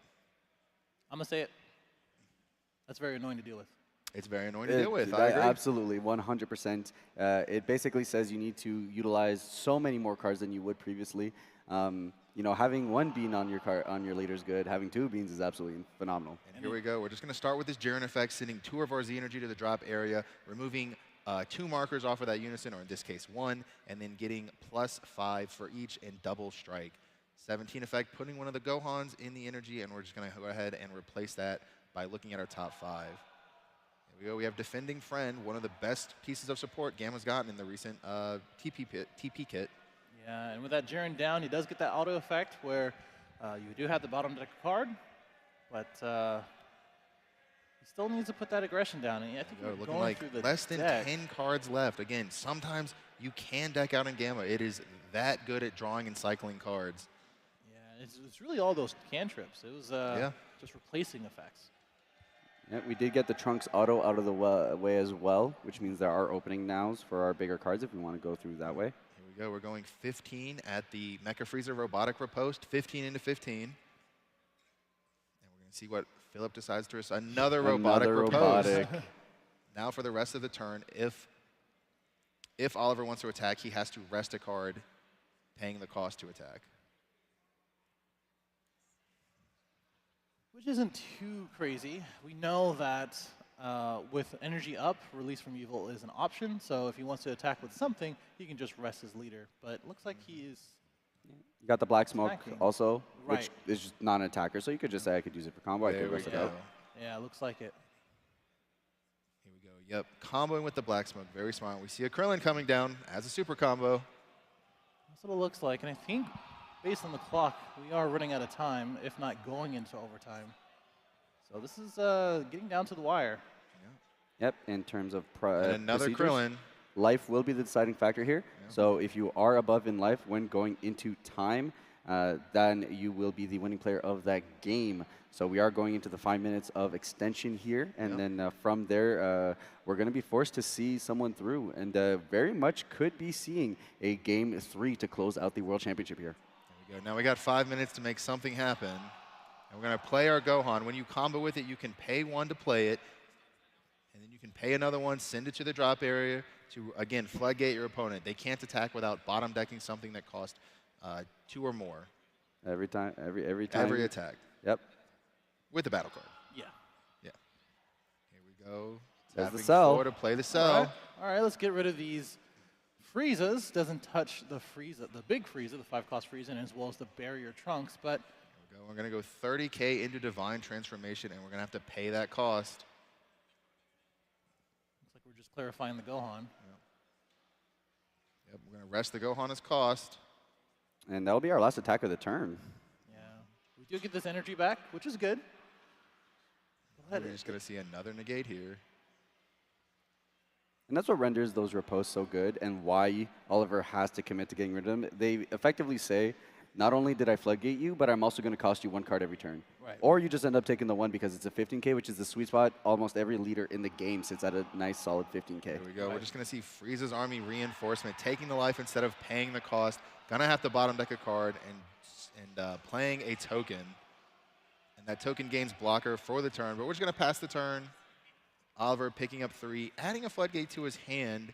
If he can play a couple of those, he'll get around the tyrannical blow, but he's going to need a few.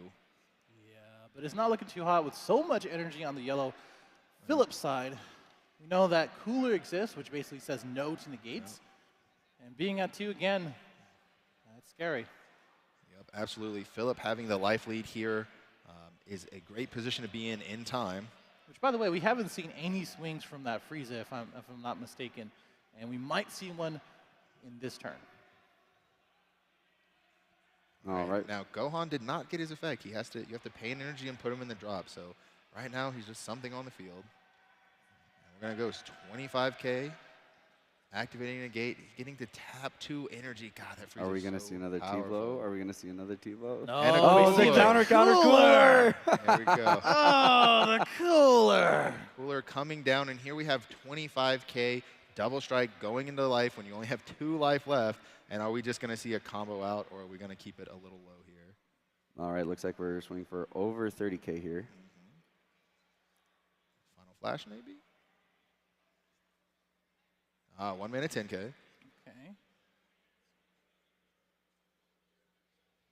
do believe this Frieza is double strike, so this is lethal, right? Yeah, 45K, 50K. We're getting up there. Right now, I like to call it shotgunning, right? He's just shotgunning his hand just throw it all. into the combo area, getting that power up as high as possible so that you can just end the game on this attack. I mean, a lot of things can happen in the combo phase, / activate battle phase. I don't think there's anything too scary in particular for Oliver to use, but we're going to see that. No, we got the Oliver's scoop. scooping it up. That's it. Wow. So we have Philip taking game 2. Wow! 1-on-1, and we will be seeing a third game here to close out the World Championship.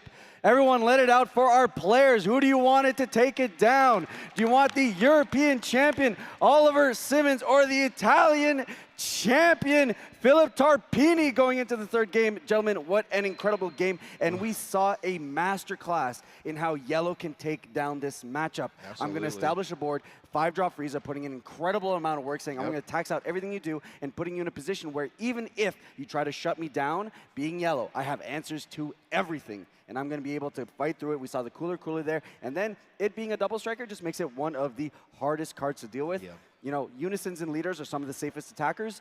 Frieza is one of the few rare battle cards that lives within that realm because his ability allows him to just stick on board. Absolutely, yeah. Frieza Divine Transformation, such a powerful card against blue because if you negate it, they get to rest your energy. Just such a huge cost tacked on to that other powerful. The card has so much text. It does so much good stuff, you know? Yeah, I mean, overall, I think it was just kind of a back and forth of unisons too, right?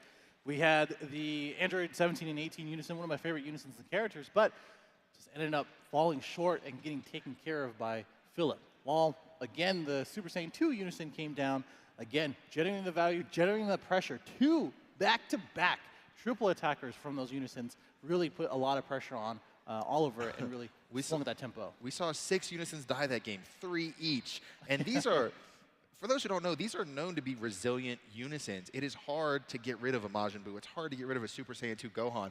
And they were just trading blows so confidently. It was great to see. We saw so much back and forth gameplay. And again, when it comes down to it, we're doing that resource battle. And at the end here, we have the shotgun. I have more resources than you, which means my power is going to be greater than a power you can defend to, you know? Yeah, 100%. And I think the unison battle that you were just describing was the right call, because the moment that we saw one of them stick, swung 6 times between the Empower of the old one, the one that was on board, got rid of 2 battle cards. So if these stick around, they present some of the deadliest threats. So they understand each other that they need to go on board and fight it out. All right, and it looks like we are moving into the final game of the World Championship qualifier. Our players are ready. Everybody, we're about to begin the World Championship final. Final game starts now. All right, so here Oliver will have the advantage, will be able to go first. And I mean, gentlemen, there's no hiding it. Being the proactive player, being able to go first gives you so much leeway in terms of being able to define the tempo of the game. Yeah, no, absolutely. You know, basically, Oliver went first, he won a game. Philip went first, he won the game. Of course, it's not that simple, but you do see the benefit of going first. It just provides this special type of interaction, this special type of advantage that you get through the game mechanic. Yeah, I think it really comes down to the Gamma player, where you can play your unison, you can awaken early, you can get more cards into your hand, you can get closer to your awakened effect, and as well as a 15k leader is always nice to have. We already know that Philip can awaken pretty much turn 2 every single time, but it gives a little bit more advantage as a Gamma player to get where you need to be after you awaken. There we go, both players dropping down the life, and I'm, you know, like we said, pretty sure Oliver is going to choose to go first here. There we go. Did he skip his charge phase?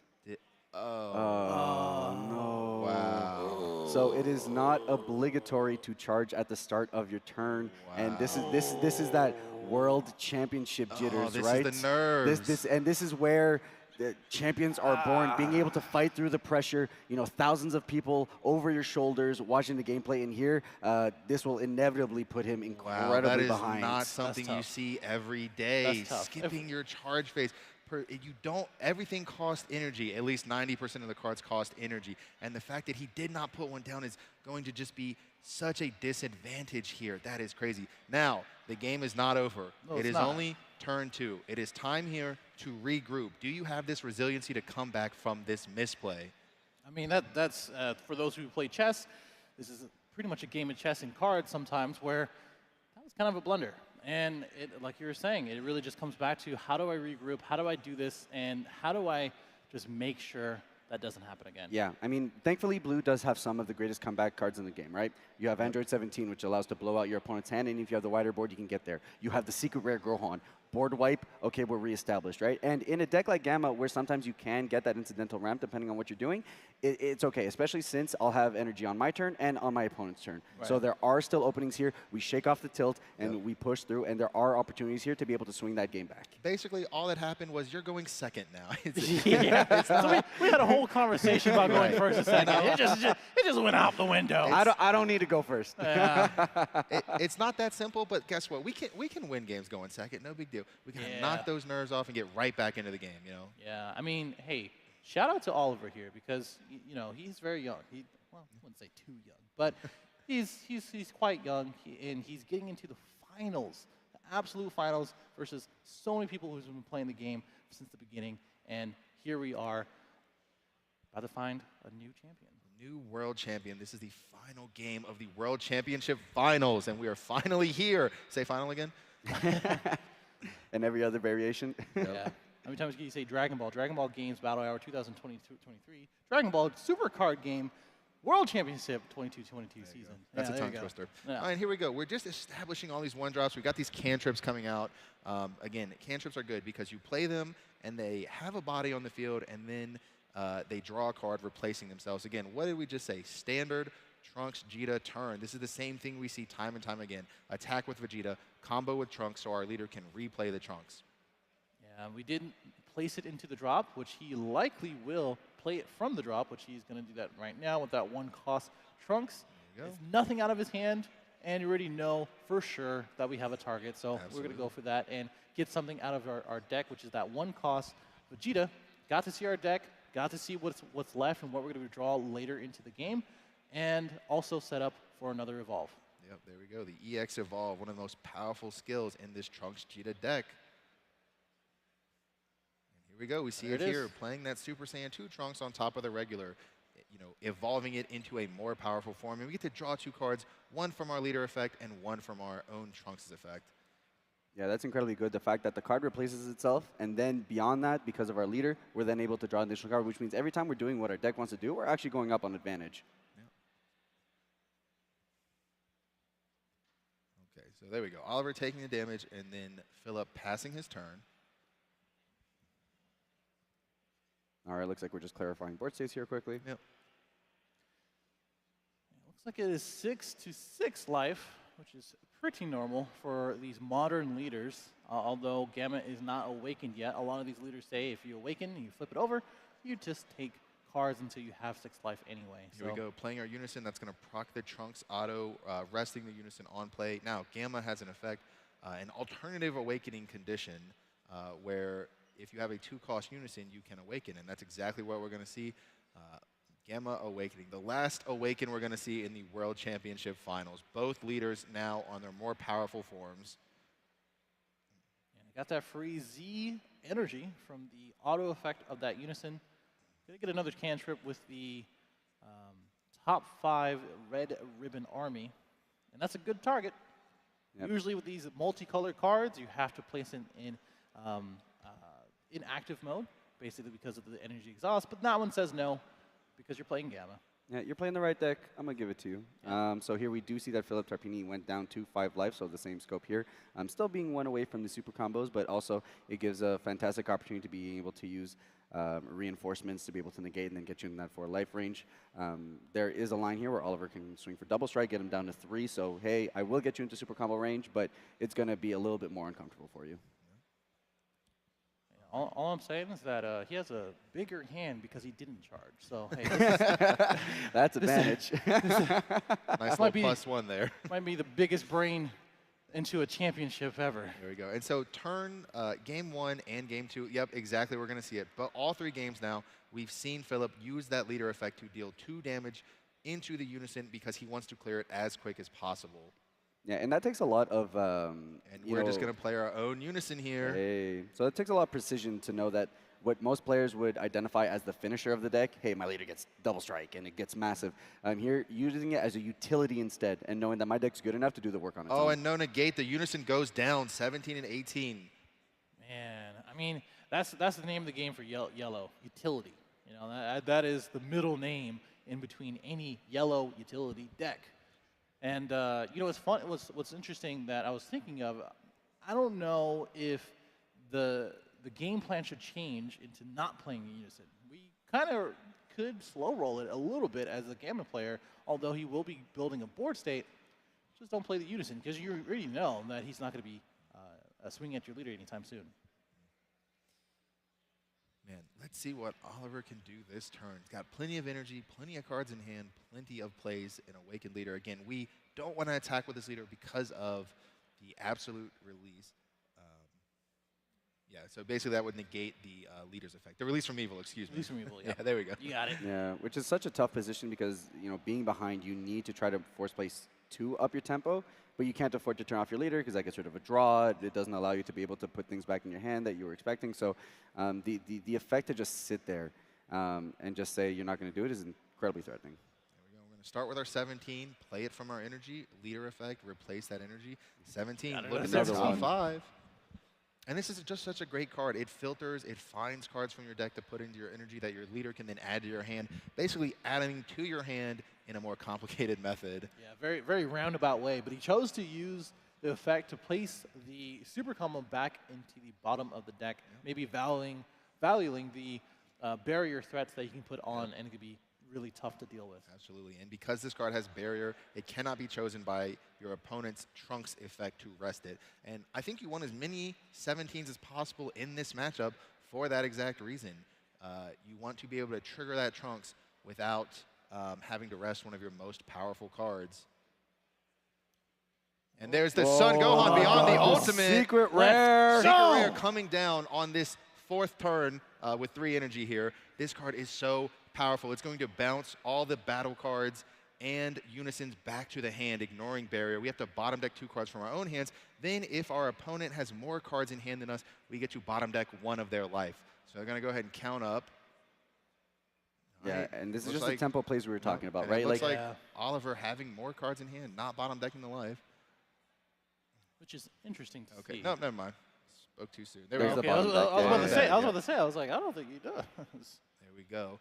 Now again, and then there's an activate main/battle where you can untap the Gohan and 1 other card. Not going to get in this swing. Just like you were saying, George, you know, it is very much of a tempo. You know, you're staring down a pretty high marker unison. We talked about it being resilient, and we kind of just paid 2 energy to get rid of it. So yeah.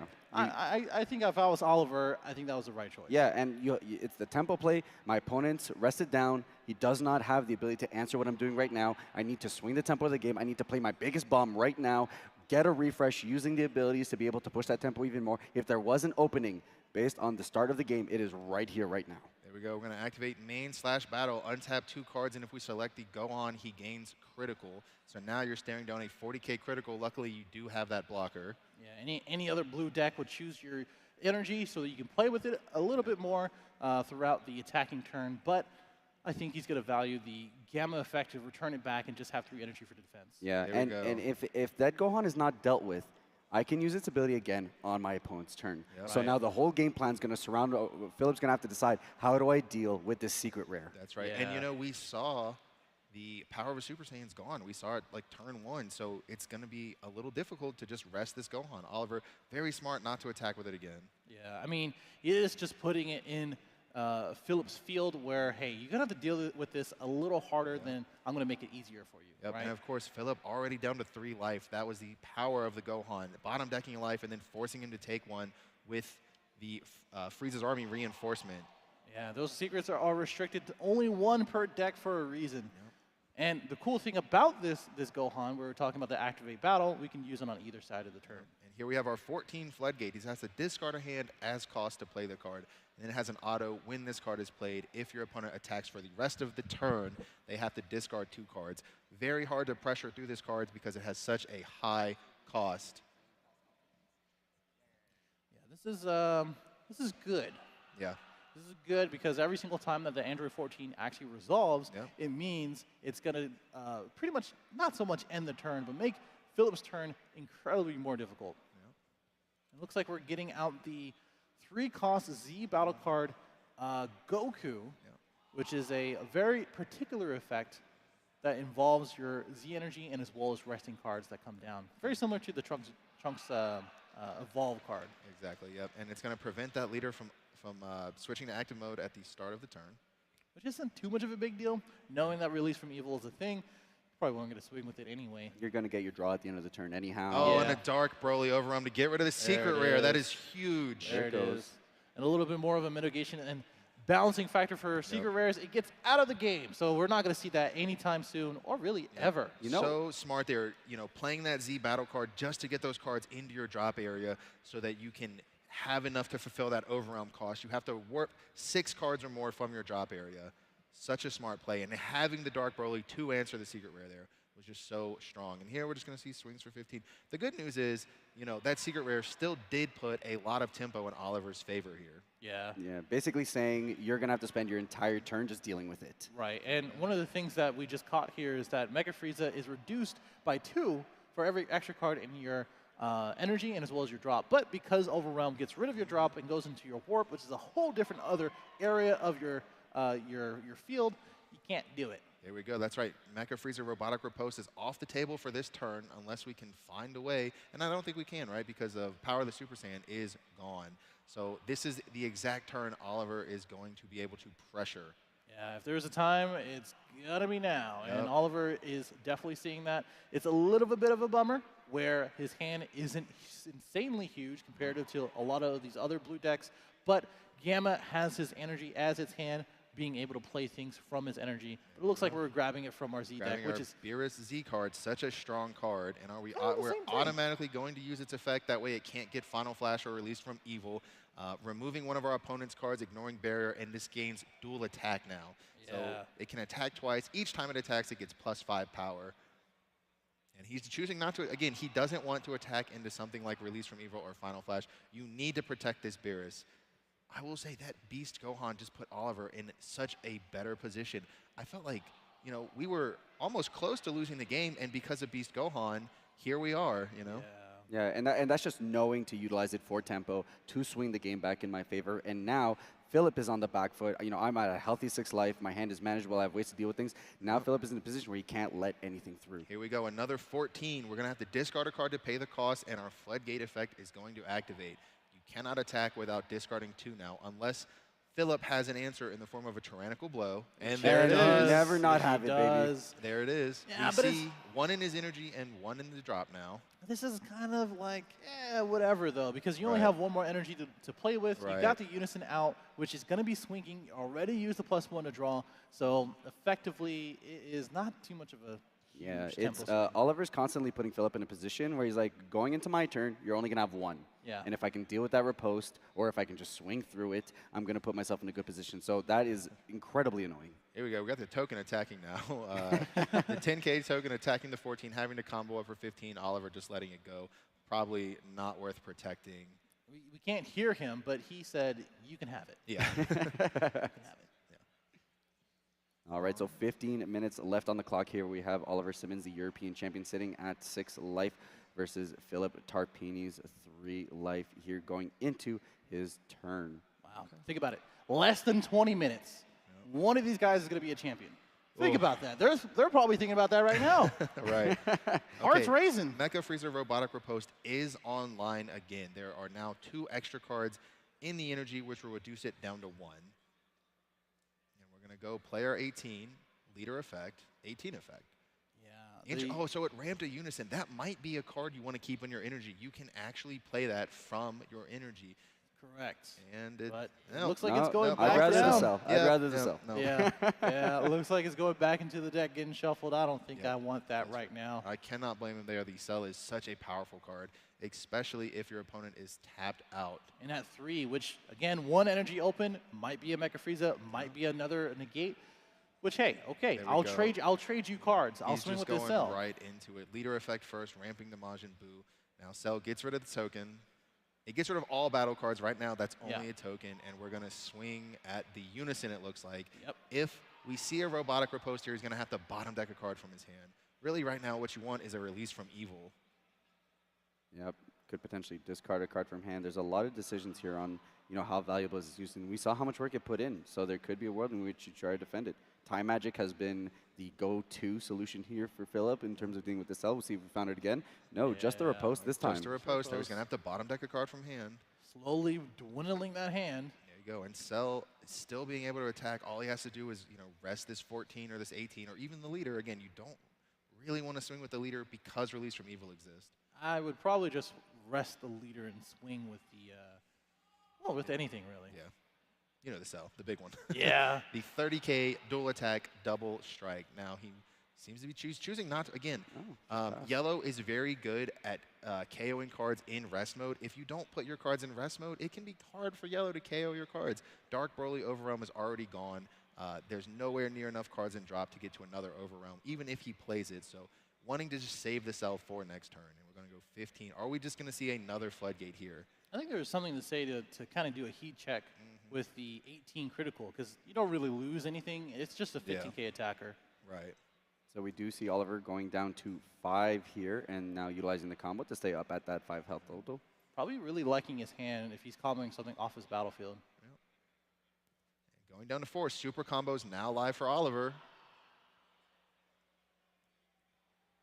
Oh, man. So much energy on the yellow side. What are we going to see? It's a little scary. It's a little scary. Frieza here. Yeah, there it is. Divine Transformation. And again, you do not really want to negate this. He's going to be able to tap 2 of your energy and prevent it from switching to active mode in the charge phase. Yep, and blue not having any real way to be able to deal with this. This is now going to be on board the entire turn. So this is what Philip's going to need to turn the tide of this battle. There we go. With super combos live, it's probably better to just combo out than negate it. You want the maximum amount of energy next turn in order to make the maximum amount of plays. Your opponent is at 3 life. Look at your board. You have a lot of pressure. You even have the Beerus, you have the Cell, critical 18. So much pressure already in play. Yeah, 100%, especially since your opponent's now 1 energy. You can counter their riposte if Philip's holding up another one. So again, swung the tempo. Now, like you said, made the smart play of holding those cards up so that they can't be removed. And now he has an incredible board of double strikers, dual attackers to be able to kind of push it and get those last 3. He can easily get more out too. Yep. And again, you know, is he going to attack with the Cell first? Again, attacking with Cell first. If your opponent has a floodgate, they'd have to bottom deck a card from the hand. And that's exactly what's going to happen, I think, here. And it looks like we're just going after Unison, and we're going to block. 30K. Interesting. Okay. 30 to 25. And we're going to see a Krillin moments before comeback. Yep, of course, Frieza does not have protection from combat. So we'll have to combo out of it to keep it on board, which you need to do as Philip, because without that Frieza, it will very potentially escape you.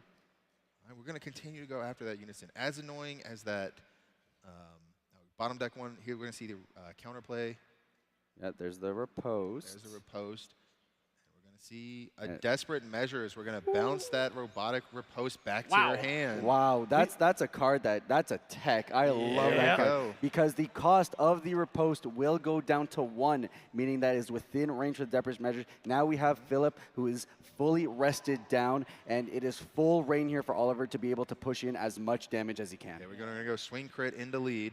Yeah, I mean, this Beerus is getting a little scary, too, because it gets 5K every swing, which technically, in all, with 2 more energy being tapped down, you're going to get 2 more swings. I think we see 2 release from evils are gone. Is there going to be a 3rd one here? I think we may see one. Nope, looks like we're just comboing out. Activate Beerus effect. Pay 2. Here it is. Untap it. Look at that flit. There we go. Get rid of one of our opponent's battle cards, and it gains dual attack. So now it's going to attack for 20K. There we go. Dwindling down our opponent's hand, and Oliver's still sitting pretty for life, knowing that he can apply a ton of pressure here. This is the opening, but even if it doesn't break through, still comfortable. There's still going to be a lot of back and forth. Yep, there we go. Another Krillin down. Yeah, that's a 2nd super combo, right? That is the 2nd one we've seen. You know what's interesting is that he's not putting these cards in his Z energy. I wonder if he's trying to fuel an overrealm. Yeah, it's possible he has another Dark Broly. He might be playing 2. I'm not sure, but doesn't need too many. Super combo swing for 30. a healthy 35. 35, that's a huge number. With 2 super combos down, is he going to be able to get out of this attack? That's just so much. Maybe with his own super combo. Yeah. His super combo / secret rare. The yellow deck has a unique card because it counts as both. I mean, this is only 1 damage out of the 3 life that Philip has. So we're going to have to find another way to get some double strike in, or at least a few more attacks. There we go. All right, that's a start. That's the 3rd Krillin, so there are no more Krillins in the deck. The last super combo Philip has is going to be the Gohan Piccolo. Again, it doubles as a super combo and a secret rare. Wow, getting rid of a ton of cards out of his hand here. Which is really, really good. Only a few cards, maybe 2. Again, this is where it comes down to less than 10 minutes in the match. Okay, we see the leaders thinking about it. We're thinking about it. He has enough energy up to not automatically lose to release from evil, but it's such a risky play. He might not want to make it. Okay. Looks like we're just going to get the 17 out. Oh, that's a good one. There we go, charging the Cell. Looking at the top 5 to find another Android. You know, we see it looks like a 17 defending friend. If he needs a floodgate, he can go ahead and grab that one. Having a floodgate, he can pick that up at the end of the turn and then have a floodgate in hand. That one's especially good because it only costs 1, and you don't have to discard a card to trigger it at all. Yep, and we do have the Z energy to make sure that it will proc off its floodgate ability here. So depending on what Oliver does here, Philip may have been able to stray off the aggression that Oliver's been pushing out here. Man, how many cards are in Philip's hand? It just does not look like that many. Yeah, 2. Yeah, 2. 2. There we go. It looks like we're actually going after the Unison now. Which is interesting, but makes some sort of sense. The Unison requires 3 -3 in order to use its triple attack effect. Yeah, we are only looking at 2 cards in Philip's hand here, so Oliver sitting very healthy if he opts to just pass here, but no, looks like we will be playing a Z Battle card. There we go. The Jiren again, so good at getting rid of unisons. We're going to choose itself, cannot be removed from the field this turn. Yep, and we're going to remove 2, and we're just going to attack it. Just automatically takes away that triple attacking effect, and also gives you an option to get rid of it. Sparking Time Magic going down to 2. That does protect that unison. Again, Philip only having 2 cards in hand, Oliver having quite a few, and will be able to pick up 3 at the end of the turn here. Yeah, I think this is absolutely huge. This Jiren, identifying that if there was any way Philip can kind of flip the tempo back to his side would be through the utilization of the ultimate ability on the Gohan. So getting rid of that, saying, it's fine, my leader ability is fine, you have 2 cards in hand, I'm out-advantaging you at this point. Now you need to find it out. There's a world in which the secret rare can kind of help you get there if Philip's able to see it, but it's a tight position, especially when you're sitting on 2 life. All right, there we go. Philip drawing for turn, using unison effect, now going up to 4 cards in hand. Oliver at 4 life. We are going to just have to see something crazy here. Here comes 17, defending friends. Does Philip have an answer? It's going to be a cooler. It's going to be the 1-cost counterplay, but with only 2 to 3 cards in hand, I doubt he has really anything to say against that. Yeah, and now this floodgate explicitly says, I'm only allowed to attack you 3 more times. Yeah. Based on Philip's hand, and if I want to do that, I need to make sure it's going to go for the win, because if not, I'm handless and basically handing you the game. We have the Divine Transformation, resting 2 of his energy. We're going to play another card from our Z deck, another Goku. Looks like we're going to select the Beerus. Oh, no, I'm sorry. Looks like we're going to select the Cell. It will not be able to attack again next turn thanks to the Goku's effect. Yeah, and you have to board control here. You're not going for game. Your opponent's out-advantage you in terms of hand. You just need to board control as much and see how much Oliver's willing to concede to board control. There we go. We have to bottom deck a card. There's so few cards already. We have to bottom deck a card here. Yeah, just letting the Beerus die. He's just deciding it's not worth it. Yeah, definitely a tough one here. It's becoming a circumstance where Oliver has a bigger hand than you, which I don't know how that happened. Right. And, well, he did not charge turn 1, so that's extra I'm telling you. That's extra advantage. I'm telling you, the biggest brain that we've seen today. That is 1 more card that Oliver has in his hand. There we go, protecting the Jiren. Knowing he can make that Jiren a double strike again. When your opponent is only at 2 life, you probably want some double strikes. All right. Here we go. With 3 minutes left on the clock, Oliver is moving in. Yeah, Oliver's got everything going. He's got the board presence. He's got the life totals. Philip's got 3. So he does have defensive options available. The riposte can do some amount of work, but there's a lot of opportunity here for Oliver to just fight through it. Here we go. And we're going to start it off just by attacking. And we bounced it last turn. We have to deal with it again this turn. But what's cool is we have this nice little 17 defending friends that we don't mind resting. We have our leader that we don't mind resting. Yeah, we have options for sure. Again, he got a Cell with the 17 last turn, so this might be a good time to play the Cell. Looks like he's going to attack with his critical 18 first. Critical's a good one. Resting the defending. Are we going to see another Frieza? We did see game 1 back-to-back Mecha Friezas. Which even then he got through. Even then he did get through them. All right, so we'll see what threats. Oliver not having a bunch of bombs in his hand, so it's really about the current board state. 25K crit using that super combo. 25K crit, so hard to get out of with only 2 cards in hand. Again, all the Krillins are gone. And that's not going to go to hand. So you know that if Philip takes this, you have an opening to do the same thing again and be able to go through it. Oh, this is tough. There we go, going down to 1 life. This could be it. This could be the deciding play here for the World Championship Finals. Less than 3 minutes. Our champion from Europe, Oliver, trying to go for the final attack of the World Championship. There we go. Paying 2. What are we going to play? All right, something from our Z deck. And of course, always having access to that Z deck, the most powerful cards in our deck, we will see another Beerus. Playing another Beerus, using the effect. Sending one of our energy to the drop mode to rest one of our cards, and that is good. It's going to be a little harder to attack now. Because, again, we have to pay the cost for the robotic riposte. Again, Philip only at 2 cards in hand. It's going to be hard to protect. At 1 life, are we going to see? Okay, so we sees the swing with the leader. There's one of those cards was time magic. There's the time magic that will deal with the Beerus. There we go. Beerus will not be able to restand. That's a tough one. Oliver needs one card in hand. Oliver needs to find something to play in order to rest it. You cannot rest a barrier card. All he has, it looks like, it's a little crowded. It looks like he has a Unison. A Unison? Yeah.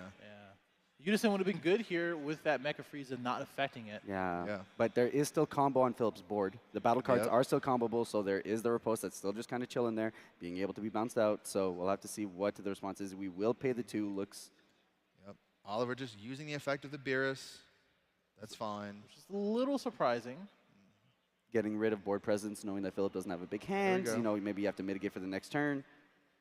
1 life for Philip Tarpini. Philip going to 2. Oliver ending his turn, and there's 30 seconds left on the clock. All right, so Philip being able to stray off the offense. There will be a 5-minute extension here when they go into overtime, but Oliver is still up. If we go into tiebreakers, the player with the highest life here will be able to take it in time. So Philip is going to have to find a way out, and he does have a good number of the right battle cards on board. If he's able to draw into the secret rare, there is a world in which he's able to push through here. There we go, and we're just going to attack Oliver, adding the floodgate back to his hand. We see another 17 defending friends. This is going to trigger if Philip does not have an answer. With so few cards in hand, does he have the cooler? He does not. He said it was fine. Little thumbs up there. Yep. Which his hand only looks like about 3 or 4 cards, which every swing, with the battle card that is. There we go. Now Frieza's effect, resting the last energy, having to deal 4 damage through this floodgate. We're going to start with this double strike here. It's a good idea with the time rules. Yep. Pay cost. The benefit here being that even if Oliver goes to 2, he's still above on life total and gets 2 additional cards. Correct. Oh, and the secret rare. Oh my rare. God. If this is exactly what he needed to swing things his way. There we go. If there's any card here that's going to make an impact, it's this one. Gohan Piccolo coming out. That card combos for 30K, making that Divine Transformation 55. An actually absolutely huge number. It's gonna. I mean, he's gonna be able to draw cards on the swing, which are things he's gonna need to be able to push through it.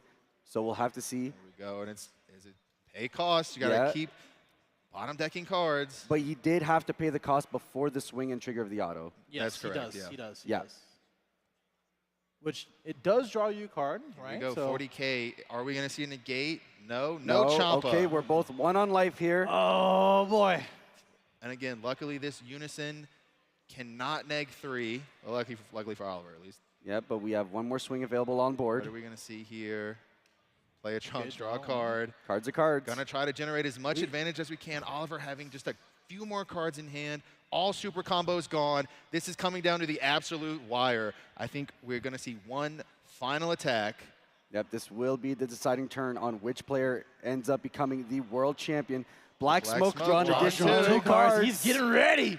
He's getting ready for his hand so we can combo into the last attack. The power. And that's it. Philip Tarpini is your champion. Your 2022 Dragon Ball Super Card Game World Champion. Philip Tarpini from Italy. That is insane. My God. Playing the Gohan to get the Empower so that you can neg 3 off of the Gohan, making it a triple attack. 25K. There's no way you could get out of that power. Oliver forcing him down into a position saying, I'm going to be the tempo player. I'm going to flip it up from the start of the game, pushing him down to 1 life, and Philip masterfully crafting his hand of 2 cards to be able to draw into a hand of 5, into the secret rare, into the 4 damage he needed to make him out to be the champion. Yeah, that was insane. I thought we were in the craziest timeline with no charge in a world championship, no North American players in the finals this time around, and yet we have Philip, a brand new world champion player, competitor, and absolutely amazingly skilled. At the beginning of top 8, he lied to all of us. He said, I'm coming here to have fun. I want to gain the experience. And he lied. He said, I didn't want to do it. There's nothing more fun than winning. I'm not trying to win. Who's trying to win over here? It is now time for the awards ceremony, which we held over on the main stage. So players, you could please make your way on over. But gentlemen, I have to say, what an amazing top 8. We were represented by half the pool being American players, and then Europe and Asia came together, said not today, eliminated all of them into top 8, fought in the top 4 for a European final here in which the Italian winner took it all. What an absolutely amazing weekend. I had an absolute blast. Yeah, I had a really good time. I appreciate everybody who was watching on the live stream and as well as in the venue. If you knew what was going on, or if you're a veteran out there in the back cheering for everybody in these participants, or these participants, I'm just so happy to be here and with my buddies, Giancarlo and as well as George, having some good times. What an experience to be here in beautiful and hot Las Vegas at the Dragon Ball Super Games Battle Hour.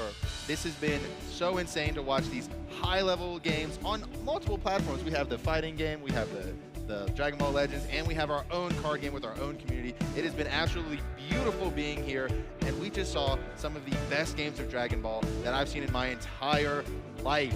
Yeah, what a crazy timeline we're in. What a crazy timeline. I am so happy to be here. But yeah, thank you guys. Yeah, thank you guys absolutely. for being here. Thank you, for everybody.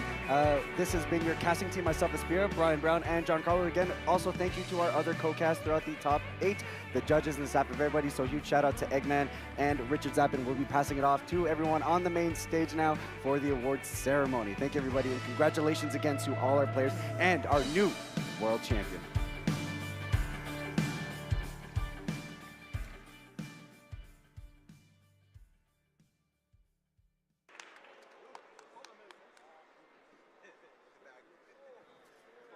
Wow, what an amazing decider that was. One more round of applause for that match.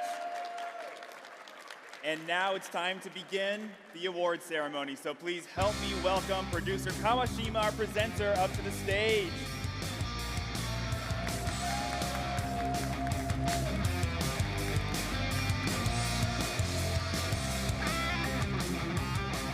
All right, and our top 8 runner-ups. First off, Justin Rios.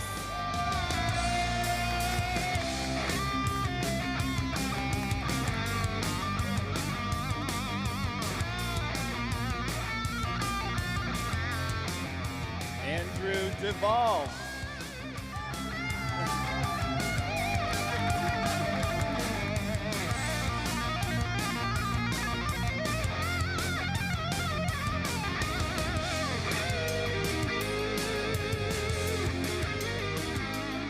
Marcus Cantarsi.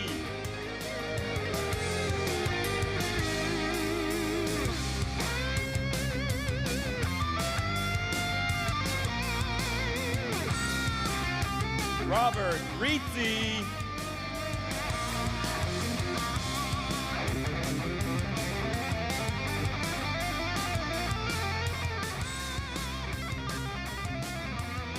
And in fourth, Wang Po-an.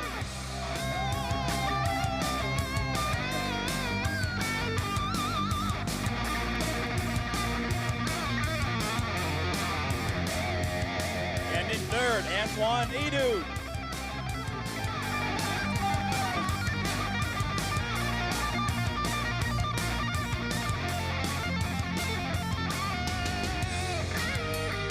In second place, our runner-up, Oliver Simmons.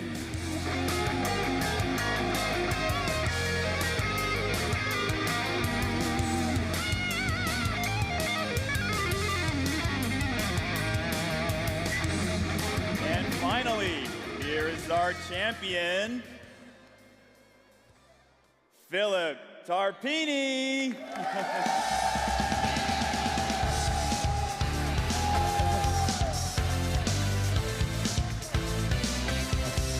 Go to the front, to the center.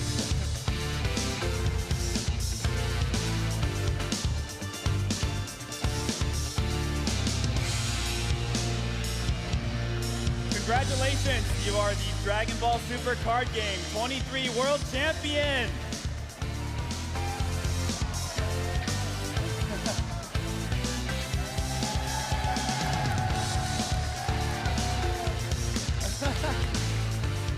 Tell us what's going through your mind right now. I even don't know what to say. I mean, I'm happy. I come here to play, to have fun for the experience, and then I won, so cool. Can't top that. Congratulations.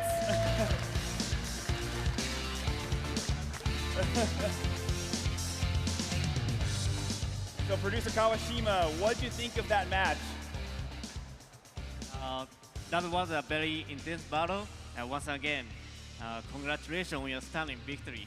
And thanks to all the players for those amazing matches. And Kawashima-san, I heard you brought something with you from Japan to share with us.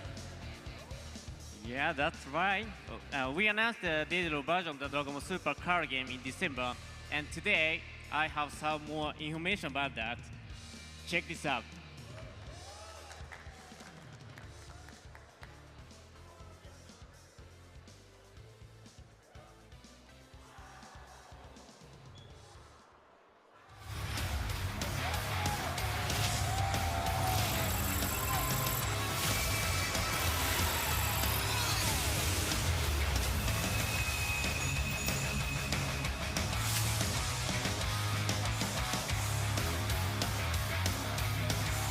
Step up to a new stage of the digital world.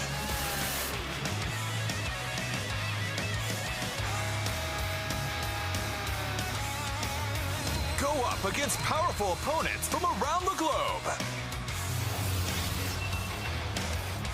Same rules as standard Dragon Ball Super card game. Experience the exhilaration of card battle, with countless card effects that make it more exciting than ever.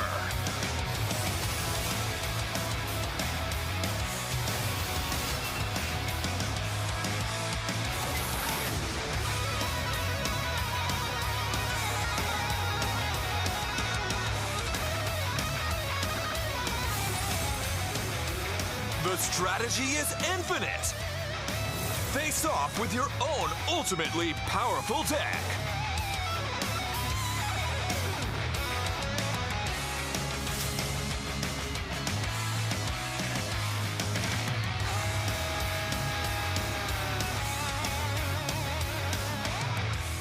Super realistic.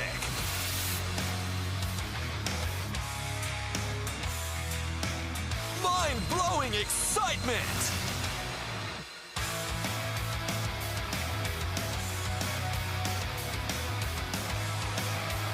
This Dragon Ball Super card game takes you beyond. Experience the ultimate in card battle. Dragon Ball Super card game. The pinnacle of strategy. Ascend. Closed beta testing March 25th and 26th, 2023. Check the official Dragon Ball Super card game website for details. I would like it. Most of the details are still under wrap, but we plan to implement the kind of system and the future players expect from a digital card game, including online battle modes, a new rank match system, and a way to participate in tournaments. Please look forward to our next updates. That sounds great, Kawashima-san. And players can sign up for the closed beta test starting today? Correct. Toward the end of March, we will be holding closed beta testing where players can actually play matches. Registration will begin from 5 p.m. Pacific time, so we hope you'll apply. Check the Dragon Ball Super card game official website for more details. Thank you very much for sharing that with us. And finally, we'd like to share one last trailer to see what's coming up for the physical and digital versions of the game. We hope everyone gives it a shot. Dragon Ball Super card game.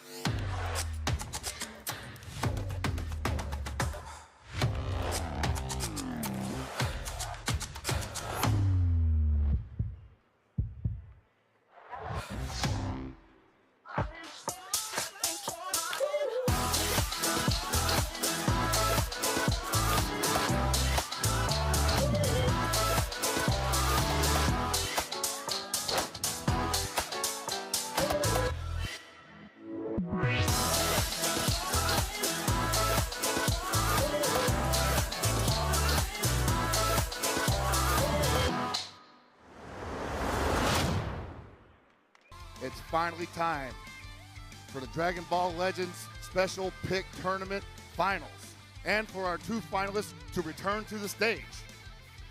First up, we got Kuro Toki.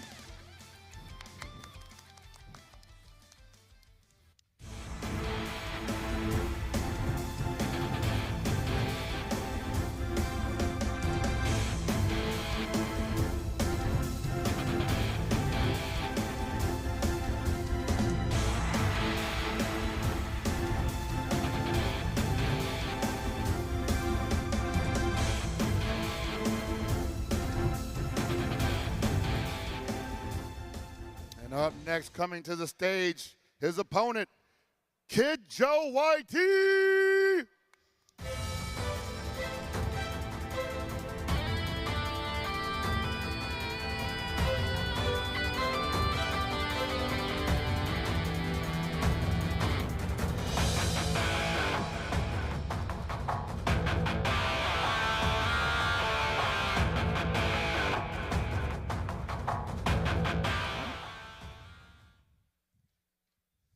All right, guys, you know what it is. It's time to take your positions.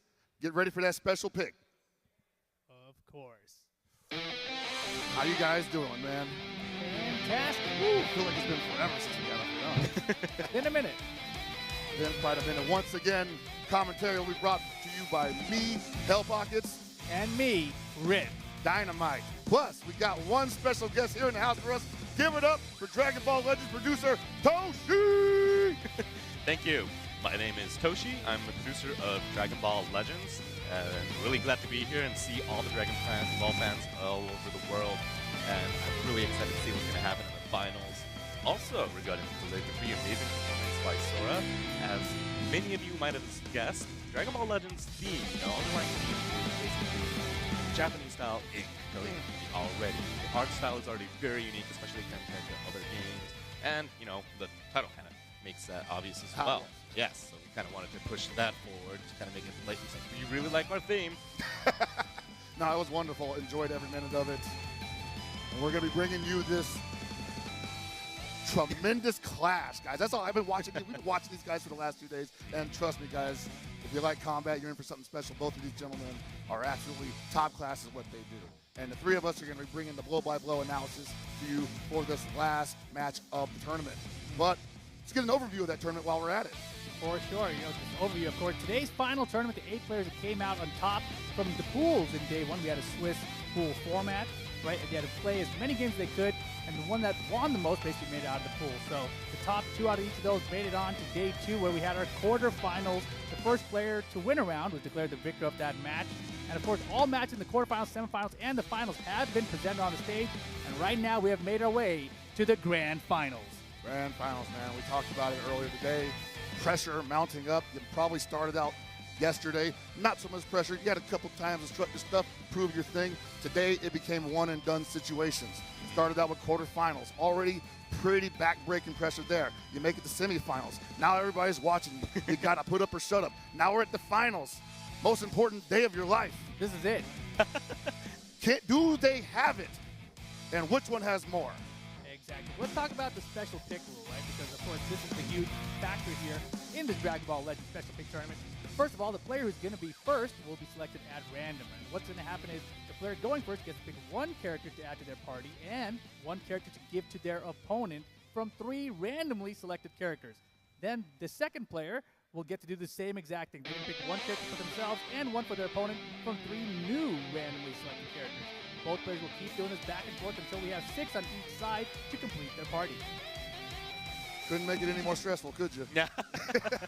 I've mentioned this before earlier, and I've told you guys this yesterday as well. This rule was intentionally designed to be, you know what, yeah, let's say it, stressful in that sense. But at the end of the day, we feel like this experience, especially the players have been going through, is very unique. Not something you can exactly enjoy specifically just by playing our Dragon Ball Legends game. This is very unique for the tournament in and of itself. And also, we even made it more stressful by making it just single elimination as well. Woo, man. I don't want to play for you, man. Oh, jeez. No, we wanted to make sure that everybody could see all sorts of characters. And at the end of the day, you know, this is going to be a fun game for all involved where you can prove your worth with your player skill, and also maybe prove your worth through the luck of the draw as well. Well, I think that both of these gentlemen over there definitely proved their worth and luck. Both of them coming against nearly impossible odds because you set it up that way. And Kurotoki specifically looking super solid. Kid Joe YT just looking like unstoppable. Even when his back's up against the wall, he finds a way. It seems like no matter what characters these players end up with, it's always amazing for them. So right now, we're in for a treat here because honestly, this grand finals, these players, regardless of the team they end up with, they have been top class. I agree, man. I've definitely learned a lot just from watching both of these guys play. Not that I can apply it at all because when it comes down to it, man, dexterity, timing, knowledge, all those things need to come together all at once. I may not have it, but dang it, if both those guys got it in spades, you're in for a treat, ladies and gentlemen. And Toshi, really quick, describe the genre of this game again to us, because it's not just a card game. No, it is not. We'd like to think of it as a sort of real-time card action game with, that's something that you can experience with just one finger. And this game is real-time, so all players' inputs will be reflected the moment you do it. At the same time, each of those cards that gets drawn in is basically tied to the timer. It goes little by little at a stable rate, so it doesn't mean that other players will have more cards than you, not necessarily, but you have to work with what you have in your hands in that limited resource. So it's not just a simple action game in the sense that you have both the same set of controls, but each character has their own unique set of abilities that greatly influences the outcome of the battle. Exactly. And in the real-time battle, really quickly, you can actually still move forward and backward. You actually have your evasion as well, your banish as well. So in addition to those cards, there's all these real-time factors you have to take into consideration. Almost certainly. We saw some of that earlier on in top 8, where you saw some green cards would just freeze the screen, giving the player an opportunity to react to what the opponent was doing. But then there were some green cards that just turned into bombs, you know? Exactly. And so it became a heavy commitment. So it's not a one-size-fits-all situation. And you have to know that every individual character has those different effects and abilities. So sometimes you might be used to playing certain set of characters, and then in this situation, you're forced to play with characters you might have never even seen in an actual PvP environment. And that's very common because how many characters are in this game? Too many to count.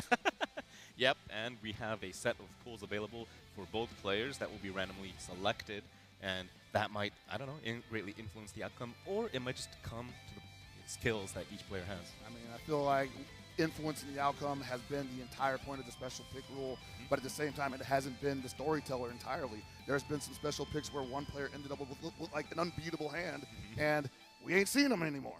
He's gone. Yeah, I know. We saw some players, specialize in Frieza, for example. Oh, yes. Didn't get a Frieza in their last matchup, but now they're not here because it is single elimination, best of one format. Exactly. So at the end of the day, that one round will decide it all.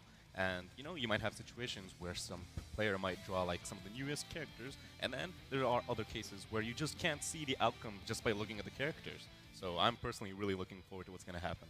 Oh, me too, man. I think those guys can't wait either. They're over standing there looking like they're getting a little nervous. We're really cooking them, aren't we, man? We're really cooking the moment for Yeah, another big thing about this is Dragon Ball Legends, really doesn't have a sort of championship kind of event where we go from state to state or build up towards a big bang of sorts. So this is really a one-and-done kind of deal where we gathered people that were interested, that were fans of the game. We ended up getting lots of veterans, lots of heated fans. Really appreciated that. But these guys aren't really, used to these kind of settings. So I'm really appreciative of the fact that they're just coming here, participating in this event and standing under the spotlight. It's definitely hot over there, but I think it's time, Rip. It's time. Let's go to the special pick. This is, of course, the moment where these players will decide who is on their team and what their party will be for themselves and their opponent. All right, starting off, red side is Kurotoki, blue side is Kid Joe YT. So the first red player must decide their own character, and then after that, immediately choose a character to push towards the opponent's party. Exactly, and 3 characters that were randomly selected for this is going to be Pikkon, Goku Black Zenkai, and Super Saiyan Gotenks. Well, I have a personal pick out of this, but, if I say it, it would be a bit unfair. I was about to say, that might sound like a little bit of favoritism that I might use against the other player. Okay, we're going with Goku Black. That's what I would have picked. That what you would have picked? Yes. All right. All right, man. Was it because of the Zenkai ability? Yes. All right, that's what I figured. Sensing the theme here. It is pretty big, considering how that in and of itself is already a boost for the characters. but it's entirely possible that you could have a round of picks that have absolutely no Zenkai ability. That could happen as well. Yeah. All right. I think that's what we're looking at here, potentially. But some of the newer characters, yes, that's what I would have picked too. Yeah, yes. We saw her do some work, or well, them, excuse me, because it's a tag team. Yes. We saw them do some work earlier, and the damage was insurmountable. She is a unique assist character, so you can't switch around, but those two characters are pretty crazy when you let them go drive the battlefield. Well, most certainly. Damage for days. You see Kurotoki definitely taking his time here. Yep. No need to rush. You still got 28 seconds left on the clock. And this is generally what we've seen, right? Kurotoki likes to take his time here, decide exactly who he wants and who he wants his opponent to have. Meanwhile, Kid Joe YT's like, I don't care. Bing, bang, boom, real quick. I know what I'm doing. He's like, I like everything I see on the table. All right, going with the Super Vegeta. Another Zenkai character. Ooh, interesting. Seems to be going for a theme here. I like it. Never really a bad idea. Oh, and picks Boo to be on the opponent's party. And now looks like we got Super Saiyan Trunks teenager version to choose from. Yes. Oh, two of them. Yes, two of them. Different variations. And Vados, which is a very, very powerful support character. Don't know how much synergy she would have with the characters that Kid Joe has on the party, but we'll see. I wonder if there's a tag for Universe 6, because then possibly her, Kale, and Cauliflower could have some kind of synergy there. Could be. In that sense, yes, they do stack up a bit. You've also got the leader slot to think about, where you can pick that one character to receive all the Z abilities, regardless of it being applicable normally or not. Oh boy, there's that Mecha Frieza. I think we saw him earlier.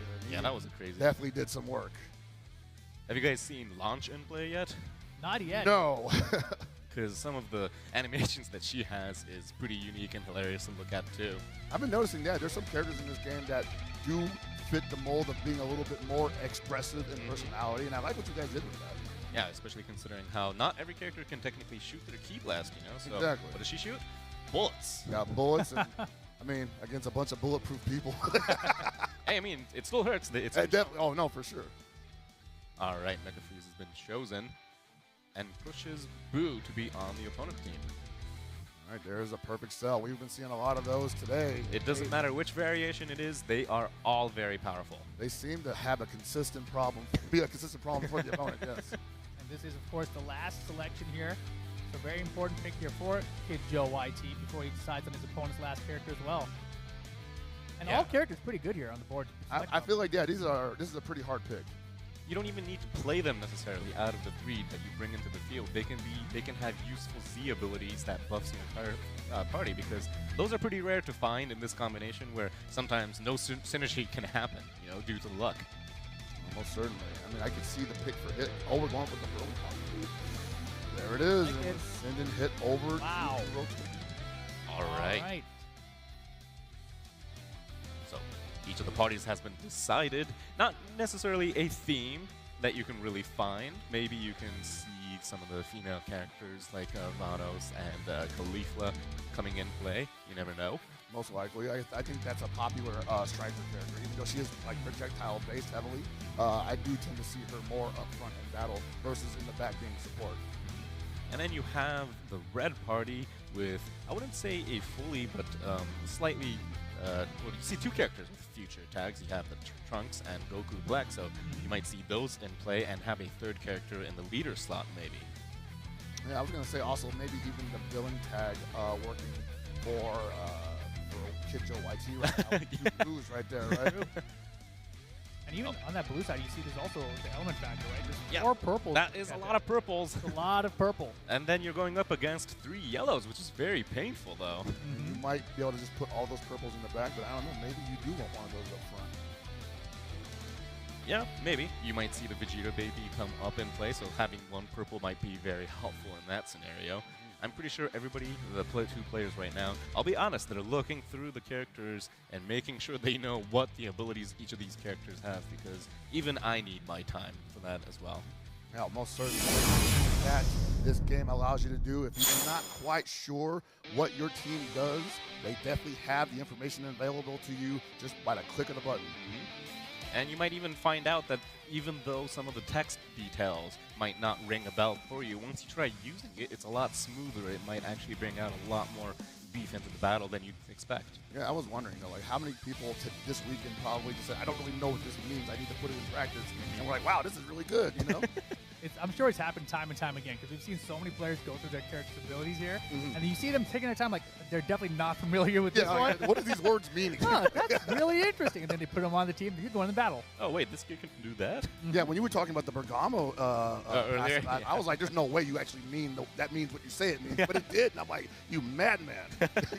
And then you have the silly ones where, it's story-oriented, where you're probably, most likely, never going to be put in use, but it just sounds funny to have in there. Oh, no, I love those. Yeah, just like those little nods to a little bit of lore there. The Yamcha baseball player thing you were telling us about earlier. I kind of want to see that happen. I wish we got to see that one.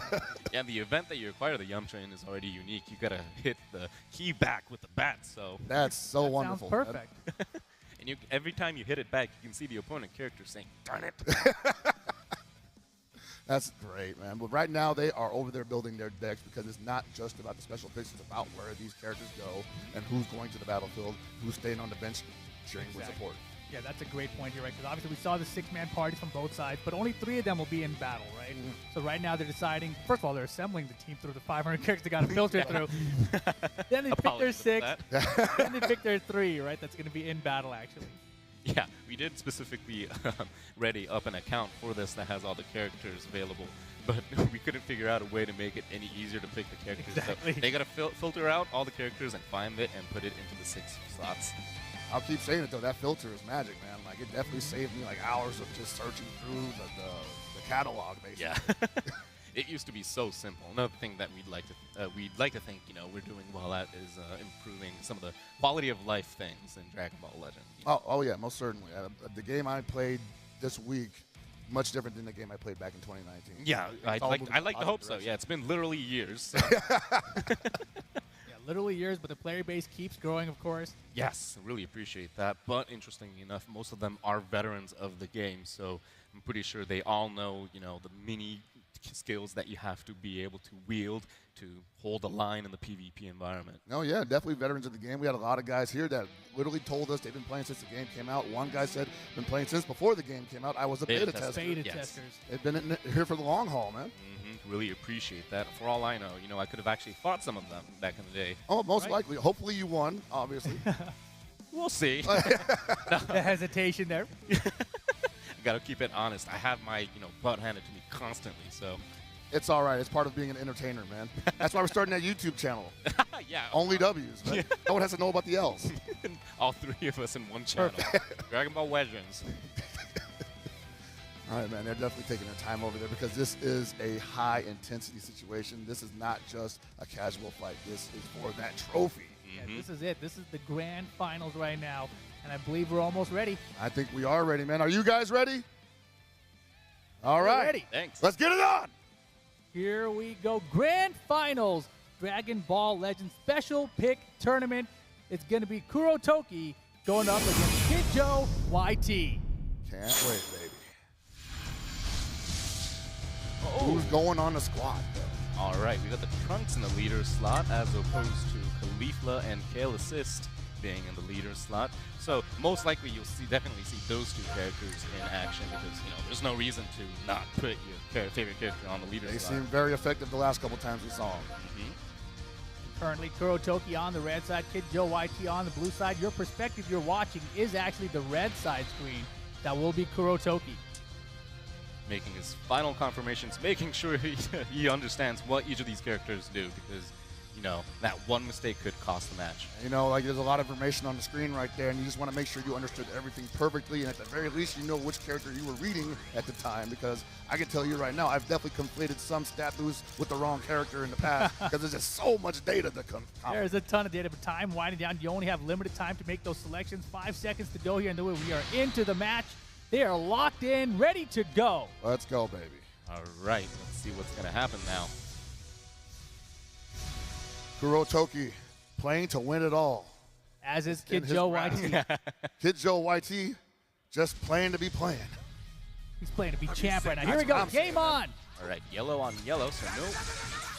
Oh, black trade. Woo. Yeah, he's got the elemental advantage there. That is dealing a lot of damage. Oh, he's let the combo get off. If Beautiful vanish there. A little time stoppage. Swaps out of Broly with the cover change. Broly's just going to take that damage. Look, it's like a mosquito bite. Oh, nice green. And that one is specifically a long-range green attack, so unless you're aware of it, you might not see it coming. Is that something that's just designed to push somebody away, though? Yes, It looks like it it didn't starts do a with the lot of- combination, though. Ah, good. Ooh, uh-oh. Whiffs. Oh, nice Snap time attack. stop. I still can't manage to do that, you know. I overextend. I feel like I do that every time, too. I'm like, how did you only get that That's why I like keep minimal amount of mashing, pressure? Yeah, we are masters, too, so that doesn't help. Oh, boy, here comes the big damage. Oh, Goku Black is here to absorb it. And both players doing a good job right now, using cover change to swap out their characters at the last second to minimize the damage that their other characters are taking. Each individual character does have their own individual health pool, so if you let them go to 0, you immediately lose that advantage of that one vanishing stage. Okay, this damage is mounting up. Don't go for the Rising Rush. We want him out of there. All right, what card is going to be chosen? Gotta make sure we don't speak too early, or else Hold they your might hear breath, it. man. I made the mistake a couple times yesterday. Oh! And the Rising Rush goes through. That is gonna hurt. That is bad news for Kurotoki right now. I think Kid Joe YT might draw first blood. Yup. Oh, baby. One down. All right, He's Kurotoki. left with 2 characters, one of them with really low health. I was going to say, Super Vegeta's going to have to work overtime here. Oh, perfect vanish. And that vanish is the only way to avoid attacks, but you only can do it once before it's on cooldown. You're gonna swap characters and use another vanish. Otto's coming in with a lot of support abilities and just annoying abilities for the opponent. All right, right now this is in Super Vegeta's favor, but he's on defense right now. He's not able to actually get any damage. You know, these charge step combos right now from Kid Joe looking fantastic with that Broly. Oh! Very close. That was definitely a 50-50 situation, I feel. Oh, we got charge step combos right back at you. Yeah, man, that's what he wanted, just to get a little bit of offense so he can get that damage buff in his favor. Are we going to see a Rising Rush? He had this Oh, he goes for the unique. Oh, but Kid Joe is totally okay with this. Switches to Vados. Most likely, Vados won't go down from it. Oh, man, she's a tank. Oh, nice dodge. Beautiful vanish. Back to Goku Black now. Oh, Kid Joe waited fantastically. And Goku Black is down. That is very costly. Last chance here for Kurotoki. Using the greens to look at the situation. Final Oh, my lord. Can still come back. Still get that Rising Rush on deck, does Kurotoki. May not get a chance to do it. He has no more characters to switch out with. This might be it. I think that's over. Joe YT. My lord, guys. Did it deliver or what? Yes. Was delivered. Kid Joe YT is your Dragon Ball Legends special pick tournament champion. And he gets that trophy. I mean, oh, dude. He's still playing the game right now. He's still playing right now. We're doing a round 2. Let's go. No. Single elimination, meaning he won the entirety of day 2. Best in the world. At the special pick tournament, yes. Oh, yes, sir. Yes, sir, man. He showed up. He said, what did you want to do on day 2? He said, I just want to play. And boy, did he. He meant he wins for all of it. I know he wanted all of it, but Yeah. I just like that he just said he wanted to play. Like, you know, he humbles sometimes. Very chill. Very chill dude. He's straight to the point. You've seen him pick at the special pick. Oh, yeah, he was just like, I have no nonsense about this. I know exactly what I want. I know all these characters, and he's now the champion. So that's what it'd be like sometimes. Amazing play by both players, though. Oh, yes. I thought that went exactly the way I expected it to. You had the solid Kurotoki playing as solid as possible. Obviously doing the best with the hand that he was dealt. And then you got Kid Joe YT, just slow and steady. I think the biggest turning point probably was the first Rising Rush, which destroyed his Trunks, unfortunately. Yeah. Maybe if if it was Goku Black, Trunks would probably still have a bit more health, so maybe a bit more leeway to move around. Color combination wasn't exactly in his favor as well. Yeah, there was a couple of mismatches there. It happens, though. Looking back throughout the entire weekend, though, Kid Joe YT, this was all of his matches. He was just so dominant throughout. Kurotoki, he played fantastic. He looked like somebody who was going to make it to the finals, but Kid Joe is just on another level. I think so, too. Like, you see Kid Joe kind of just fight back from these positions of adversity. And like we've been talking about all weekend, ice water in his veins. Both of them had that, but I think, maybe Kid Joe just had a little bit more. Drank a little bit of that H2O just before he got up there, just to, like, buff up the veins a little bit. Remain cool as a cucumber. Yeah, at the end of the day, that got him the championship. Happy for him, man.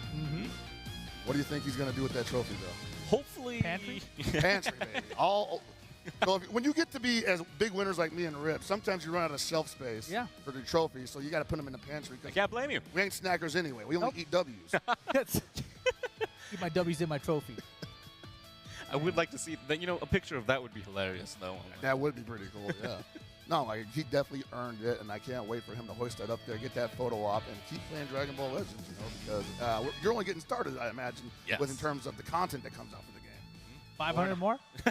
500 more. We have 4.5 years in, going on, and we still have a lot more in store for 2023 and beyond. So we're really looking forward to what we have in store for all the players all over the world. I'm hoping that the players here today that participated, not just day 2, day 1 included, in terms of the original pool, all enjoyed this interestingly unique and I'll admit it, stressful special pick rule. You designed it specifically to be stressful. You know, you're putting people in positions where they're not in control. They're not in control of who they play, and they're not really in control of what their opponents do, because we've seen some of those special picks for the opponent kind of work out in the opponent's favor for some of those guys. Exactly. So it's like you're not really in hindsight, though, I am glad we didn't force the players to blindfold themselves. Oh, man. Some of those like beta ideas you were talking about sounded kind of fun, though. Yeah. We had the blindfold, you had the upside down, you had ideas where the players would choose the opponent's parties, like the entire party? Oh, wow. Oh, boy. That could have been interesting. That would have been interesting. Maybe one day another tournament of sort might be held, but we'll see. We'll see. But in this set, I like to think that what we aim for, the experience that we wanted to provide for, is something that we managed to get, with the players being in a situation where they have to use characters that they're not familiar with, or they're forced to fight parties that's literally unfair. You know, we saw in one of the first matches of day 2 where they had to go against Android 17. That was pretty unfair, I'll admit. It was pretty fun. It was intentional on our end for that to happen. It was intentional for that to happen to the young man, yes. Poor guy. He made the most of it, though. Yeah, but you're right. We did see some, I don't say it was intentionally unintentional, because obviously 50% luck came into play with a lot of this, but it wasn't always a deciding factor. Yes, exactly. And I think that the deciding factor in the end of the day was the gameplay, and this really highlighted that. This really highlights Dragon Ball Legends gameplay and how far you can go with the knowledge and know-how, as well as a good deck. Exactly. We'd like to think that the gameplay in terms of the actual controls is evolving as well, and hopefully one day we can even make it more hardcore maybe in the future. Wow, no But as of now, we're very comfortable with what experience is provided for Dragon Ball Legends for all the players all over the world, 70 million players. So, no big deal. No big deal. Small number. Oh, man, I hope that all 70 million of those guys are watching right now, because there's definitely some knowledge being dropped on this stage over there on that stage. Very impressed. That's pretty interesting that you decided, or you just mentioned that you guys may actually go down a road where you might actually decide to add more hardcore features to the game. So we obviously want to provide for this to be a ongoing live service, so maybe a spice or two in the future. We'll see. All right, well, it's been fun with you guys, but it's now time to kick off today's awards ceremony. Don't look away, guys. It's going to be hot.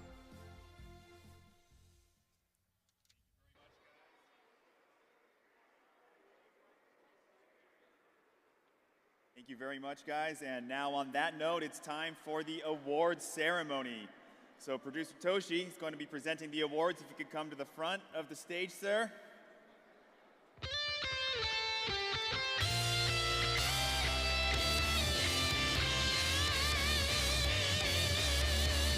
And in the top 8, we have Sax.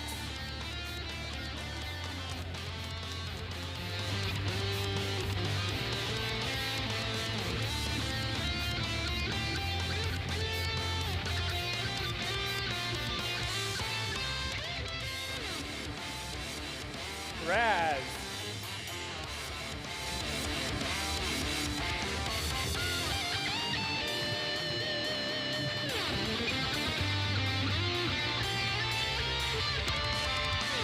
Pepperoni.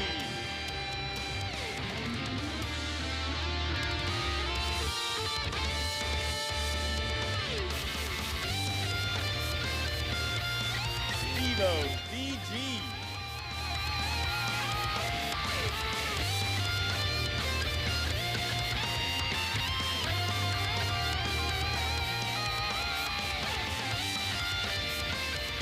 And our semi-finalists, Sky,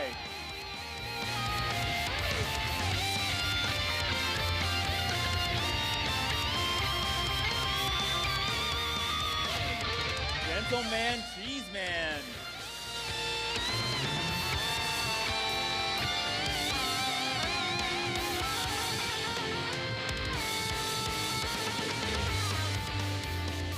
our runner-up, Kuro Toki,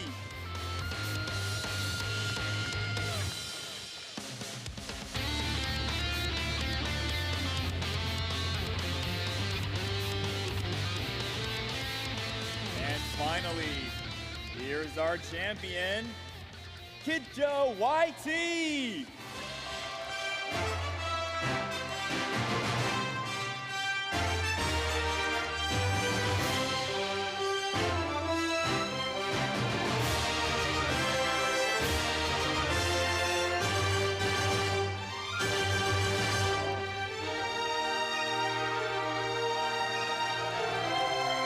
Congratulations, Kidjo. You are the Dragon Ball Legends Special Pick Tournament World Champion. Tell us what's going on in your mind right now. I'm just trying to charge my phone. Just trying to talk to your phone? Oh, charge my phone? Just trying to charge your phone. Can I get some shout outs? Yeah, go ahead. I'd like to shout out Virgil. Check his YouTube out. Mr. Sax, Brotherhood, TMT, Billy, and I can't forget Dugo. Check all the channels out. Thank you very much, and congratulations. Congratulations, and again, thank you for all the participants. Honestly, I really felt excited to be able to see all the fans of Dragon Ball Legends. And again, another round of applause for all the competitors.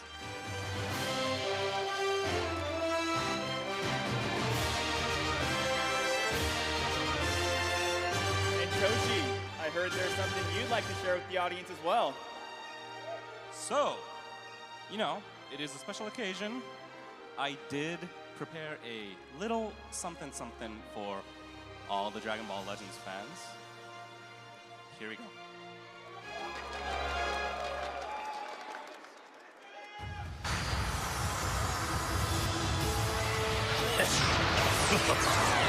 Feel my wrath! It's well, huh?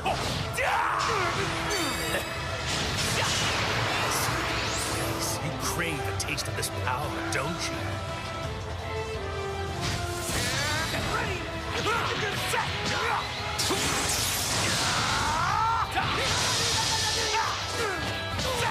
Nothing! It's about time. Repent for your sins! Receive my judgment!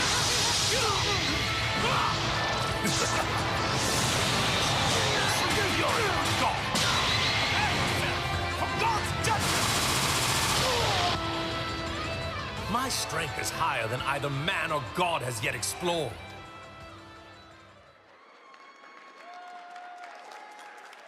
We bring you the Ultra Super Saiyan Rose Goku Black that will be making an appearance in the second half of March. So, I did hear some voices. Yes, we did not bring you the art and ability of this character, but they will be available in the coming reveals and stuff, so I hope you guys look forward to that. But again, this character will be making a glorious exhibit in Dragon Ball Legends, so hope you guys look forward to that. Thank you very much. Thank you very much, Toshi. Another huge round of applause and congratulations to all of our players. And thank you to everyone who cheered them on. All right, you guys are good.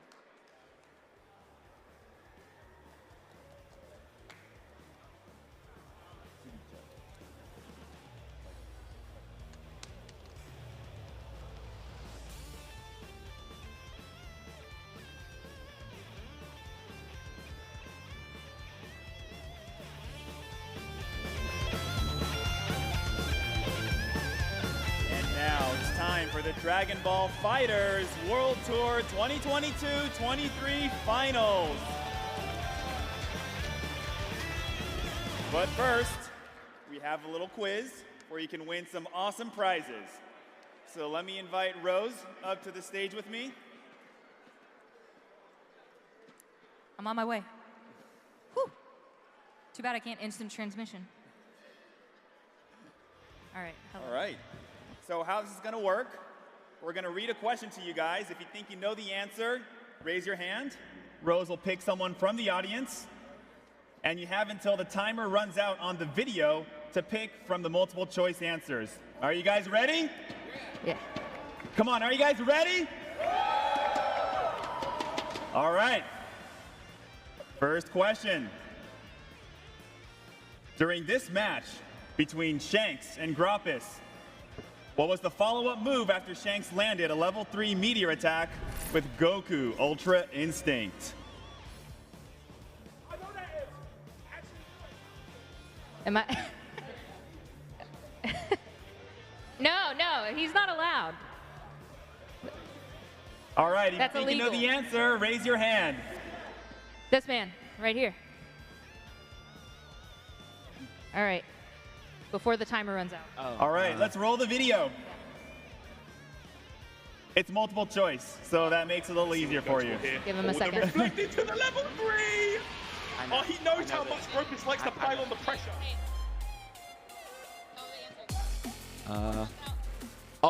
Unencumbered mind. Final answer? All right. Let's see. What do you guys think? He picked yellow. Yeah? Maybe? Is that your final answer? That was a really smart one for You Shaq. want Final answer. And I look at all the blue light on both sides. We have a winner. Absolute man walked forward menacingly. I saw the congratulations. going up on these Shanks. Give it up. All right, so now that we know how that works, are you guys ready for question number 2? Dragon Ball FighterZ is a 3v3 team-based fighting game. In this match, from the World Tour 2019 finals group between Apology Man and Sonic Throwback. Fox, which character was not in Apology Man's team? Let's roll the video.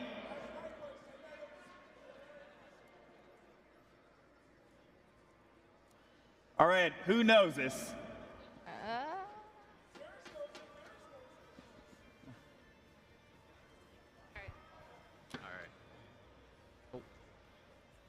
All right, roll the video. Oh yeah. Yep. We got Sonic Fox versus Apology Man. And this is gonna be a good one. Obviously, they played each other many times. Yep. Look at Vineeth sweating. I say Goku GT. Which character was not in Apology He does not Man's have team? Goku GT on. Would you like to phone a friend? I'm pretty sure. No, Okay, that's not an option anyways. That's your final answer? yeah, Goku GT. I don't know. Crowd, what do we Both of these think? guys are warming up in the back on the VIP side. These guys are ready. Let's see how this turns out. Speaking of that, I heard Delore asked all the players, like, how's it been going in the VIP room, in the casuals? Who's been winning the most? They said Sonic Fox. It wasn't Goichi. They were like, Sonic Fox has been beating everybody. Yeah. And number 2, they said the kill stage. So both, I think those are the 2 favorites to make it out of the pools here. But We'll come see. on, That'll be Apology kind Man. like the BFS look. And you Congratulations. Let's see. Let's hit Gang God. This is the last remaining pick. Congratulations, sir. Enjoy your prizes. All right, All right, here we that's go, 2 down. right into question number 3. What was the finishing move during this match between Kazunoko and Wawa? All right, who knows the answer to this? Let's see some hands. Gentleman in the aqua hoodie. Aquamarine. All right, let's roll it.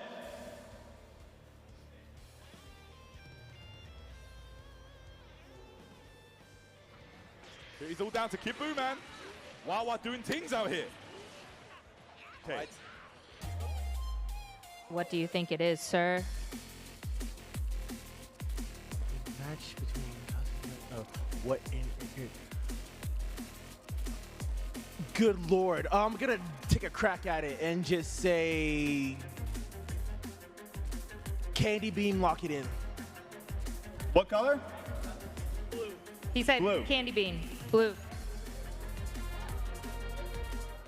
You never use Candy Beam. Carrot? Okay, vanish and vanish. Yeah, beautiful. Oh! And there we go. Where were the Wonder Kids? He's gonna send Kazuo. Oh, I am sorry. Better luck next time.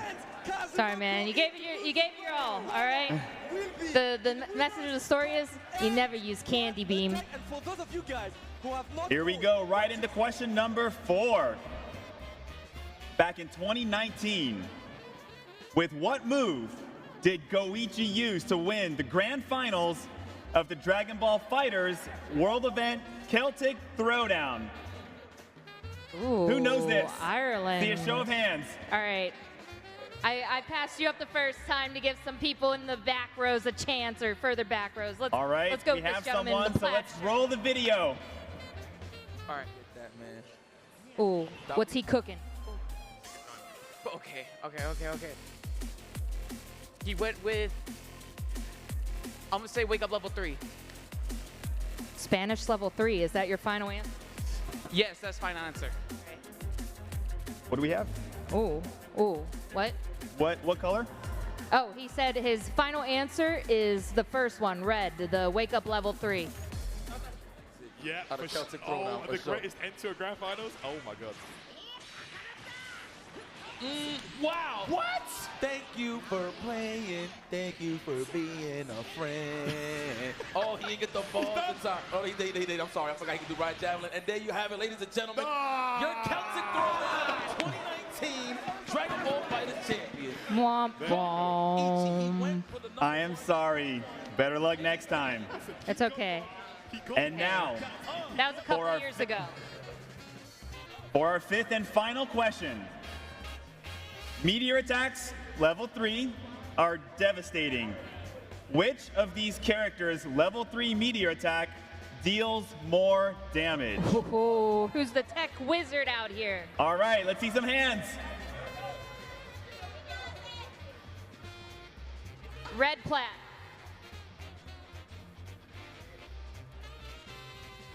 Hello, what's your name? Ollie. Ollie? All right, what do you think it is? Oh, wait. I know the answers aren't there yet. We needed to roll. That was a trick question.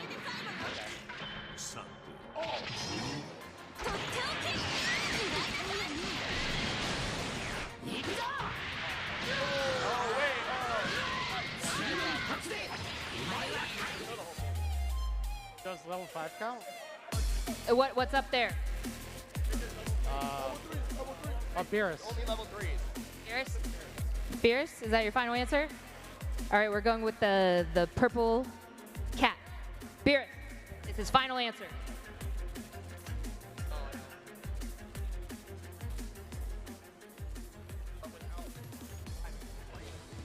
Yeah.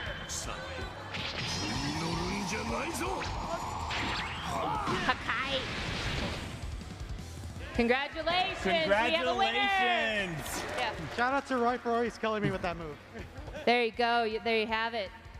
I think, do we have more? Or are we done? And that wraps up That our wraps quiz. it up. So thank you for everyone who played, and congratulations to everyone who won some awesome prizes. And now, I think it's time to bring our grand finalists up to the stage. Are we ready?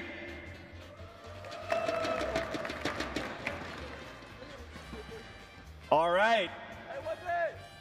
Let's hear it for Wade. Okay,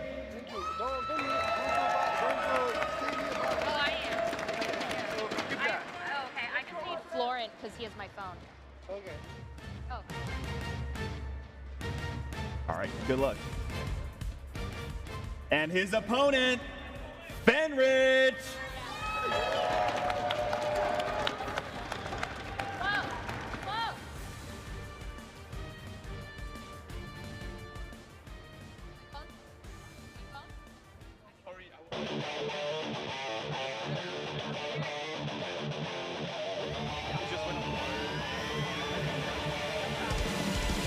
Good luck, guys.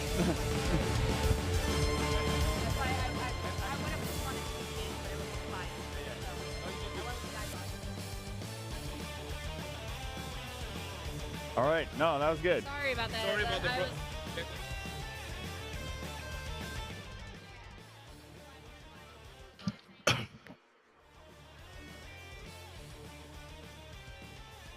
All right, and we are back, ladies and gentlemen, here at Dragon Ball Battle Hour 2023. I'm your host with the most acoustics, joined here with my brother in arms, Pocino.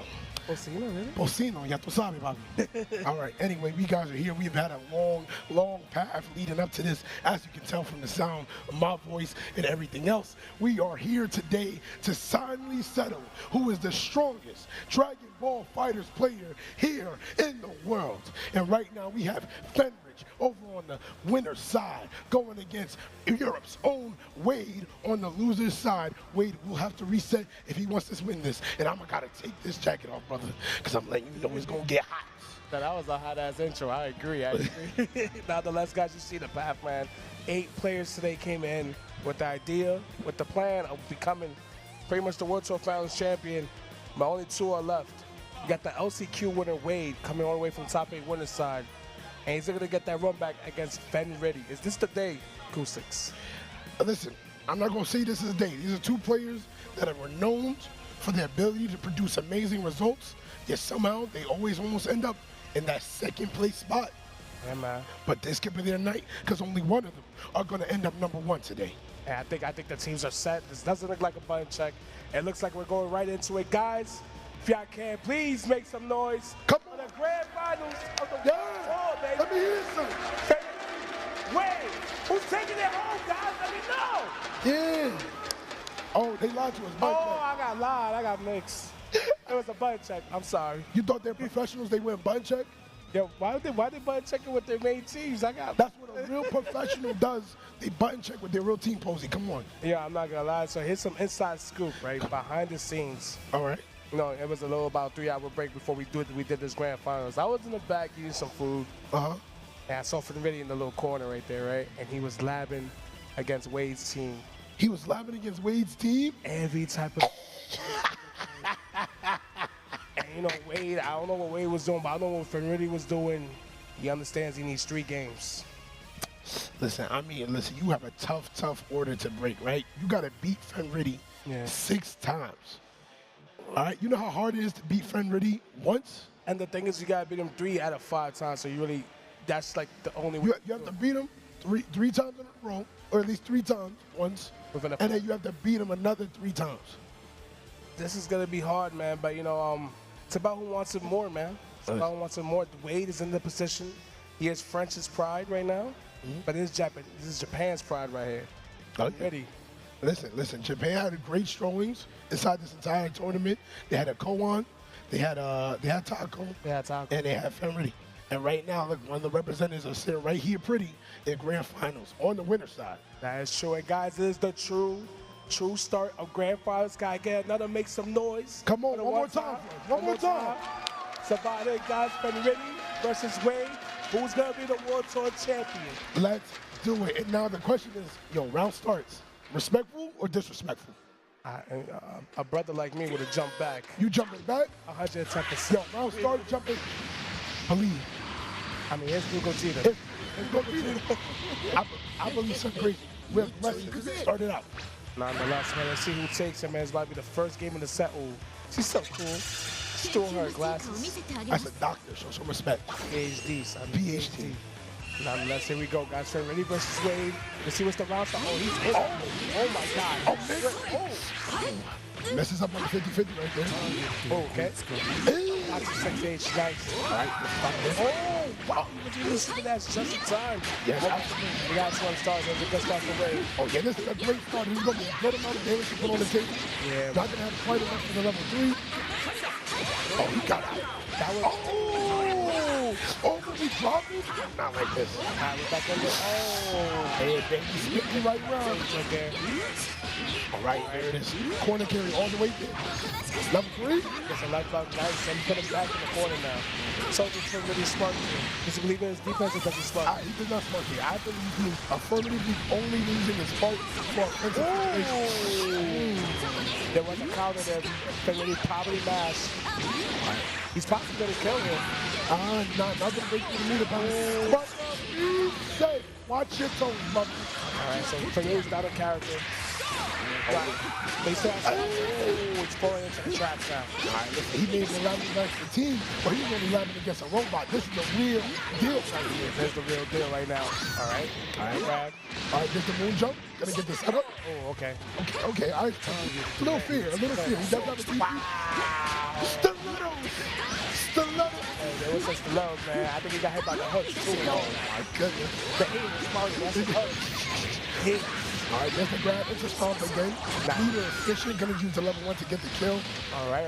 Yo, the way is up to the start. A lot more different than, the first one than when it's finals. All right. Gotta be careful right here. Oh. That is the clip that you never did. And the debuff is gone. This is how it begins. Oh. Are you sure about that? You right. My bad, homie. I didn't listen to the gangster. Nice little side switch. Alright. Is he gonna ride out with that or is he gonna bring a hit? We're definitely gonna bring a hit. Oh, no, we're going for the mid. Oh, Janemba? Left, right, which side is he going? He's teleporting twice to beat the spot. Promise. Oh, God. He was able to reflect the mix? Oh, you know where side Janemba's coming from. You can actually reflect the purple. Oh, nice. The sport. He's gonna kill right here. And just like that, Wade is going to take game 1 as long as he... Oh, my God. Wow. So, like I said, he's going to take game 1. As I was saying, he's going to take game 1.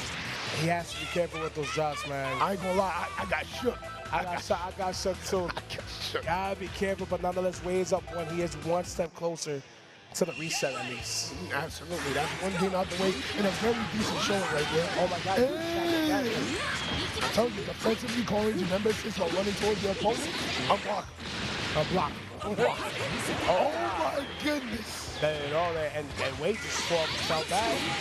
Wade to Francis switch for Oh, and he's going to be a decent out there and the rejump.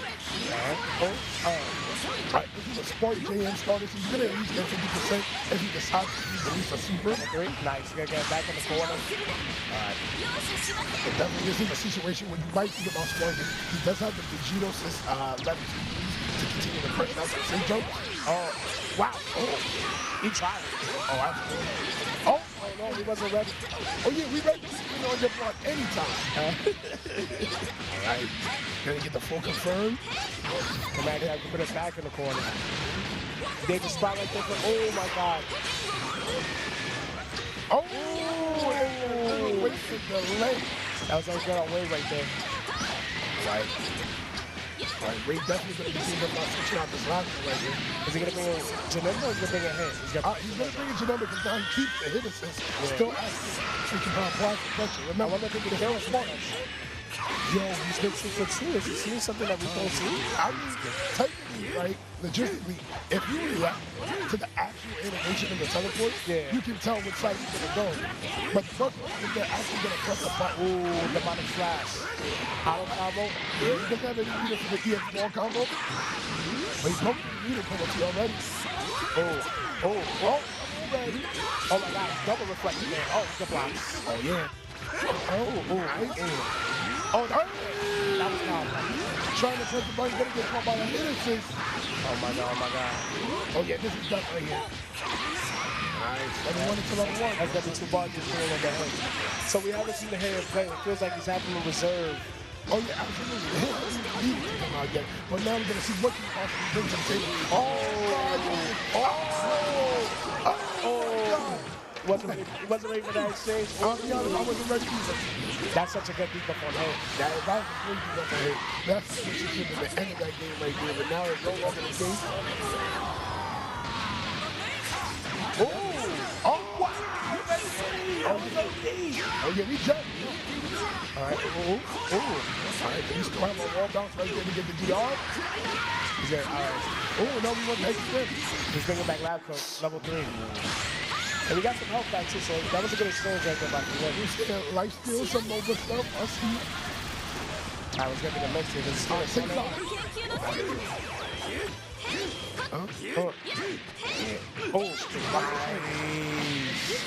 This is the classic string theory right there. This is the doctor. Good, but the fearless? Oh, not quite fearless. So go like that, nice. So you get the currency number, which is good, which is kind of like, you know, Wade's version of Vegito assist. Oh, yeah, absolutely. So there's a little bit more freedom in move. Oh my God, the ready. Can he kill us this? Oh, I think he's done. He's burning. Level 1, level 3, that's the kill. Yo, ready, man. Hey, out the move. As you all know, I can't believe he was able to just bring it back so far in this match. It comes down to Wade Lab coat, but hey, 5.5 bars, that's at least 11 spins in the dream, man. 11 spins in the dream. They know his 5L, but guess what? My 5L is better. 110%. All right, right here. So, you keep it safe. Yeah. I like that. Don't be cheap. Don't be cheap. You like it? Take it to a good date. You know what I'm saying? If I'm placing up. I mean, it's grand finals, man. You can't be cheap in grand finals. I like the decision by Wade. Comes down to this. For Rico Jr. versus Wade's lab coat. It takes it. Oh my, he walked up 5L. You know, Square Bun Society in the building. Oh, you see it. Oh, you see it. You see it.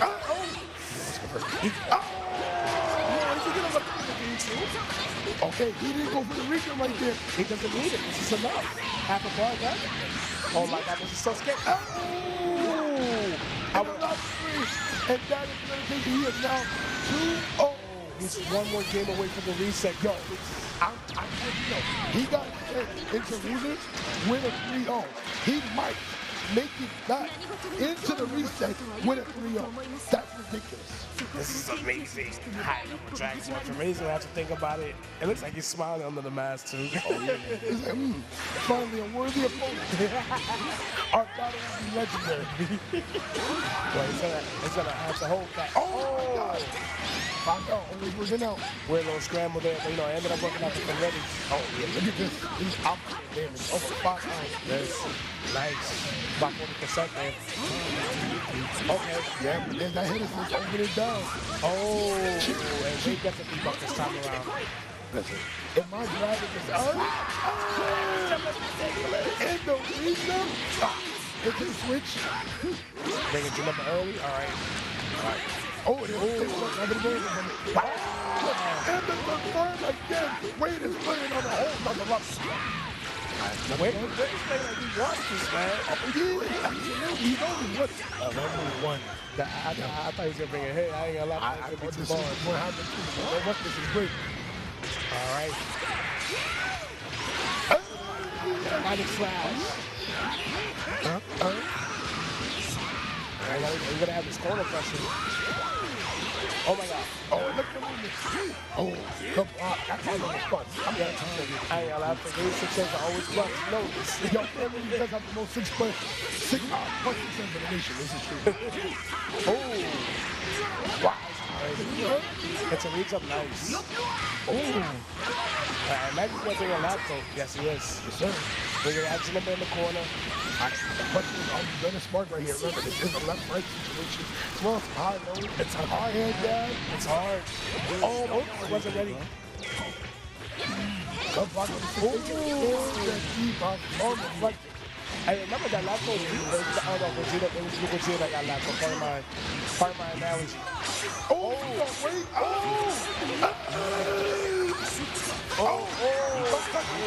Hands off. Do not touch the hit. Yo, he's so alert right now. Oh, stop. Oh, in the perfect station for the level 3. Okay. All right, that's the right distance. I hope Fermini can reflect again. Oh, he blocked his shot. Oh my God, the lane. Oh, he's going for option 2. Nice combo. Oh my god. Oh my god. This could change everything. Alright, get the leg, gotta get the re-jump off hard rate. He's gonna have to catch some lap so he can get the stronger DHC. So he get that level 4 Vegito in case he needs. Nice. Ooh, I like that spin, so he delays the time. He'll actually get the level 3 back just in time because he went to spin instead of VR. And he got a little bit of blue health there, so this is good for Reddy. It's tough though right now. You know, all the momentum is still on Wade's side. He's up 2-0. He has Spark, he still has Lab Coat. This is shape that determines everything. Oh, no, reflect right there. Oh, my God. Listen, the best in the world can't block that, bro. Is this enough? No, he's not. Wait, I lied. He didn't try. Oh, this is something so far that it went. Oh, my God. All right, you have a spark right there. There's the bench glass hit. All right, look at it. This combo's going to waste so much. Wow! Yep. He did. I forgot. Oh, you forgot? Level 3. So this is a big mix right here, man. Oh, yeah. I think that might be the gap in the corner to get the left right. Touch. No. Oh, my God. Wade woke up bash. Yes. That is Wade. This management Wade as we call him. I mean, he's up 2-0, got the lead overall. Risk reward Wade. Risk reward Wade. Yep. See that 3 times fast. Don't do it. Risk reward Wade. Oh my God. Oh my God, hold up. Now, like, that was the 2 up, so he could have done the 5-0 which is a run. I don't know if he's going to, yo, this combo is so optimal. Stop one. All right. I can allow those to hit 6 meters. All right. I don't want to put that pressure, but like, this is going to be tough. This is going to be crazy to watch. Oh my God. Oh, he comes up with slip. Oh, he got the reset.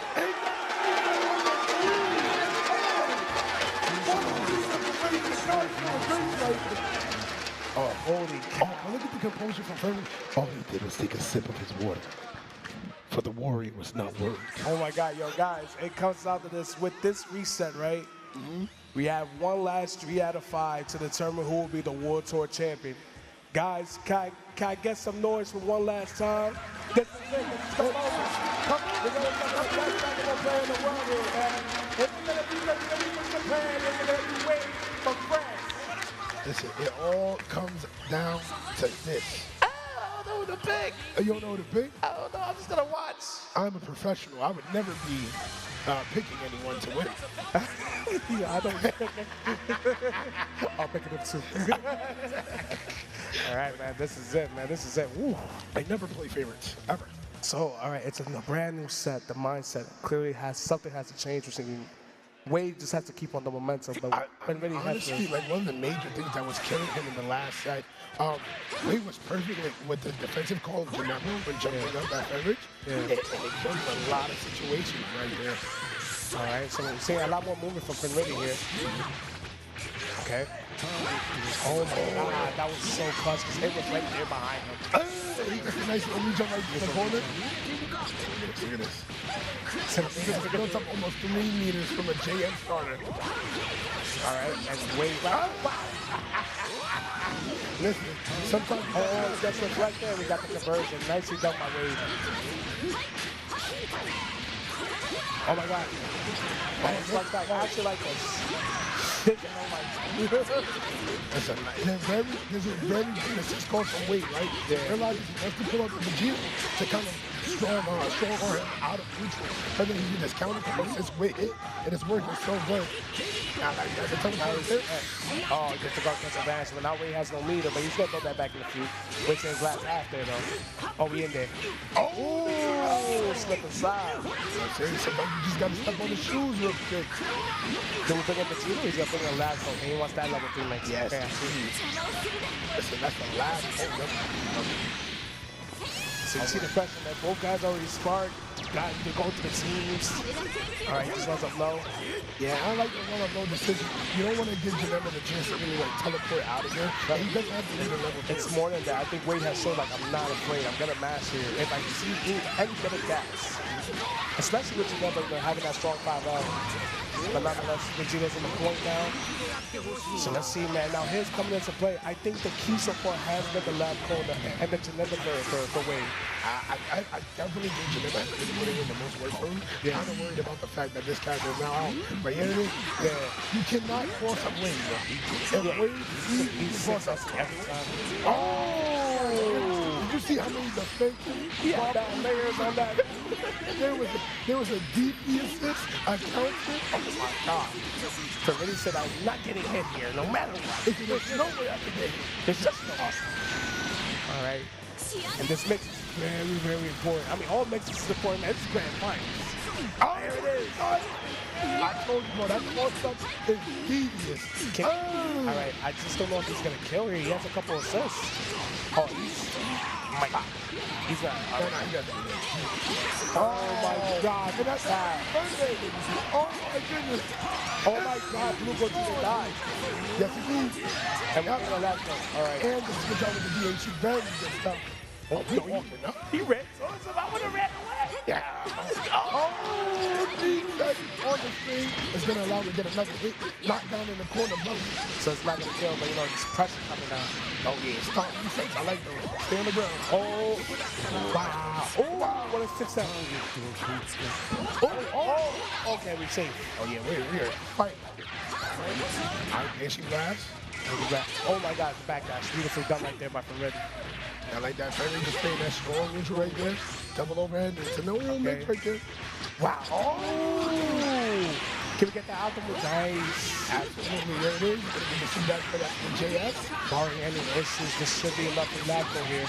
Oh, yeah, absolutely. That's the extra damage. Level 3. And then we bring up the Gito, who's very healthy right now. That was a Gito starter. I mean, it's for Liddy. That's the GOAT. All right, so it comes down to this, man. Oh, my goodness. Oh, he got the quick. She's done. She's done. And the level 3 go, level 3 go. Oh, my God. That's really hard. There was no way. That was ridiculous. Oh, my goodness. Level 3? Oh, he's done. Oh, my God. The robbery. No.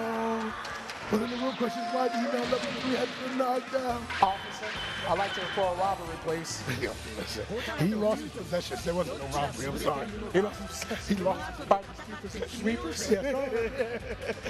All right, oh just my like that. God. And Rich is going to take the first game of this set. And look, man, I don't want to harp on the negative, but those type of losses, man. That's going to hurt. To get the happy birthday yeah. and then lose after.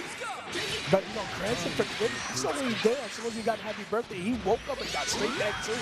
He didn't harp on it, man. He's like, all right, this is what happened. He's awesome. So good. Oh, my God. And again, those type of drops, especially in the grand final side, can just destroy everything. All right, yep. And the spot right there. Oh, this makes you get out of there. Okay. The reflect. Oh, to H. There was a lot of time there, but he couldn't get it off. Oh, my turn. That was actually a 6-star. Oh, wow, the drive. Oh, yeah, there's going to be so much damage right here. Actually, it seems to be that one thing. I think maybe the clash. Well, for many wasn't Spartan, so. Oh, my God. I don't know if this is gonna get out. No way. No. He's strong. He's good. He's strong. Oh my God. All right, bring it to number. Again, a key factor. Remember got so earlier. Last in the first game. Now he's emotional. Let's see how this works out for Ray. Yeah. And he doesn't get a mix on this, but he does get the nice one. Oh, okay, nice. I think. Oh, wow. So he did your anti-hit, right? He did it right. I fun. Thank you. Oh my God, I feel so bad because he did the right thing there. I know he did. If he did the right thing, it would have worked. I mean, I got a class, so it's a good work. Ooh, the 6-7, no assist though.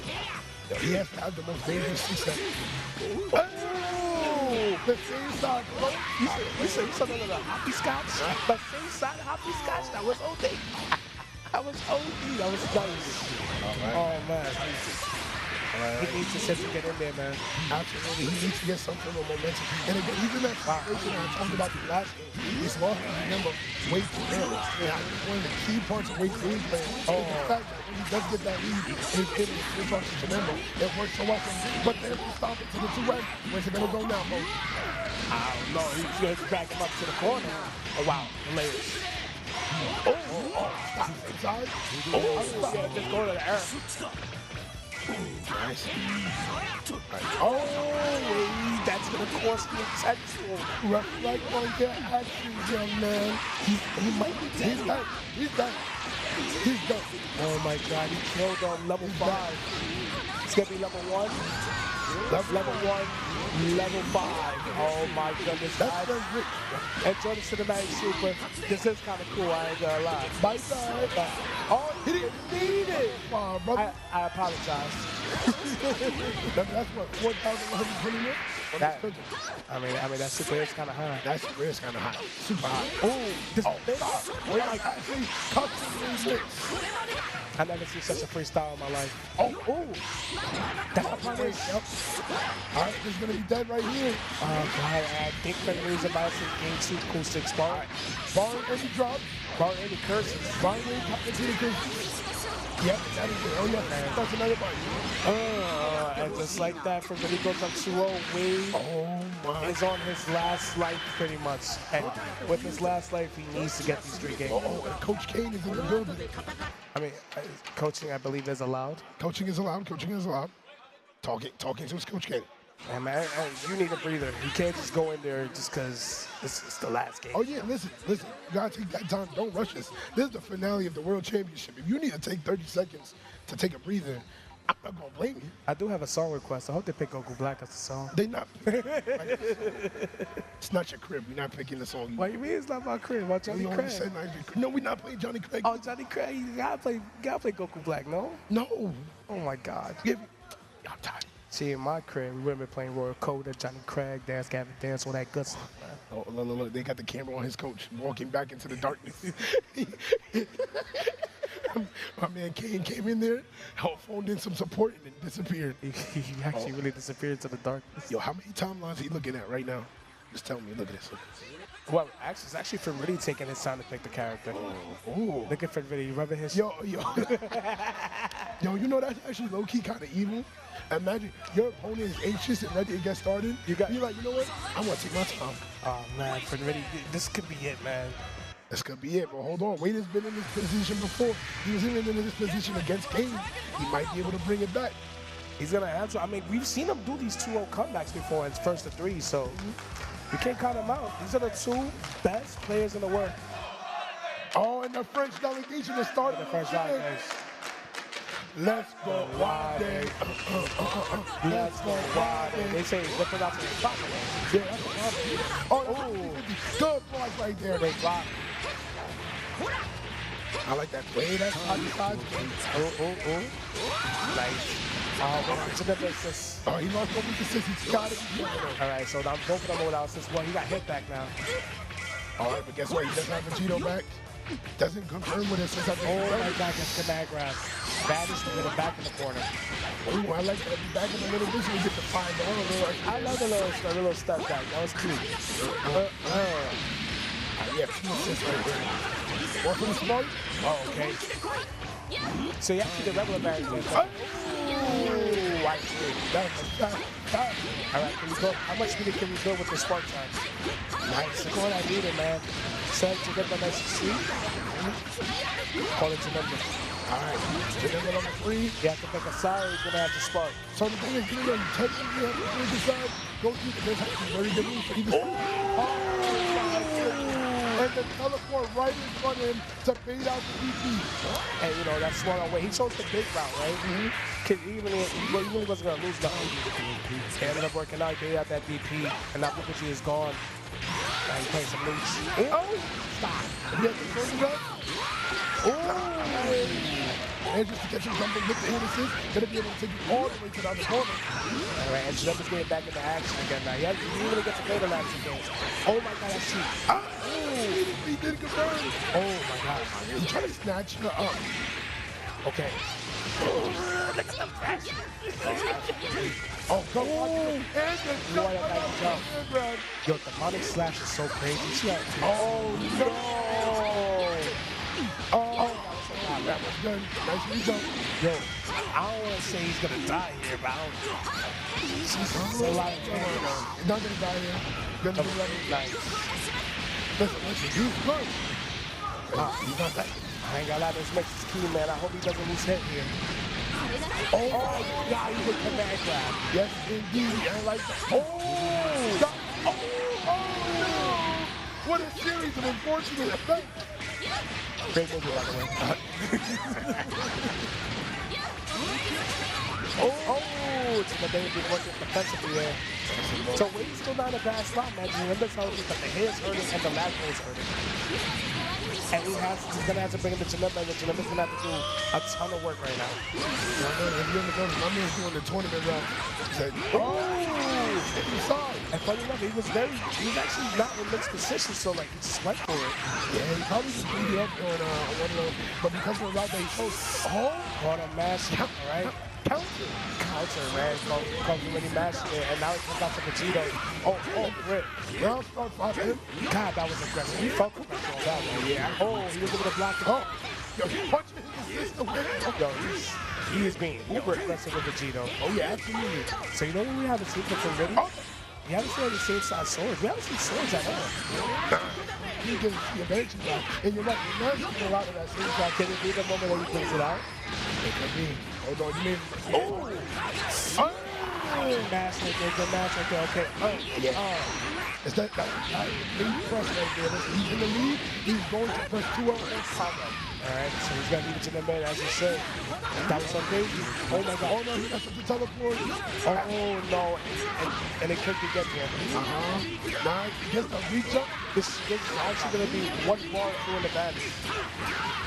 If he chooses to vanish, he's got level 3. Now, we keeping it safe. I respect it. He could have been a little EX bro to the sword, but at this point, it's game point. It's game point. It's grand finals. Don't be the championship is on the line. This one match could be it. Exactly. Do the combo that kills. Do not be greedy right here. There's no reason. Oh my God, Finnerini, look at the nooch. Look at the nooch. Ooh. All right, there it is. He's already wasting his instinct. Ooh. Oh my God. What did he learn? How did he get that follow-up? No. He jumped right there. He jumped under pressure. There's no way. Yo, guys, it comes down to this. Vegito versus Wade. I mean, Vegito. Oh my God.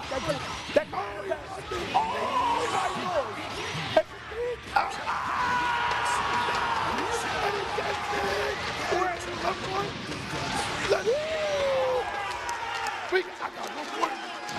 Lord. I got one more in me. Yo, that attack on the Dragon Rush was super duper. Yo, actually taking that Dragon Rush was amazing. And the crowd is ready to see another game. Will Wade be able to bring it to the 2-2, or will Fervage finally end him here? Yo, Kane looks like he's bouncing in the crowd. Yo. Oh my God, all right, Fervage back in there. Oh, 50-50. No. That's 2 for 2 blocking that 50-50. Right? Good chase. And Wade, man, the momentum, he's riding it right now. Oh, absolutely. Oh, I actually like that.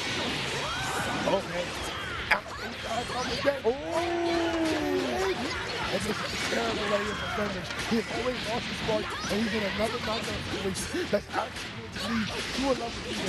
And he's going to do it without it. I respect that. I don't think with this level 3 she can steal the corner, right? She can't steal the bar. She still does have this. Yeah. Oh, the block. Oh, one. Oh. There's the DP. That's the DP that Wade was special for. Hey, found it. You know, my old co-worker told me, if you look for trouble, you better find trouble. I think he's finding trouble right now. He said, screw the Dragon Rush. He's going to grab him, put it back in the corner for his level 3 mates. All right, and Wade has his work. He does have his part, right? He held on to his Oh! And he does the re-jump. Alright, so luckily he doesn't really make me no help. But he could waste his whole time sparking time. Oh yeah, the entire thing is wrong. Yeah. Yeah, that's one privilege combo. And he was at least able to retain some of that new health that. Oh my god. He got cancel reflect. That was ridiculous, man. Oh my god. Oh, perfect spacing. I don't know if they really can reflect here, but let's see. It's Mixie time. Left or right. I'm going right. Oh, he reflected it. That's really ridiculous. Yeah. That's especially on the. Oh my god, that is command grab. Oh, that was godlike. I've never seen that in my life. That was ridiculous. Oh yeah. Oh. Yeah. Okay. Nice. All right. Nice. Yes, and he falls back. Good back to there, but he gets caught by the hit assist. All right. And it gives him some time to readjust his position. Oh my god. And we're dropping. Oh. Wow. They come back across them. And we're going to go for the on time, and we can really get to them out of it. Level 1, level 3. We got to bring a hit. Yeah, we got to bring a hit. I like this right now. Here's the most healthiest character on Wave's team. Let's see if we can get some mix off. He has a couple million to play with. There it is. Oh! What? Drop. Oh my god, that dropped! Oh, we drop it again. Oh, drop it. Oh, drop it. All right, so we're gonna have quarter pressure again. Oh, and we're out. Right. Full string with fun. Oh, he couldn't manage that. Oh, no. And it's great. No, because the J has built in more meters, so we get access to the J. Oh, that was God. That was nice. Because I was always actually concerned that since Tremendous debuff, I don't know what Shades could do, but he was able to build a meter and still get that kill. That was good on Wave. Yeah, that was an awareness from him right there. Realize what he needed to. By the way, there's 7 Dragon Balls. 7 Dragon Balls? And we know from Ready to suck it, man. Yeah, maybe. Who knows? Oh, that's exciting. Oh, and the recon? It's a back row. Oh my god, cool 6. Oh yeah, he played DRAGONBALL. Give me my head back. Oh my god, cool 6, this is tough, man. He's down to Blue Gogeta. He has 6.5 bars, yes. Wait, he has 6.5 bars. Oh, never mind. We might be going to game 5, guys. We might be going. Oh, no, this is game 5. You don't drop it. You don't drop it. Oh my god, crowd. Oh,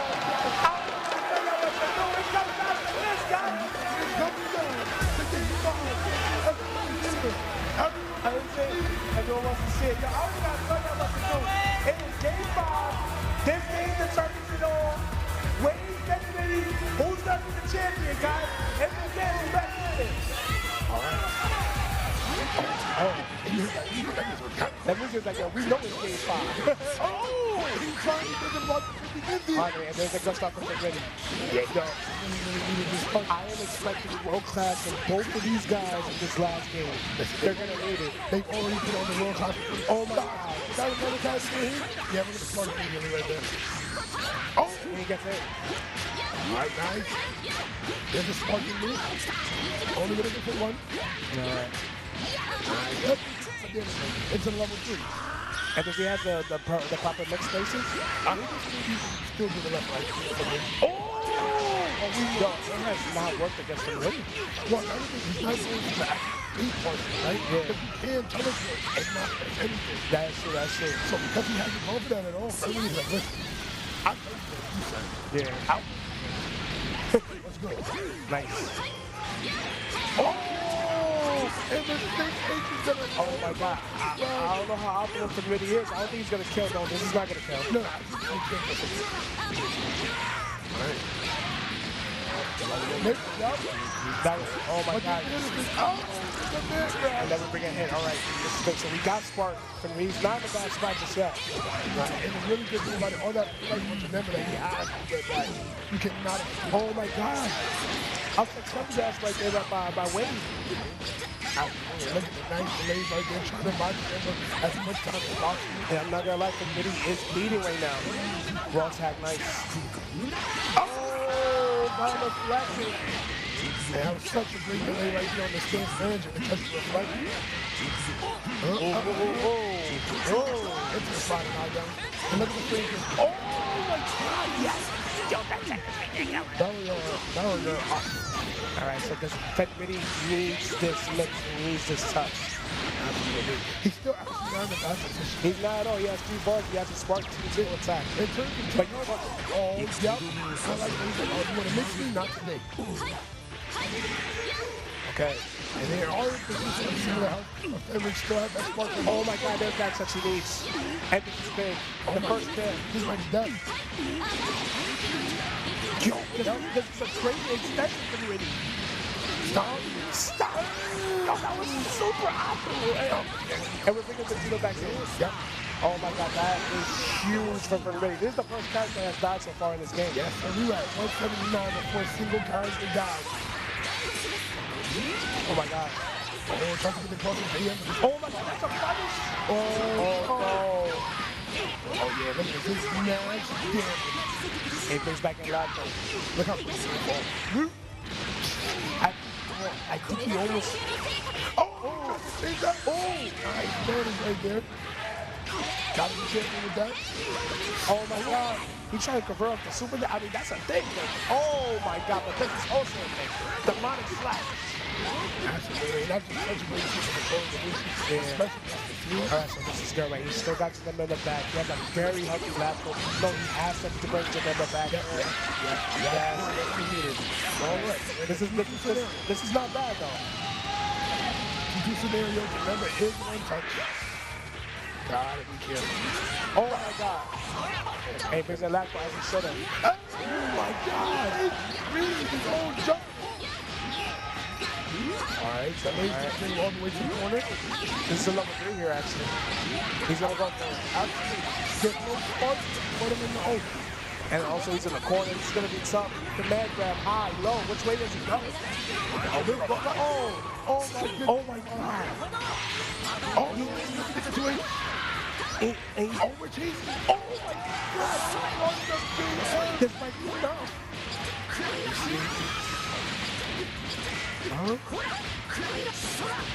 This is enough.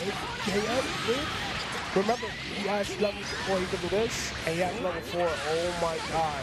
The level 4, he's dead. He's dead. He's dead. Oh my God, guys. I don't know if it comes down to this. It comes down to this. Wade is never going to be worth all the money in the world because this is all you got. Oh my God.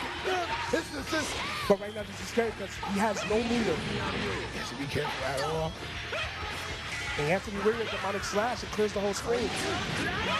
And so he does have to be careful. Like, but he also has 2-2 as availability. He might be able to 2-2 as one of those banshee blocks just to get it in. Oh my God, look how scary those demonic slashes are. One mismovement. Oh, it's 12. Oh my God. How was it? Oh, that was it. But don't defer. Oh my God. Wait.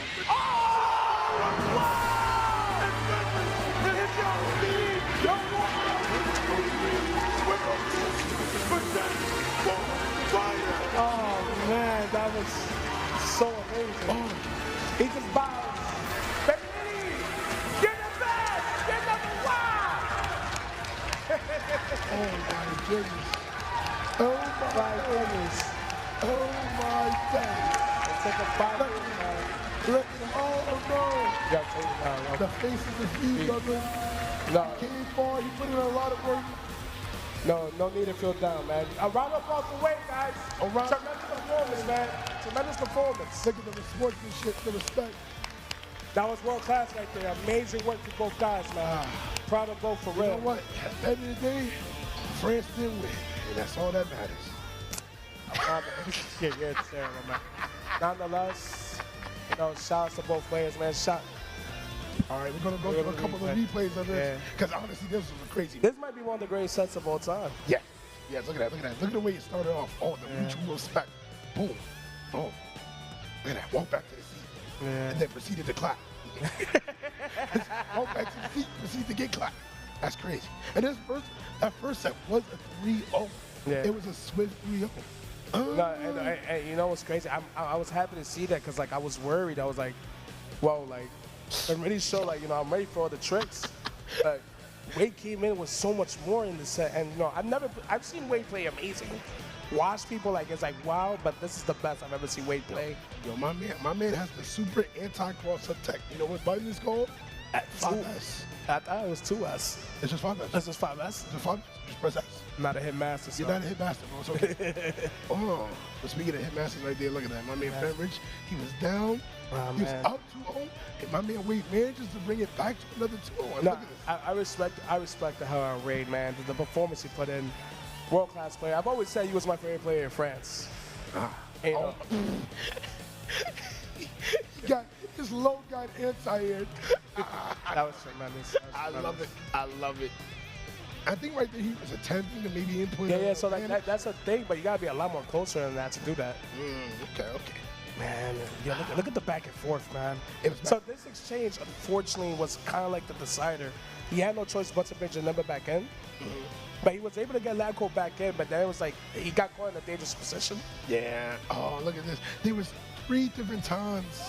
3 different times he got to live in that situation. Man, this is so hard, man. It's hard. Look at Koga. Koga's like, get out of the way. He's like, get out the way. We got to move. And just like that, look at these brackets of champions from their own respective regions and countries. But it's come down to one true king, and that is Fenrich from Japan, taking it in the finals. Yeah, it took 5 years, man. I'm so happy for him. Again, so many mountains he had to climb. You know, he had to overcome Goichi. He had to overcome Sonic, Hook, all the bad boys of Dragon Ball's past. But here we are. And guys, thank you so much. I'm gonna throw it over to Rose. I'm sorry, Romanova. Take it away, Romanova. Thank you so much, guys. How's everyone doing out there? How about that grand finals? That reset. Ooh. But anyways, I know we're waiting for some, some award ceremony, right? So it is my greatest honor that I'd like to welcome to the stage right now, not only Mikey, but also Hiroki-san.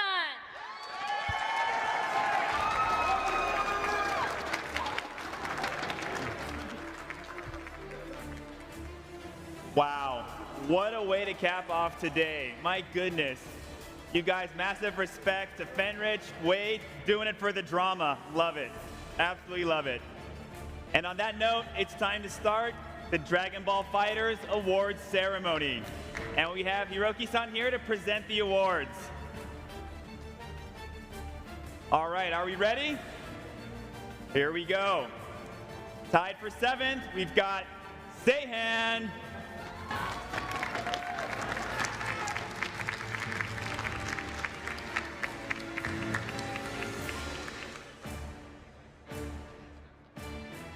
And also tied for 7th, Indem.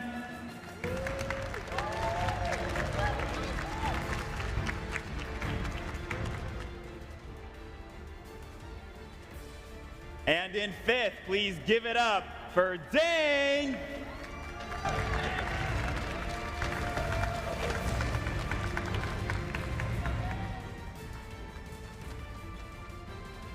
Also in 5th, Taco.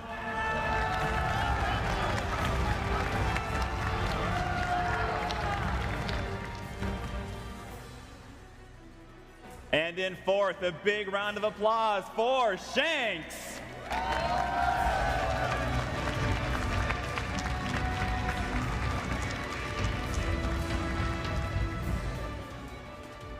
And in 3rd, we have Kane.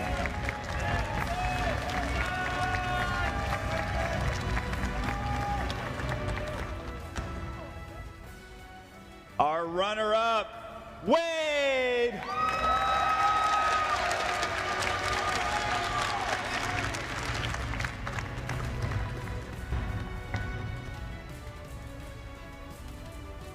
And the Dragon Ball FighterZ World Tour 2022-23 champion is Fenrich.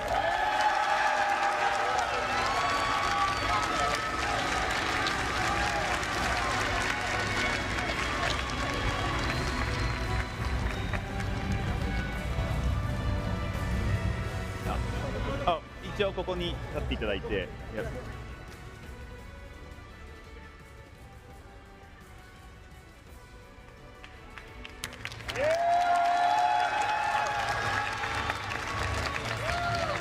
Copy that.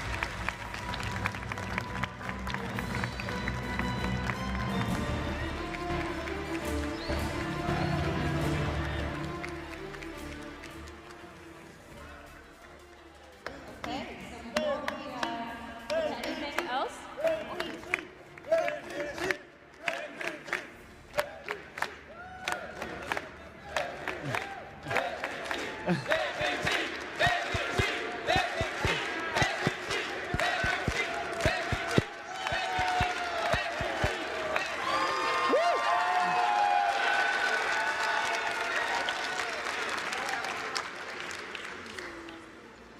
Okay, well, before we get to anything else that might be ahead of us, just one final question for the champ. One obvious one. How are you feeling right now? 今のお気持ちと感想を聞かせてください。今までそのワールドツアーファイナルに行ってもその決勝まで行ける時があってもいつも負けていたのですが、今回は初めて優勝できて、まだ実感わかんないですが、本当に優勝できてよかったと思います。So I've been to the grand finals of the World Tour before a few times, but I never made that final push. I was never able to break that barrier, so I'm still kind of, it's surreal for me right now. I'm not sure if I won this thing yet, so it's still sinking in.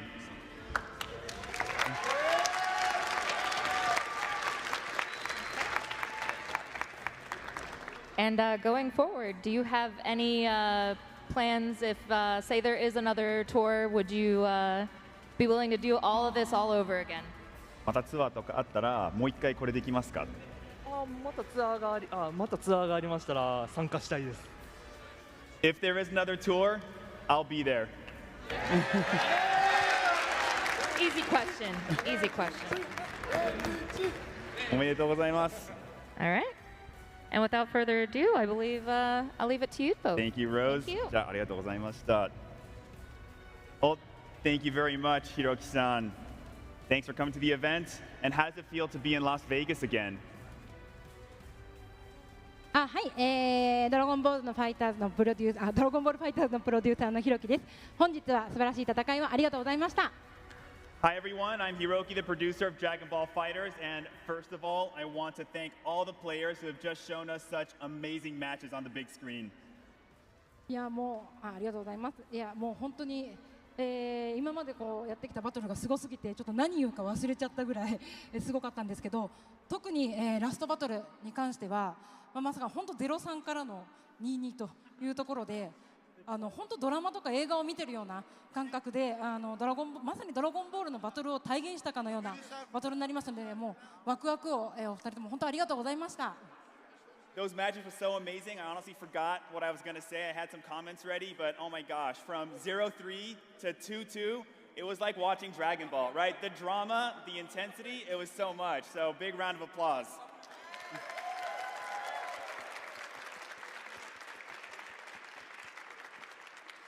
でもちろん、ここにいる皆様たちだけではなくですね、ツアーに今まで参加していただいた選手の皆様、それから、選手の皆様、それから、昨日の LCQ から来ていただいた選手の皆様、それから応援していただいている、もう観客の皆様、配信を見ていただいているもう皆様、すべてにですね、ドラゴンボールファイターズチームは一度感謝しております。本当に長く愛していただいてありがとうございます。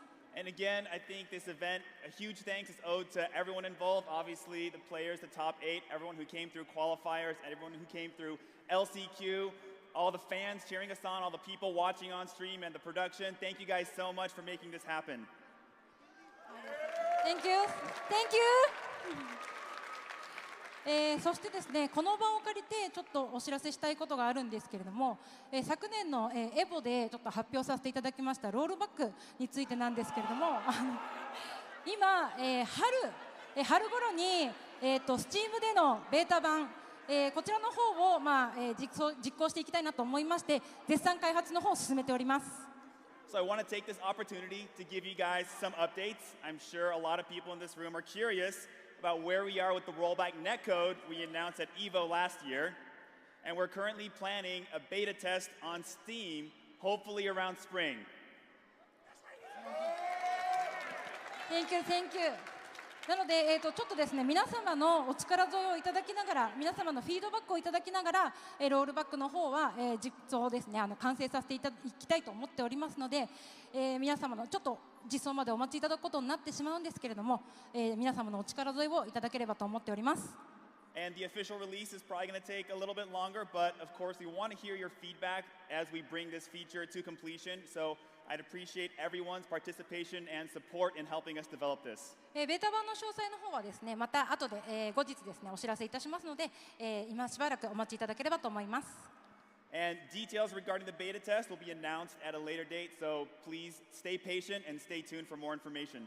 そしてですね、もう一個お知らせの方ありまして、同じく昨年のエボでですね、バランス調整の方は、完了したと告知をさせていただいたんですけれども、今年もドラゴンボールファイターズはツアーをやっていきたいと思ってますし、ありがたいことにエボでもメインタイトルに選出していただきましたので、今年もですね、バランス調整の方を再度行っていきたいと思っています。And I know we announced last year that we completed all the balance adjustments for Dragon Ball FighterZ, but I want to mention we're looking into having another Dragon Ball FighterZ World Tour. And because Dragon Ball FighterZ was selected as an official title for EVO this year, we're working on another patch to further balance out the game. Thank you. ありがとうございます。はい、詳細の方はまた後日お知らせいたしますので、今しばらくお待ちください。So please stay tuned for more information about when we drop this information. ドラゴンボールファイターズを引き続きよろしくお願いします。今日は本当に皆様ありがとうございました。A huge thank you to everyone who supported Dragon Ball FighterZ throughout the years and making today possible. Thank you guys so much. Thank you. Thank you. Thank you. Thank you. Well, congratulations. Thank you. One more huge round of applause for all of our players and Hiroki-san.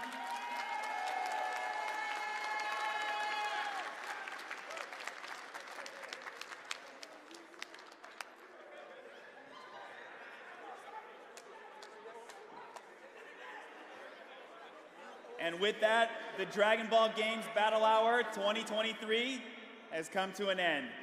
I hope everyone watching had a great time. But to end things on the right note, I think there's only one person we can call on. Nozawa-san, please take it away for us. 孫悟空役の野沢雅子です。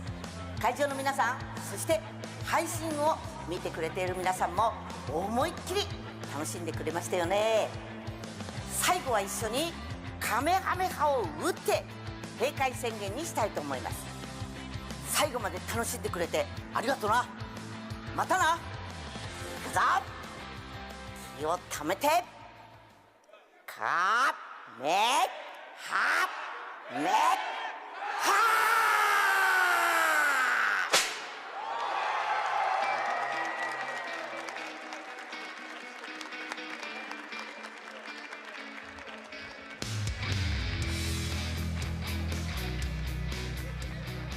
All right, Nozawa-san, thank you very much. A huge thank you to all the Dragon Ball fans out there, no matter where you are in the world. We look forward to seeing you again. Have a good night.